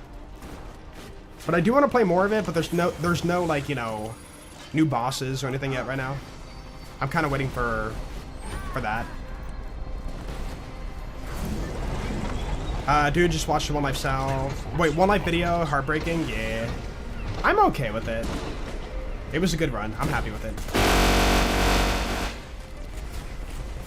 Yo, I'm glad you liked it. Alright, I assume you liked it. You said amazing.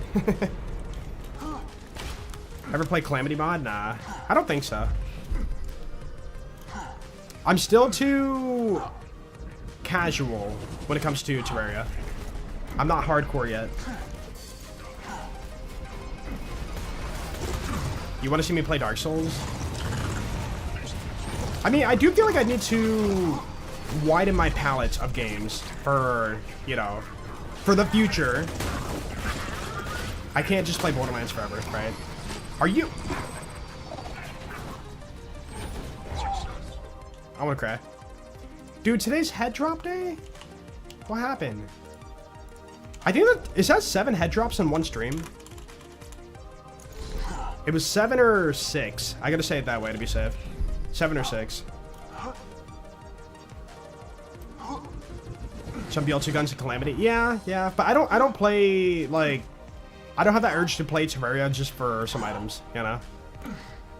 It is cool though, but like, eh.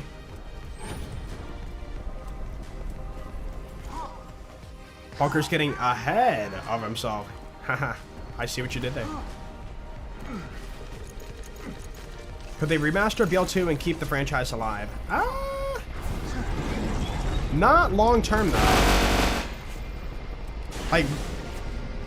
Like think about it. If they remaster BL2, you know, let's just say people love it. It's like, oh my goodness, this is great. What's next? You know? You gonna remaster BL2 again after that? Like, no. You gotta work on BL5, and like BL5 has to be done right, you know? And will we even see a BL5, you know? Everything's strange right now. The franchise is in a weird spot, is what I'm saying. A lot of frustration, anger, you know? Just keep adding new content to BL2. They would never do that. Dude, I'm kind of shocked we never got like a BL3 DLC to bridge over to BL4. I thought maybe they would like do that, but nah. 7 or 6. I said it right. I said it right.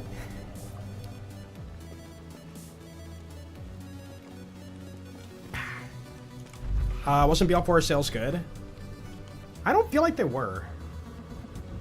Randy said 300 mil. And they made like, what, half of it, I think? 100, 150? So if that's the numbers, then they're still under like 100 million, 150 million. That's a lot of money, dude. That's not like a... not a profit. To be honest, they can't do Borderlands forever. I mean, they could. You know, look at Mario. Mario's still going on. And I know we could be like, oh, that's just Nintendo.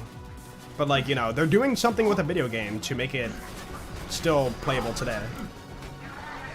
And we've had bad Mario games in the past, you know? Like, they have to do it right and like continue that. Or look at Final Fantasy, or look at, you know, like any long-term game that's still going on today. Tekken, Street Fighter, or whatever. We're on like Tekken 10 or something now? I forget. Yeah, Call of Duty, right.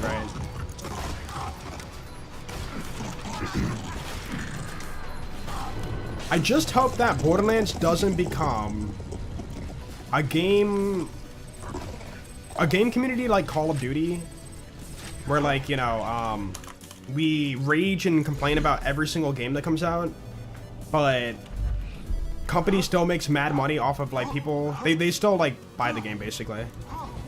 And we live in that like, you know, gameplay loop of like just hearing nonstop, yeah, and then like the game still sells well. I don't want that kind of community. That would just be like awful. A headache. Open world is trash. It could be done good, but they didn't do it good. Dude, they still have the opportunity to fix the open world, but it's a matter of if they want to put more money into the game. And I've never seen Gearbox being that kind of company.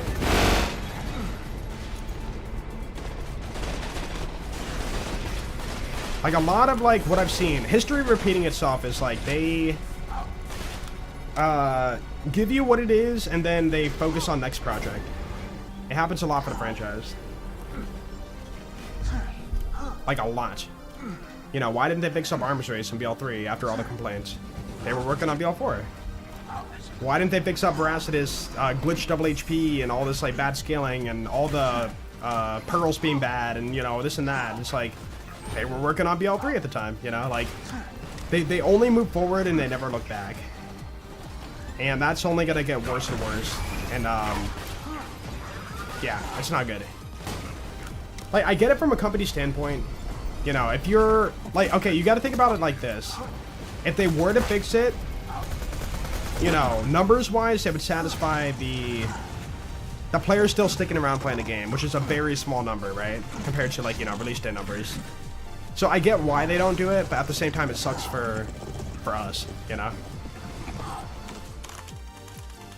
Like, for example, if they did, before BL3 came out, go back and like fix OP levels and pearls and all this stuff for BL2, it's not like they're gonna have another like 200,000 player count on the game and sell like hundreds of thousands of more copies. Like it's a very small number that will like be happy about it, and logically, statistically, it makes sense to not like fix it, but it sucks, you know. You know, your hardcore devoted community that really enjoys your products is like left hanging like that. Small number, vocal number, yeah. What's up, Weird Music? How you doing? Have an influence over future project. Yeah. And I mean, like, also, I know they run and operate, like, through, this is just, like, a lot of companies. But they have, like, teams that work on, like, a thing. And they don't usually, pull a team aside to work on something that just pops up, you know? Like, you know, they drop 5% Sanctuary DLC. They hear that, you know, there's glitched, raid boss HP now. It's like they can't afford to like pull a team aside and work on that. I guess maybe they could, but like that's not how they operate. It's like, all right, you're already working on BL3. You're working on like music. You're working on sound effects. You're working on the maps. It's like they can't like pull people off to work on something else when they have a deadline. Yo, what's up, Swan? Yeah, we're doing pretty good, dude. We got a 90% chance today. One part off. So close.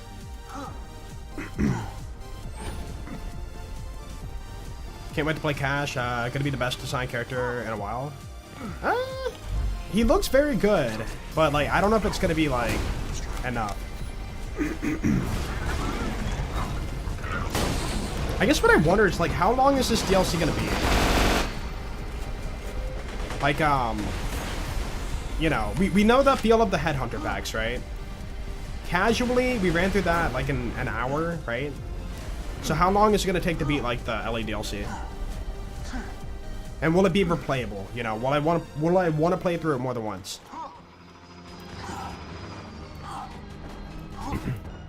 Sounds like they got to do more testing. I mean, I can get that situation. Like, when you make something new, a new update for your game, it is extremely hard to playtest every other aspect of the game to make sure everything's working, right? You know, just think about it. Dropping 5% Sanctuary DLC, how would they have known that it was gonna break, you know, DLC 1 raid boss HP and DLC 3 raid boss HP? We've had 3 of those today. 81. It's okay, it's a sham, though. I'll take it.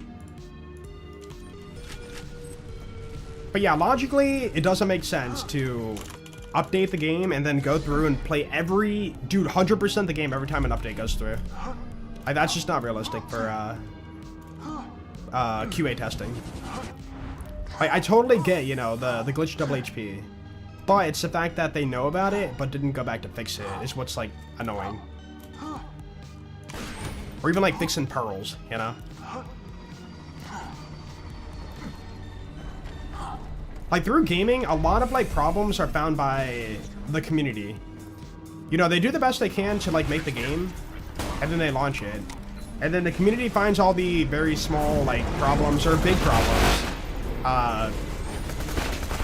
Hold on.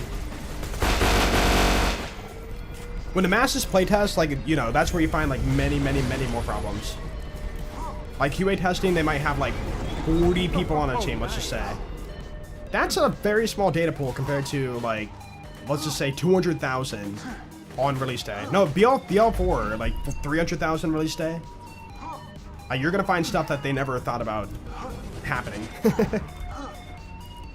Yo, Giggity Goo, thank you for the Prime sub. Appreciate it, dude. Hey, that rhymes. Oh my goodness. Make it replayable by adding worthwhile content with it. Raid boss slaughters. Yeah. But I'm saying, like, for me, it's also the new game run experience, too. I want it to be good. Because right now, nobody wants to, like, replay through BL4, which is very unfortunate. Even the hardcore fans, you know, they're starting characters at level 30 and just, like, not touching the main story. It's like, that shows there's an issue, you know, in the product. And I wish they would look at it and be like, why are people not wanting to like replay the main story? And then, like, you know, tackle that problem.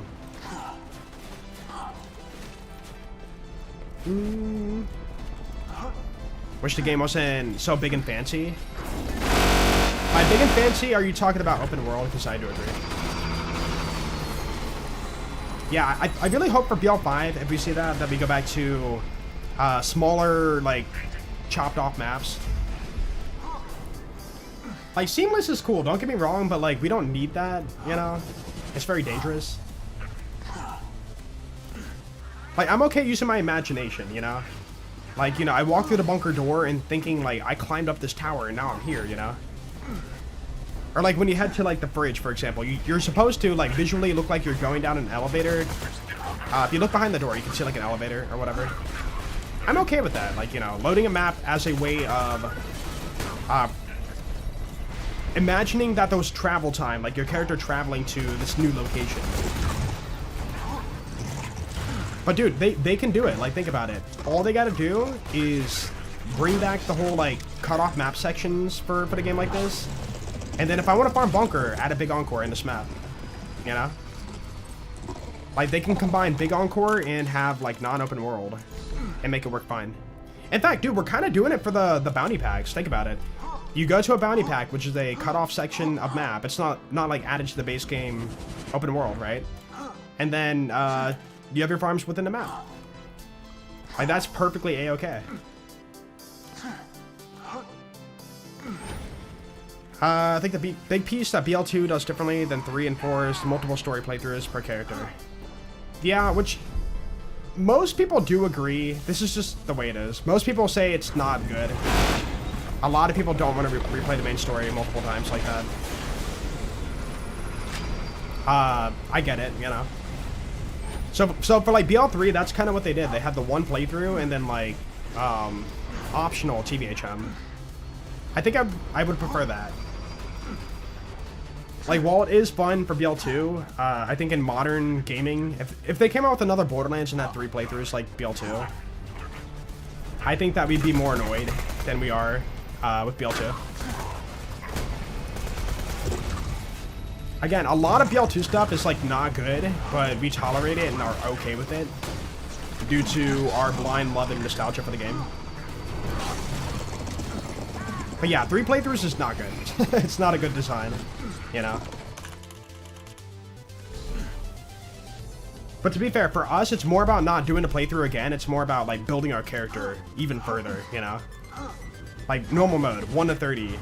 And then TVHM 30 to 50, we're getting even more powerful. And then UVHM's like that, you know, final playthrough where it gets like more difficult and you unlock your full build potential. Because you can't stay in normal mode, you cannot stay in TVHM and like, you know, grind max level. The diminishing returns for XP is a lot, you know? You will not get much. Less friction. BL2 could be pretty harsh with the drop rates. Just farm a Cobra, Twister, Norfleet, Hide. 3 did the best, making it optional. You play BL2 so many times, don't care, to do a story again, but you gotta play through at least 2 more times. Yeah, like, people, it's kind of weird. Like, a lot of us, I see what you're saying, but like, a lot of us will, you know, play through, I'll use BL3 as an example.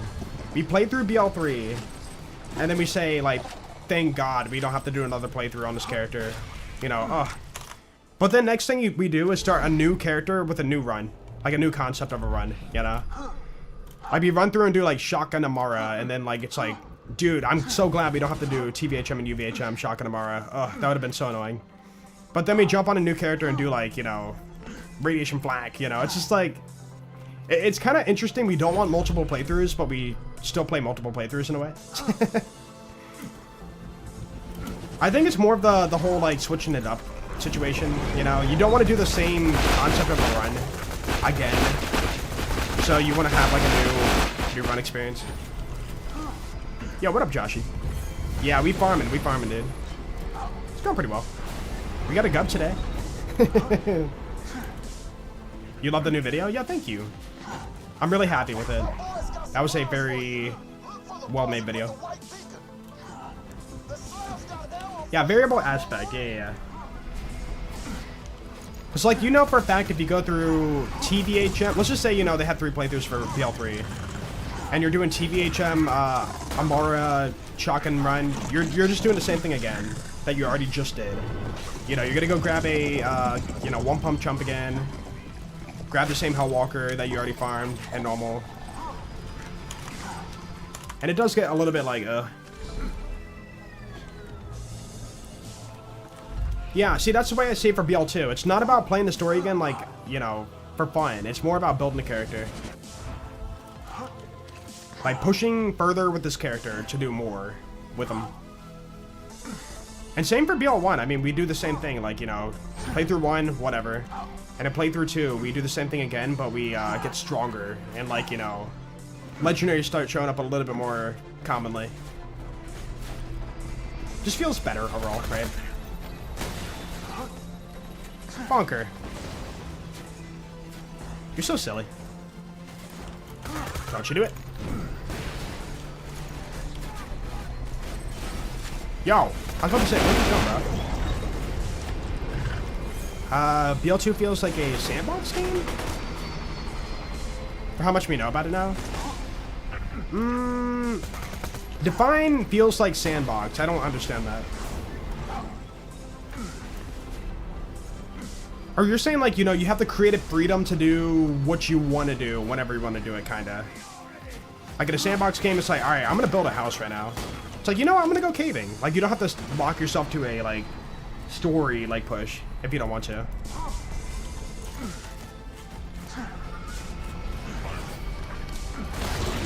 XP-wise, it's not too bad in BL2 nowadays due to, like, insane load speeds. The only thing that just, like, sucks is, like, the grind to 80. Like, the grind from 50 to 80 is, like, what feels awful. Yo, we got it, guys. 33%. Honestly, it'd be really funny if you got a Malawan Hyperion purple shield. Absorb shield.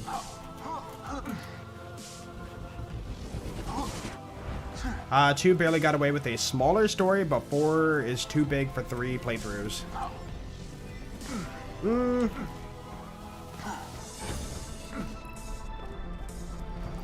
What is the speedrun for BL3 or BL4? I think it's like with the glitches, it's like 3.5 hours, I want to say. And BL2 is like 2 hours. Yeah, I guess BL4 is technically longer story-wise. Yeah, 3 playthroughs of like BL4 would be maybe too much. Do you remember your first legendary? I do. I got a Curb Blaster from Ichmong. At the time, it was a 1 in 30, right? Yeah, 1 in 30 drop chance. I pulled a 1 in 30 and I was like, wow, that's so cool. And I had my strategy guide. I'm like, oh my goodness, wait, he can drop that? And that's when I realized that BL2 had dedicated farming. And I was like, whoa, that's so different from BL1. Or in BL1, I knew that we had, like, you know, blue, unique, dedicated farming, kind of. Like, you know, like farming the Bone Shredder or farming the, whatever, right? But as legendaries, it was, like, so different and cool. It was like, whoa, this is so awesome. Songbird glitch from Cashew and Spowerade, did the speedrun. Yeah, Songbird glitch they did patch, but people down patch for the current speedruns for BL4. But yeah, that was our damage glitch for getting through the game. Dude, that's kind of the gist of it for a Borderlands speedrun. Like, find a damage glitch, and then push through the game with minimal farming using glitch. Which doesn't make a boring run. It makes a, you know, what can you do at the bare minimum? Kind of cool. Ooh.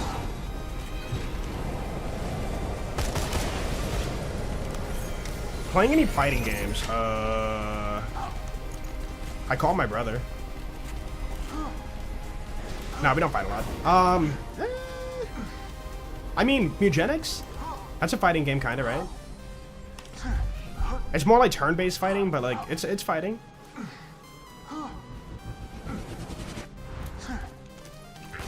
Don't seem like someone who fights. Nah.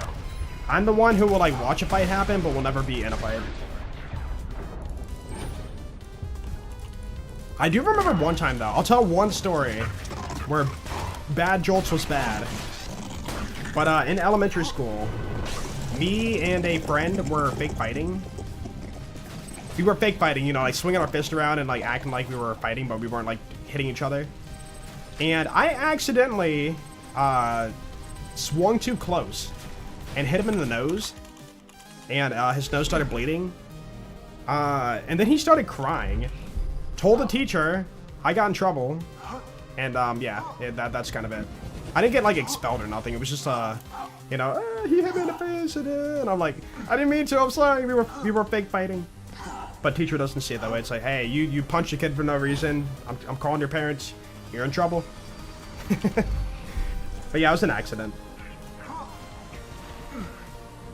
Yeah, he was like a school friend. We never hung out outside of school, but like we hung out in school and that was it. Or at the playground or whatever, right? But yeah, it was my bad. I didn't mean to hit him. I just accidentally got too close. It got too real, you know? So you have 100% win rate? Yeah, I'm 1-0 right now for fights. I'm undefeated. I think the writers for BL2 were great for BL2, like Anthony Birch, lead writer responsible for Tiny Tina, Claptrap, and Ball Hunters, and Paul Hellquist for BL2 creative director. You're saying that the writers in BL2 are good? Yeah, of course. You know what's funny though? He took part in writing for Wonderlands, and people were saying like Wonderland's story sucks. I'm like, you realize Anthony Birch like worked on that, right? It's like, you know Borderlands 2, that game you glaze and stuff, and you're saying that the story for Wonderlands is bad. It's like, yeah, same writer guy. I think the Wonderlands story was good. I'm gonna be honest. I didn't mind it. Yeah, we're going for a second one. We are burning time until BL4 DLC.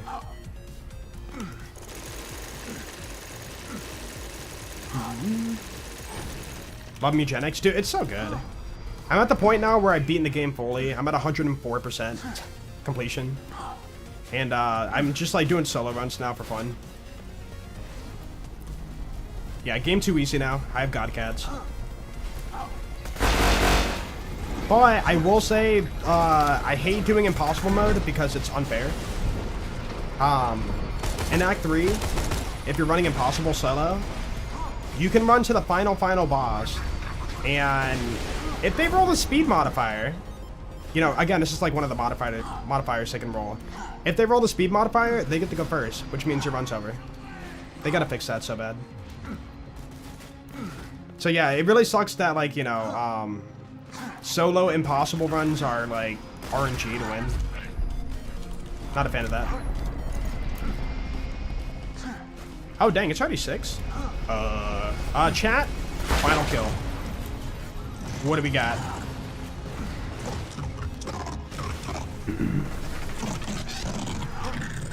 What up, Pickle? How you doing?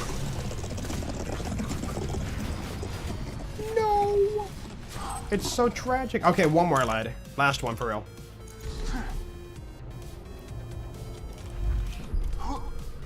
Play Binding of Isaac? Yeah. I love that game. See, that game, in my opinion, is better than Mugenics. In terms of, like, replayability. For Mugenics, like, you know, it's fun, but, like, it doesn't have as much, like, randomization and feel as Binding of Isaac. And also, you gotta, like, do a bunch of, like, prep before you start a run for Mugenics with the cap rating. What up, Weasel? What? So we got how many shams today? Was that 5 shams? I think 5 or 6. Yeah. I'm gonna say 5.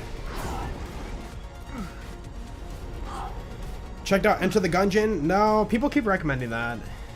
I'm not looking for a game right now, but it is in my reserve of games to check out. Yo, and this is have a good one. Hey, thanks for hanging out today.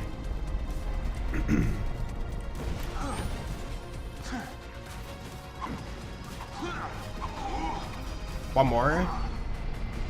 You know, it is 484. We should make it 485. I know 85's a odd number, but like it's the 5 increments feel right for Borderlands. We'll do one more. Unless we did. Hold on, if we get a drop all. Oh, dude, crap, we got a sham. Ooh. Alright, chat, I guess that's sham. What do we got? See, okay, if I do another run, that means that if I don't get a sham, or if I don't get a drop, you don't end it on a good note, you know? Glorp. 84, 83, 87, 92. It is a 4 grade? No, 5 grade, 5 grade. Ooh, it's one of the weird ones. 68, 87, 80, 84, 79, 85, 89, 92, I wish. Alright. Oh, I gotta guess. 82. 83, really? Dude, I feel like every time I guess, it's always like 1 higher. Alright, you know what? We'll do one more. One more run. Dude, that makes 25 shams. Yo. Like, technically, we are, 1/5 there. Again, it's 125 shams on average to get the 94. Ooh. Dude, like, honestly, it's kind of flown by. I feel like we haven't been farming that hard. I feel like when we're farming, like, when I'm making YouTube videos and, like, you know, farming for YouTube videos, that makes the grind feel like forever. But, like, when I'm farming casually, like, chokily, it feels like it's really flying by. Horrible board. Horrible borble. Boy. Ooh, hello. What is Bandit Grip for reload? Is that 3.1? 2.4, never mind. Oh, it has Texas prefix, that's why. Reload.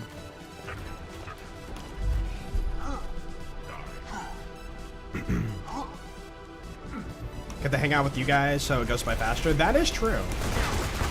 You guys do make farming more tolerable.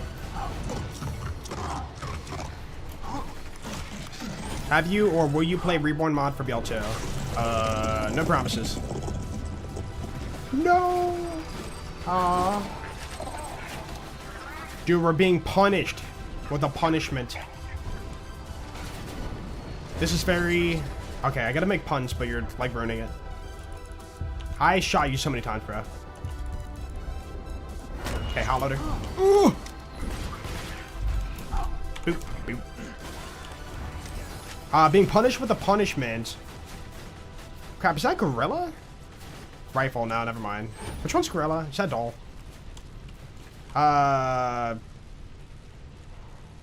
Stop beating around the bush, whack. Because I will... Apparatus. Dude, I don't know, man. I can't pun off of, like, these rolls. They're not banger puns. I'm just being very casual, you know? Yeah. Yep, I'm gonna stop there. Oh. Nope. Alright, chat, that is the end of the Calipine. So, thank you guys for hanging out today. I just jumped into another run. No. Guys, thank you for hanging out. Hope you had a good time. Tomorrow's gonna be one more day of farming, and then Thursday is gonna be the new content. So, we are right around the corner on that. I am, looking forward to some more new stuff to do in BL4. So, you guys go hang out with, rated you last time. Gramek is doing One Life Axton. Level 53. Wish him good luck. And chat, until tomorrow. Goodbye. Have a good one.